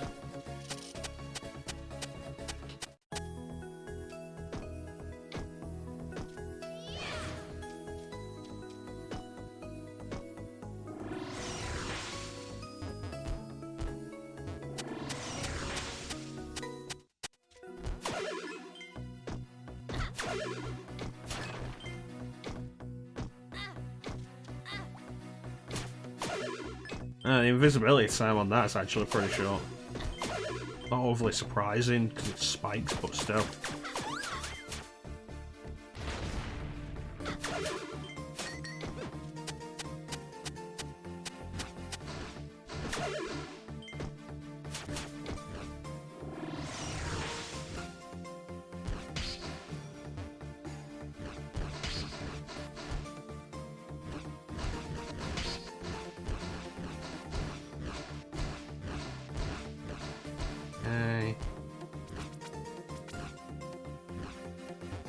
Maybe here?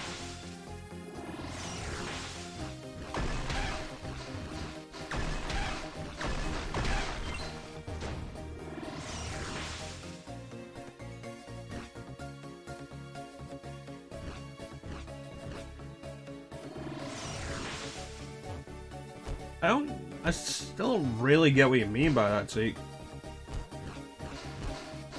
Like, if you were after watching a perfect run, maybe.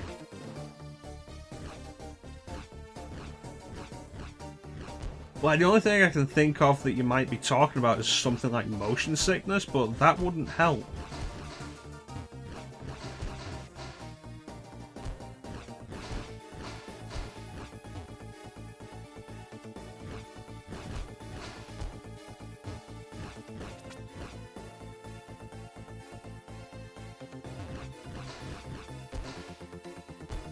There we go.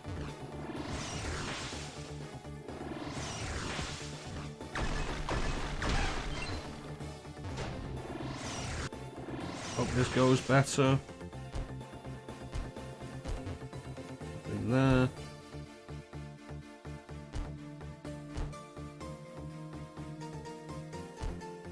Being down was all a waste of time.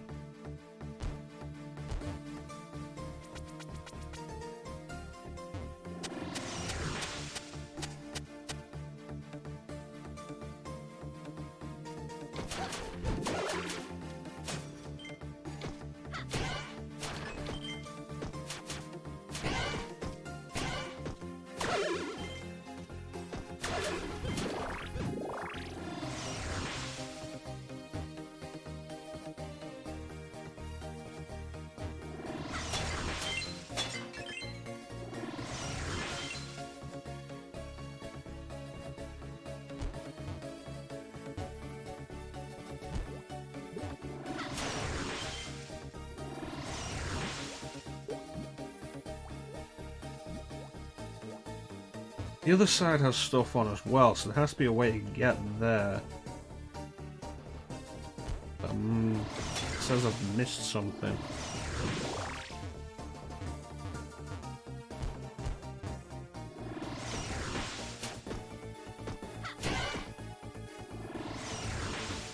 Okay. There it is. Simple as that. Simple as that. This was entirely fruitless.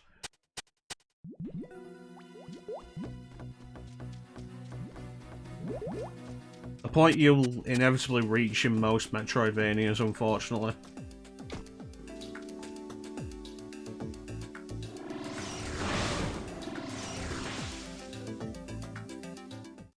Then you eventually find the one place that it turns out you didn't actually check. For whatever reason, and then you feel like an idiot.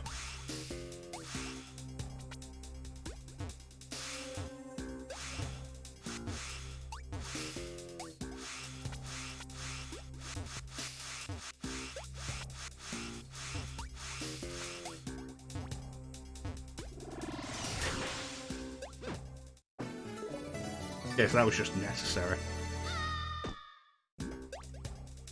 So that's 2 of the 3 ingredients we need. We need the rotten egg now. Might as well check the rest of this area.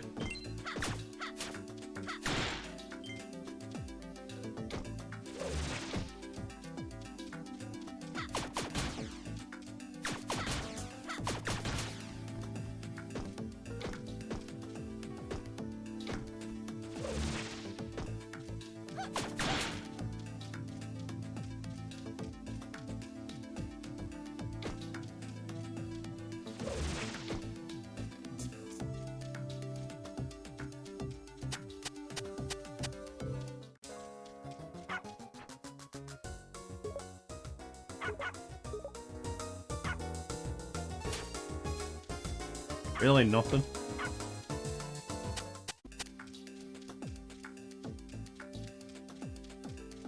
Guess we're walking all the way back.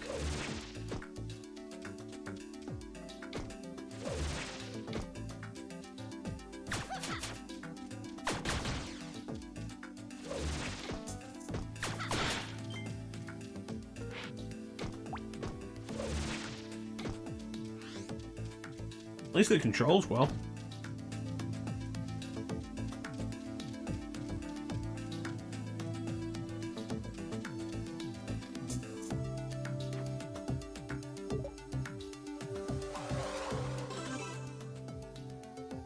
Alright, that's probably a good place to call it then.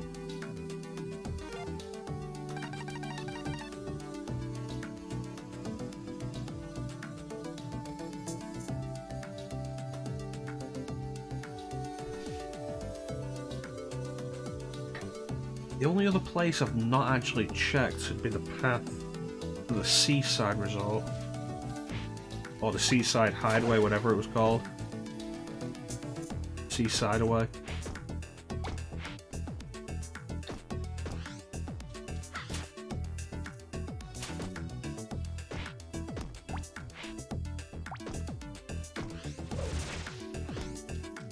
Might as well check it just to be sure.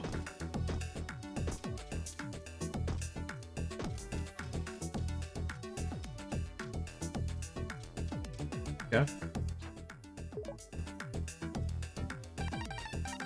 Seaside Retreat.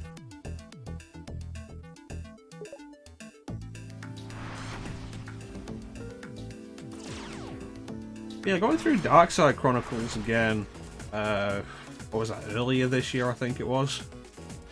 Like for the first time in years. Boy, I was surprised at how poorly that game held up. I'm sure most of this was just platforming requiring the monkey.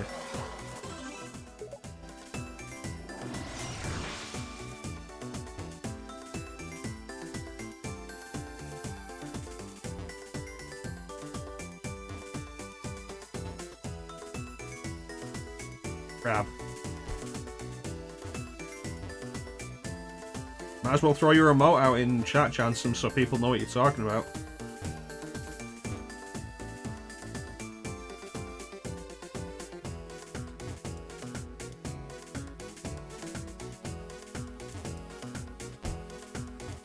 You know what might be good for you on stream one day, Chanson? There it is.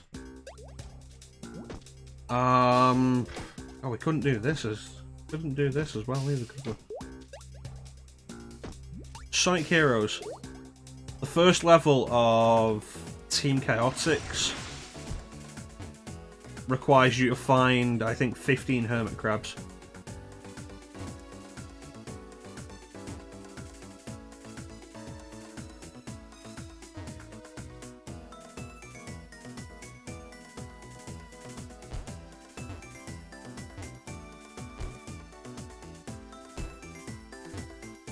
Yeah, there's nothing here.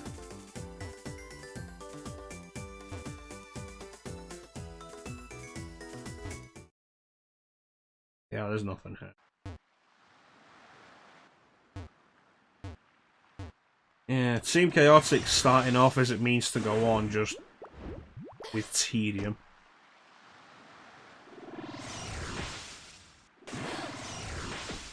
Interesting. It's not as bad as the collect 400 rings mission in Casino Park, but boy is it terrible.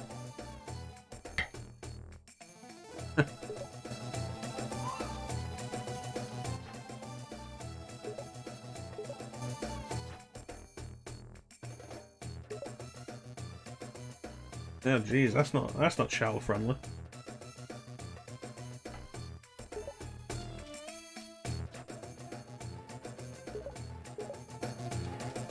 Yeah, I could have gone through Sonic Heroes, but like after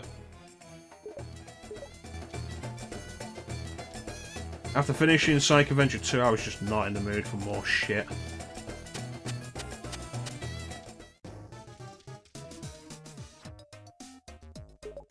Okay, if I repair this, are you going to tell me something useful?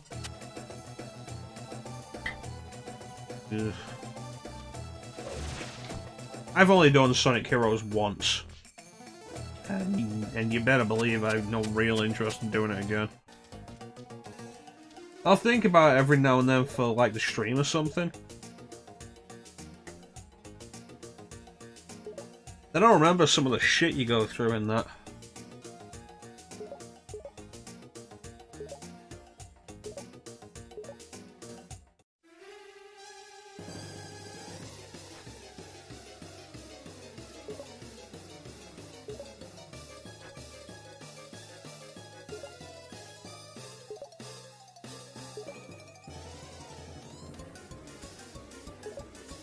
extra room for stank.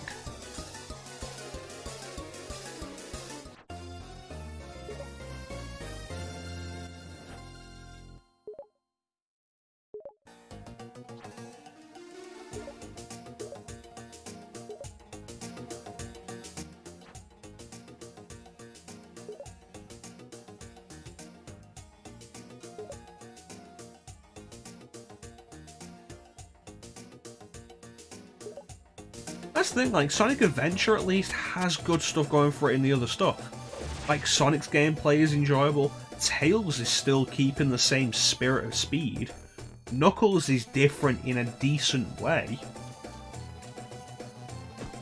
Aye. I imagine we got the low, so search high in the desert. Amy's is not great, honestly. Gamma's is still pretty fast with a different focus, and that's not really a bad thing. That's another thing they made worse in SA2. And like Biggs, it's weird to me that Big has more levels than Amy.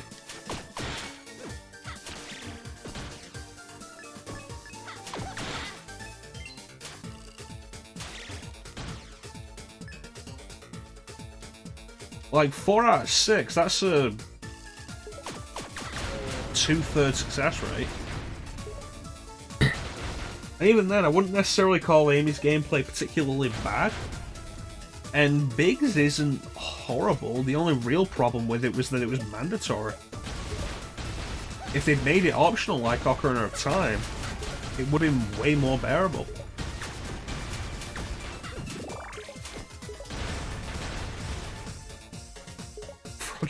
Froggy is more important than Amy. Amy's story exists only for the bird. And for Gamma.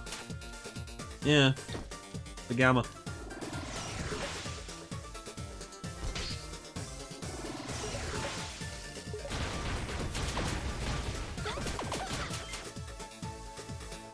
Yeah, like, SA1 has its problems, it's aged kind of poorly. But overall, its design is probably one of the best of the 3D Sonic games. SA2 just stinks of laziness in comparison.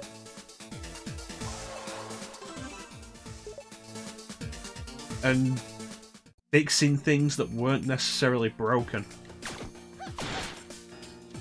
Yeah, that one just disappeared. Like, Sonic's gameplay is fine, I guess, in SA2. There isn't really a change. But Knuckles' gameplay is worse. And... oh, the mech gameplay is basically the Gamma gameplay, but worse. And I say this without a hint of nostalgia for Sonic Adventure. When I first played Sonic Adventure, I hated it. But it's grown on me over the years, and I think a lot of its design ideas were decent. I wish you didn't have to do stuff like fight Chaos 4 3 times, or do both acts of Sky Chase twice. There's problems, but overall I think it's probably one of the best 3D Sonic games. Said without a hint of nostalgia.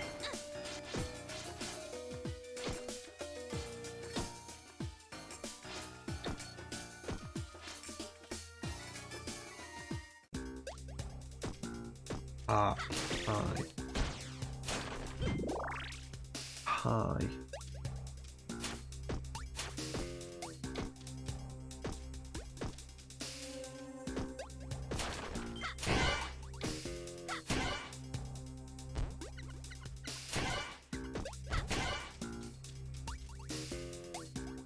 Just pause. I thought it was a door back here.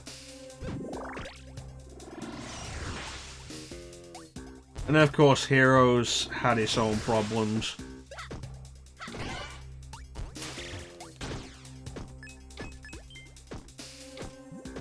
Well, it's why I'd be really interested if Sega went back to the Sonic Adventure style. Which they tried to do with Sonic 06. But, you know, there was a lot of problems with Sonic 06. Probably mostly relating to deadline, Although nothing could have fixed that story barring throwing it in the bin.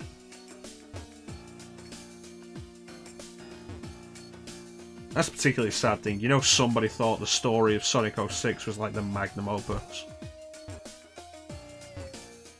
And it was just dumb.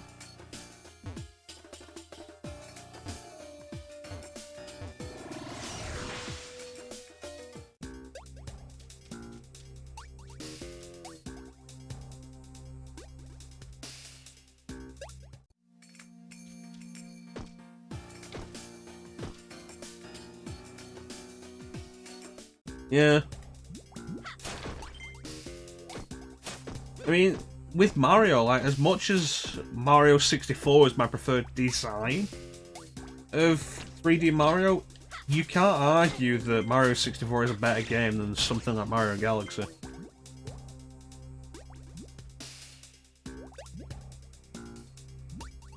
Did that person ever actually play Sonic 06 for themselves?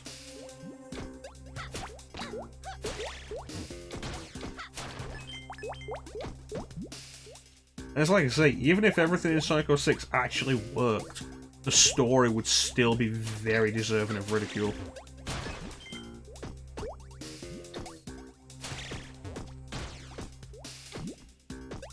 They say they did.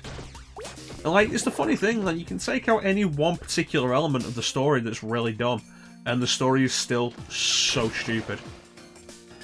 Take out the stupid time travel, the story's still really dumb. Take out the fact that a bunch of people don't realise Methyles is evil from the word go, and the story is really dumb. Take out the romance, the story is still really dumb.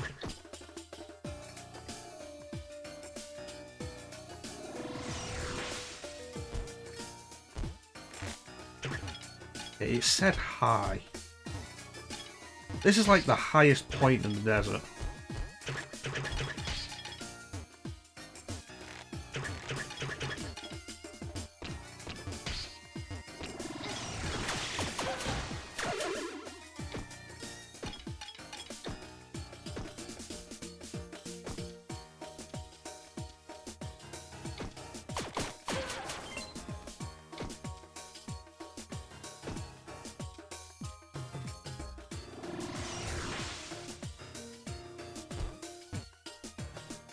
But yeah, like I say, design-wise, like, 64 might be my preferred design, but you can't say Galaxy isn't a better game than 64.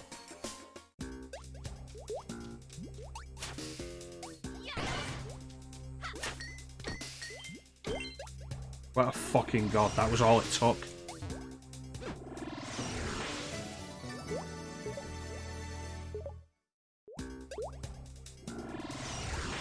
Could have gotten this ages ago.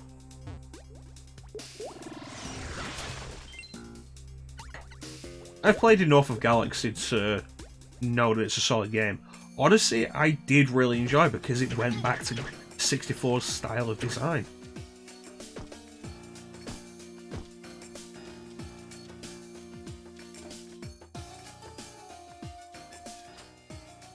Hell, Super Mario Galaxy is probably a game I should throw on there because I never did it properly.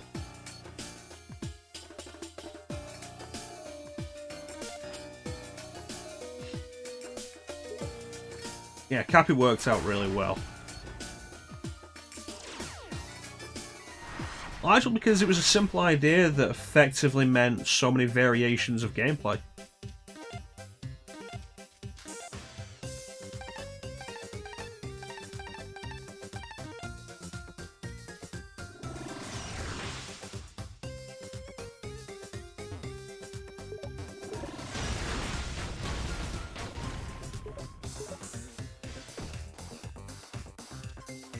I mean, it's not a new idea, plenty of other games have done it. Like if you ever played a game on the PSP called Deadhead Fred, where the idea was you could put your head onto different bodies and you'd have different abilities because of it. I went the wrong way. Flood, I don't think was ever necessarily a bad thing. The real problem came... Like, I know a lot of people love the bits in Sunshine where you're separated from Flood. I thought they never controlled as good as 64 did.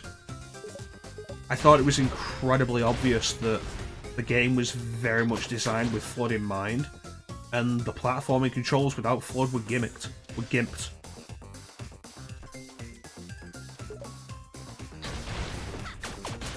And it makes shit like the sandbird,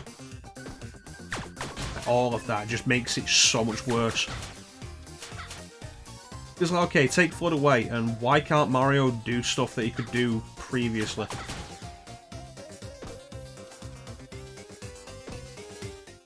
It's like Mario feels heavier as well in Sunshine, in a way that's clearly meant to be compensated for with FLUDD.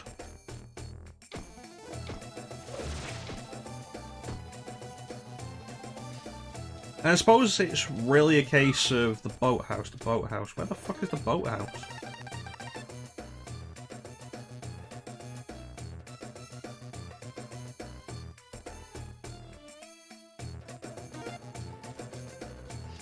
I suppose Sunshine is really a case of like the gimmick crippling the rest of the game.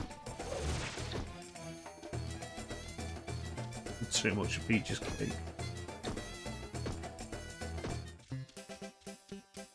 But I like half of Sunshine.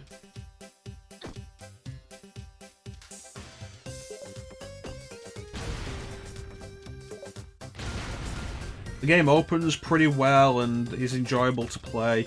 I think, like, once you reach the point where Peach has been properly kidnapped, I think the game just stops being fun, because at that point all you can do to progress is get the 7th shine from every level, which the game never tells you is how you complete the game. But, like, a bunch of the shines just aren't fun to get. And unlike 64, you don't have the option to just get what you like.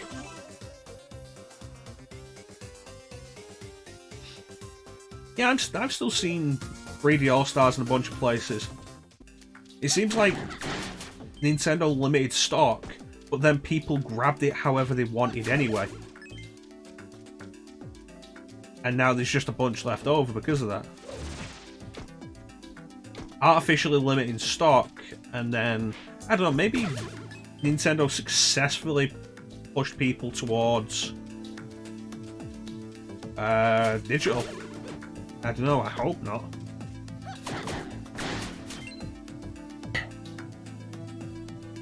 But once it's taken off digital stores, like, those physical copies will disappear. Rotty Tops, where are you, brothers?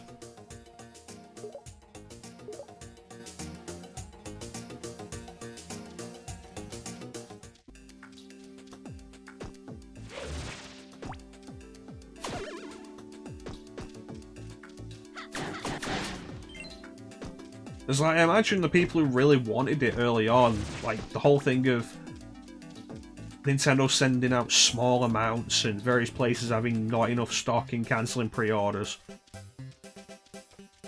I wouldn't be surprised if that scared a bunch of people into buying it digital.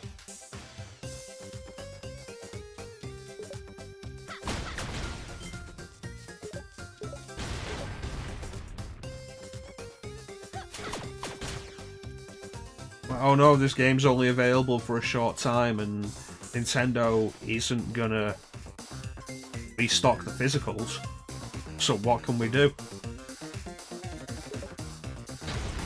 We'll have to get it digital before it just stops being sold. And it's like, you know what, it's just, the entire thing has been a scumbag move on Nintendo's part. And it bothers me that, you know, that a lot of people are praising them for it and defending them for it.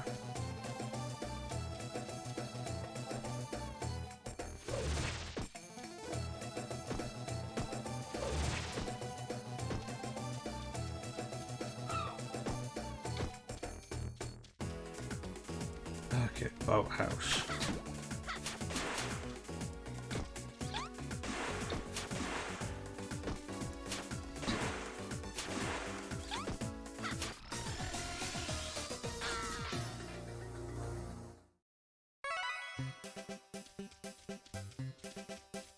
Wow, that's actually an old school death.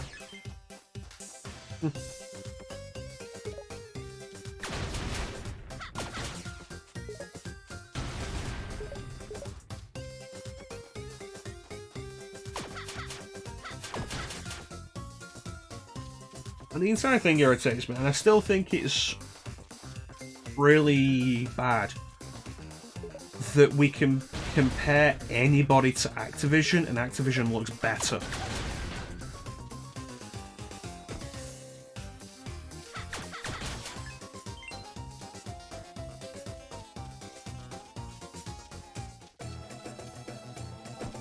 Activision puts out a remade compilation. Oh no, I mean with like go back to your last save point.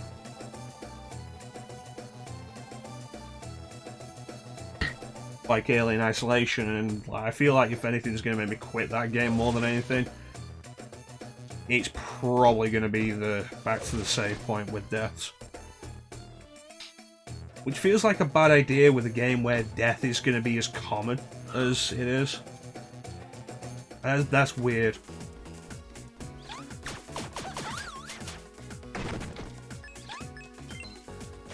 Well, Activision puts out a remake collection of 3 classic games. Like, fully remade, and doesn't think they can get away with charging full price for them. Then they do it again, and don't charge full price.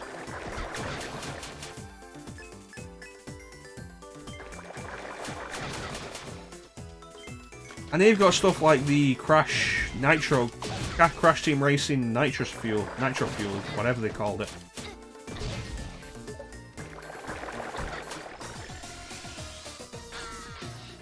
And while putting microtransactions into it like a month after launch is incredibly shitty, is it worse than just saying you can only buy this for 5 months?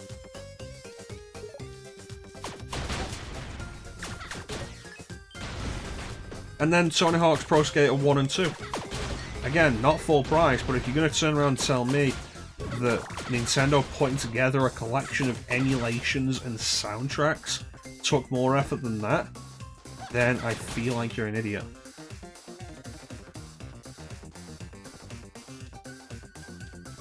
Yeah, PC grew up with the quick save stuff. The old FPS style of quick save, quick load. I feel like the only game I've really gotten to do that on console with was Max Payne. Max Payne on Xbox was very much still like that.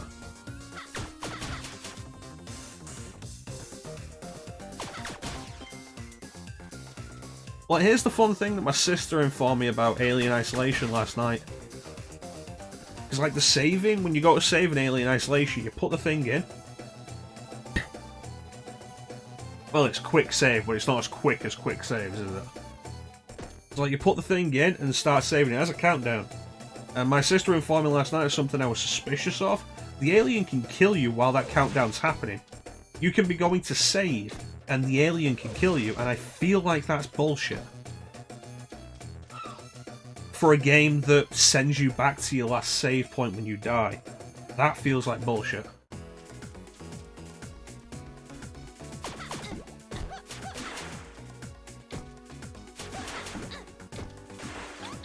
I don't like these mermaids. Well, yeah, I imagine the licensing the soundtrack for the Tony Hawk's Pro Skater 1 and 2 remakes took more effort than throwing together the 3D All-Stars collection.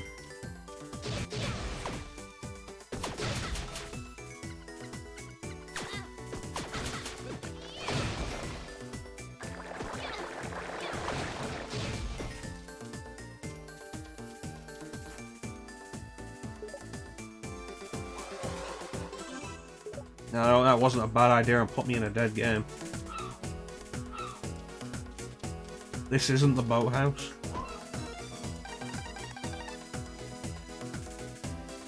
Is the boathouse that thing on the right? I should be able to get there with my abilities now, shouldn't I? I'm literally one hit away from death in the middle of enemy-infested territory, and I never bought potions. That's fair enough.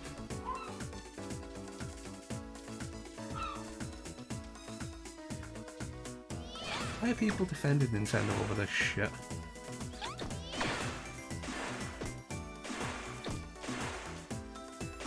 There it is. That's what we're after.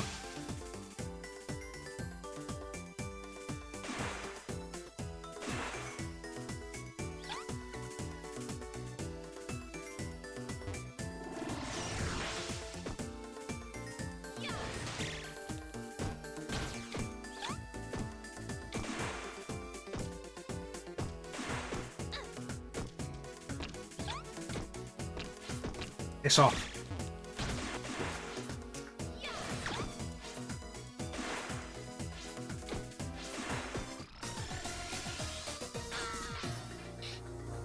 I've put myself in a really bad situation with this. I can't get back to town like this.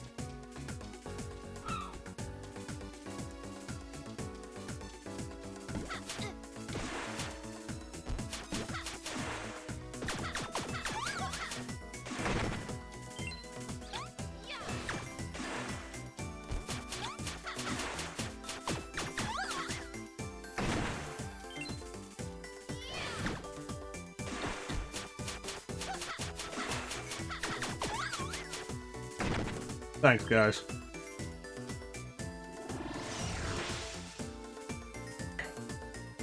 Yeah, you get good eventually. It's the old school mentality of just dealing with this shit. Just constantly bashing your head at it until you actually get it. The way we had to in the old days.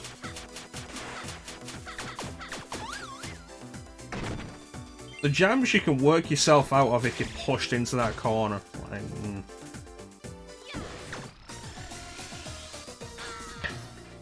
We're over time anyway.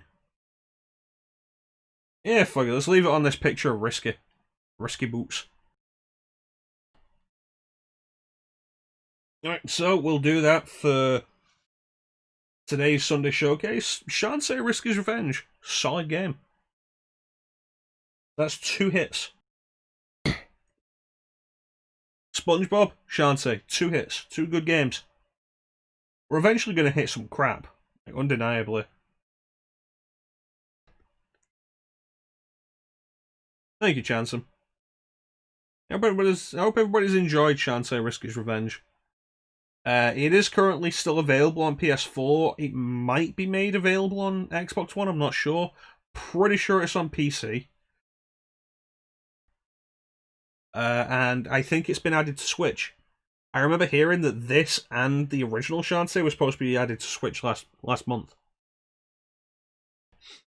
So if you want it, it's there. I don't think it's that expensive. Yeah, go for it, Chansum. What are we playing next week?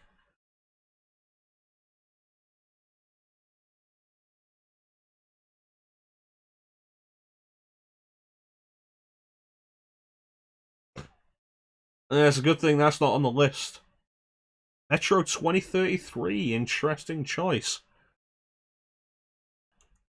We will be taking a look at Metro 2033 through the Metro Redux collection on PS4.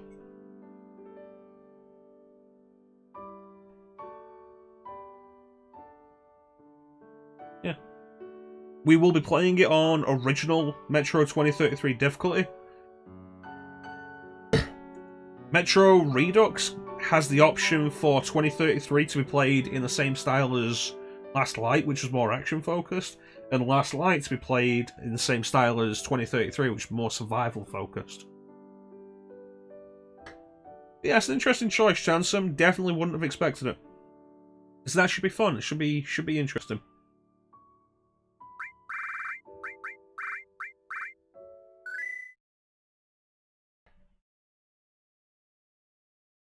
Right of Mirror's Edge.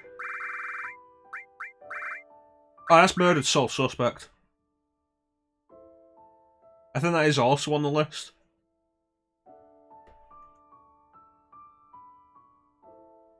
Yeah. At some point during the week, I will decide who the next person will be to pick the game.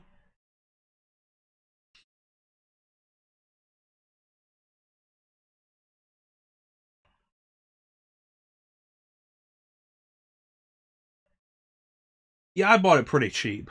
I heard, like, when it was first coming out, it sounded very similar to Ghost Trick Phantom Detective on DS, which is a fantastic game. You should totally take a look at it if you've not played it. Murder Soul Suspect sounded kind of like that, but I heard it wasn't very good. I eventually picked it up cheap and I've just not played it. It's on the list. But with that, I want to thank everybody for watching. I always really appreciate the support. Ghost Trick is really good. Like, if I had a way to stream Ghost Trick reliably, I'd do Ghost Trick. It is so fun and has a really good story.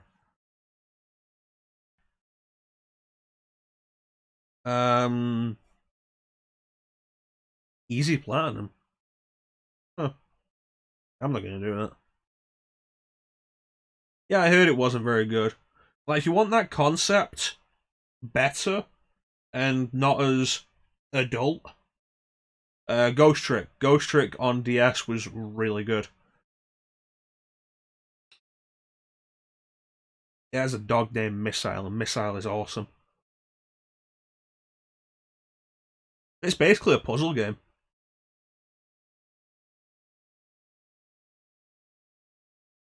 So much fun.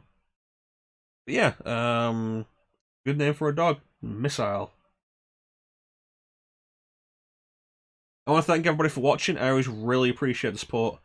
Big special thank you to everybody who joined the chat. We had a lot of people in chat today. Sir Claim, Chansom, Teak, Signer, Magic, Bane. That's all the regulars. You popped in. It was super cool of her. Why'd he bite me? Have I missed anybody? Magic's Imaginary Friends, who didn't contribute to chat, so I shouldn't actually be including them. Bane, I think I said Bane.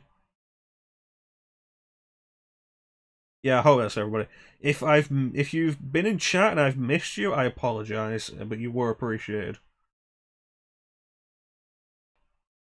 We'll be back either tomorrow or Monday with more Alien Isolation. Oh, we're your imaginary friends. That's fair enough. Back tomorrow, either tomorrow or Monday with more Alien Isolation. I forget I don't fast enough. How much time we got left in October? Yeah, if I just go for it tomorrow and then try and get it done. Yeah, I know tomorrow's Monday. Uh, if I can get it done quickly enough, but the issue is it's supposed to be pretty long. I would like to get Silent Hill 1 and 3 done.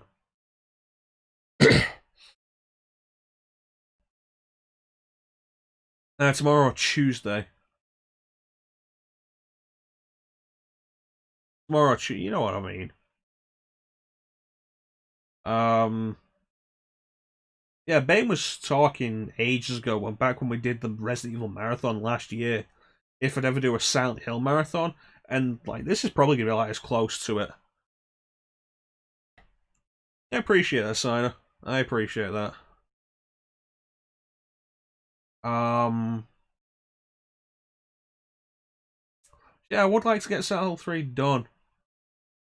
And then once Halloween is over, of course, we're back to Digital Devil Saga 2, which I've decided, you know, let's hold that off. It's horror-based, it's very horror-like, but like, let's pull that off for a bit and like really go hard on the horror games. So we're back to that, and of course, Bane did redeem Skies of Arcadia for Dreamcast, which Skies of Arcadia, like we like Skies of Arcadia. To be fair, saying like if I'm gonna do a Silent Hill marathon, it's 1, 2, and 3, and like 1, yeah. 4. Do I want to do 4? And Origins, maybe. Yeah, we added Shin Megami Tensei a while back. I said that it was added before Skies of Arcadia. 4 has a good story. 4's gameplay is not great. Like, 4 is incredibly frustrating to play. I don't know when the last time you played 4 was, Sana. Homecoming is garbage, and Downpour is tedious. I also don't actually have Downpour at the minute. Homecoming and Downpour are both backwards compatible on Xbox One.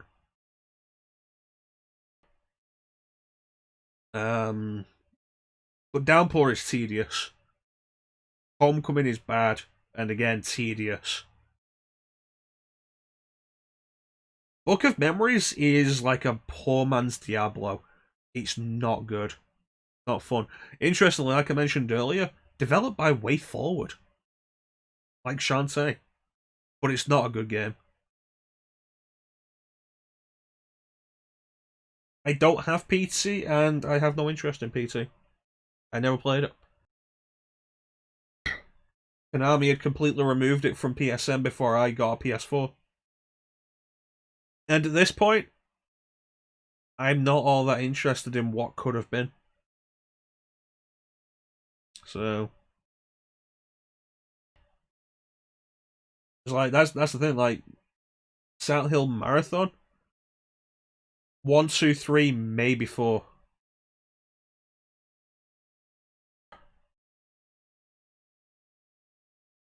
I'm still not entirely sure how Dreams actually works.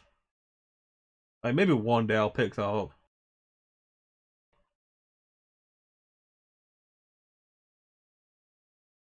Risky Boots. Risky Boots. You know, at some point, maybe I'll throw Shantae Pirate's Curse on the list. That's okay, Santa. I have no interest in PC. You don't need to lend me your PS4.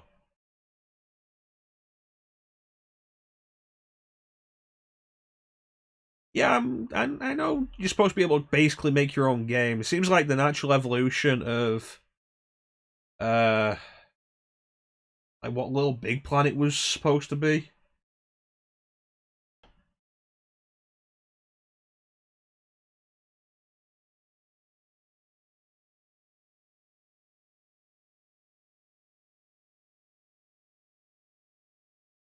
Let's say I have no idea how it actually works though. I've heard stuff has been made in Dreams. I've never seen any. I've never actually looked into anything of Dreams. Halo on Dreams. Interesting. At some point, I need to do Halo. I need to get Clem. I need to get Clem, and we can do Halo together. Yeah. I'll be honest. I was debating actually, taking you up on the medieval offer, but at this point, if I'm gonna do medieval, I'll do the original. I'm fine with the original. Just the start of the new Halo. Okay.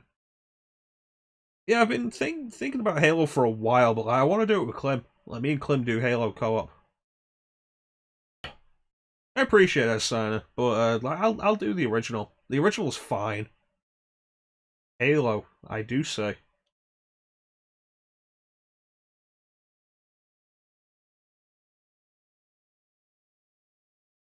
Whether Nintendo got it taken off or not, I remember there was Mario stuff made in Little Big Planet very quickly. And whether Nintendo took it off or moderators took it off because they expected lawsuits or cease and desists, it makes no difference. Nintendo would have thrown it up eventually anyway. Oh no, it's fine, Clint, because you'd be playing it on my stream. Unless you also wanted to stream it. Oh yeah, that, like Halo and RE5, we still need to work out a time for that.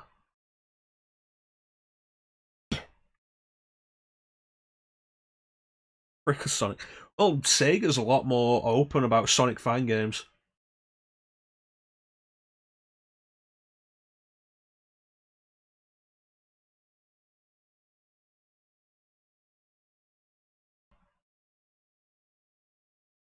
But yeah, the Halo and RE5 want to do a claim.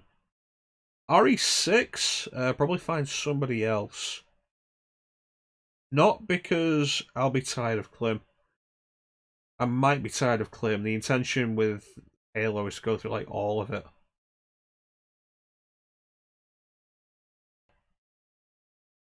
But I'm probably not going to be tired of Clim. Clim's cool, dude. We have fun. Um, we did play RE5 a little bit together, and like it was a bunch of fun. We just need to work out a time, really. Probably do that off stream. God, I'm not doing that, Magic. You guys were crazy for doing that. You know, let me give a shout out to Magic with that. Magic and his brother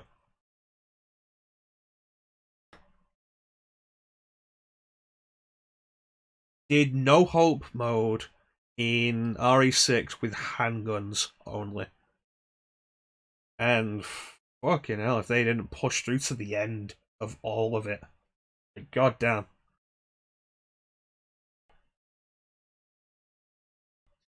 Twice.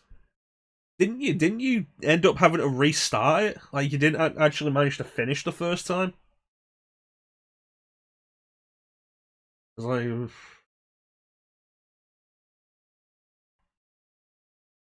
yeah, you fake gameaways. You got the choppers down the second time. That's good.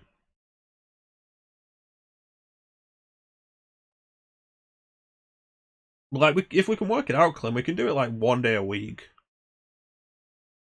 Whole thing twice.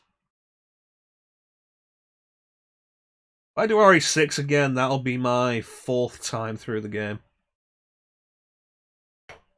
I haven't done RE6 anywhere near as much as 5, but I have it on. I have them on PS4. So if anybody wants to throw in an application for doing RE6 on co-op, let me know in the Discord. Let me throw out the Discord link.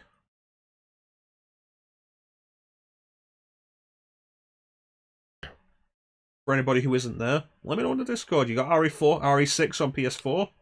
Let me know if you want to play co-op. Jeez. You guys are crazy. God damn. You deserve more viewers for that. I'm sorry I didn't catch the end of it. Because like that was interesting to watch.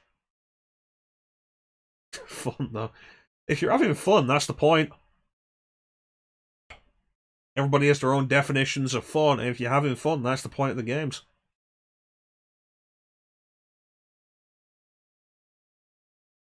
RE5's different with that. Like, no hope mode on RE6 doesn't immediately put you to dying on being hit, does it? Because I've done professional in RE5, and RE5's professional was bullshit.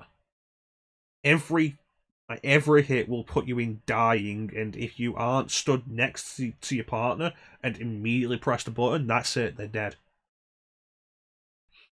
The dying meter goes down that fast. It was not fun. Infinite ammo, it was not fun. God, that fucking Jill fight in RE5 on professional.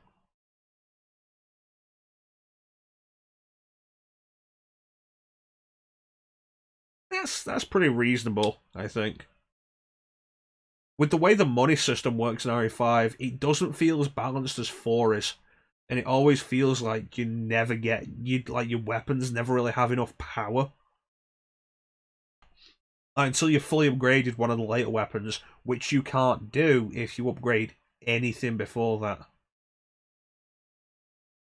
RE5's weapon and money system, the upgrade system with the money was not that well balanced.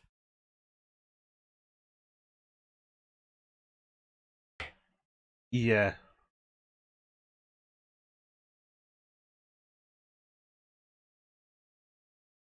I'm never going to do RE5 on professional again. And the fun thing is, we did it on PC, so I don't have a trophy for it or anything.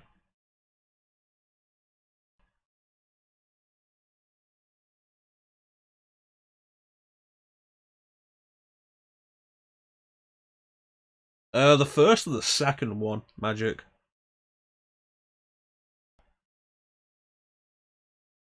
The first one, you can always just keep cycling him in the incinerator. The second one, that flamethrower is shit.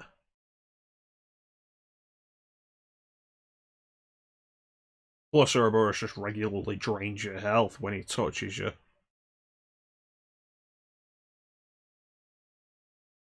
Yeah, we'll have to work out a time, Clem. Like, you've just 1 day a week.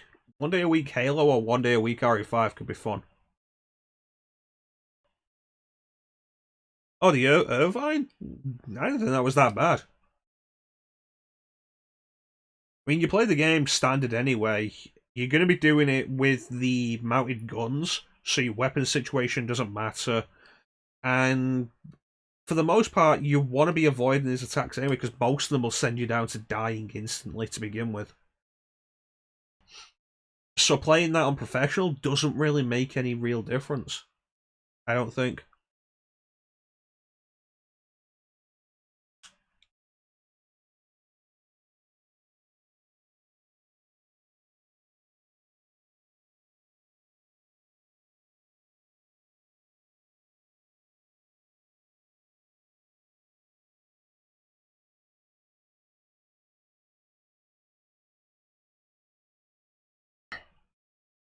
Yeah, like we'll work something out, Clem. Eventually, one day, and go through Halo.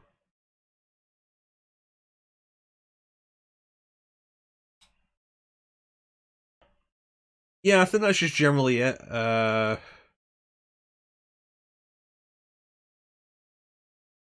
With regular as well. Alright, thanks for joining us, Sarah. We'll catch you next time, buddy. And I should be wrapping up as well. I'm pretty much just dawdling. So let me throw some shout outs out. We have Mew.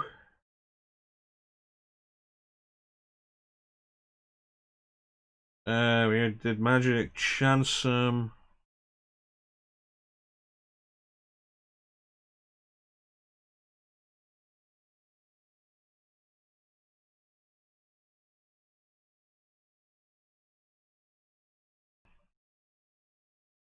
And of course, our buddy Teak. Everybody else.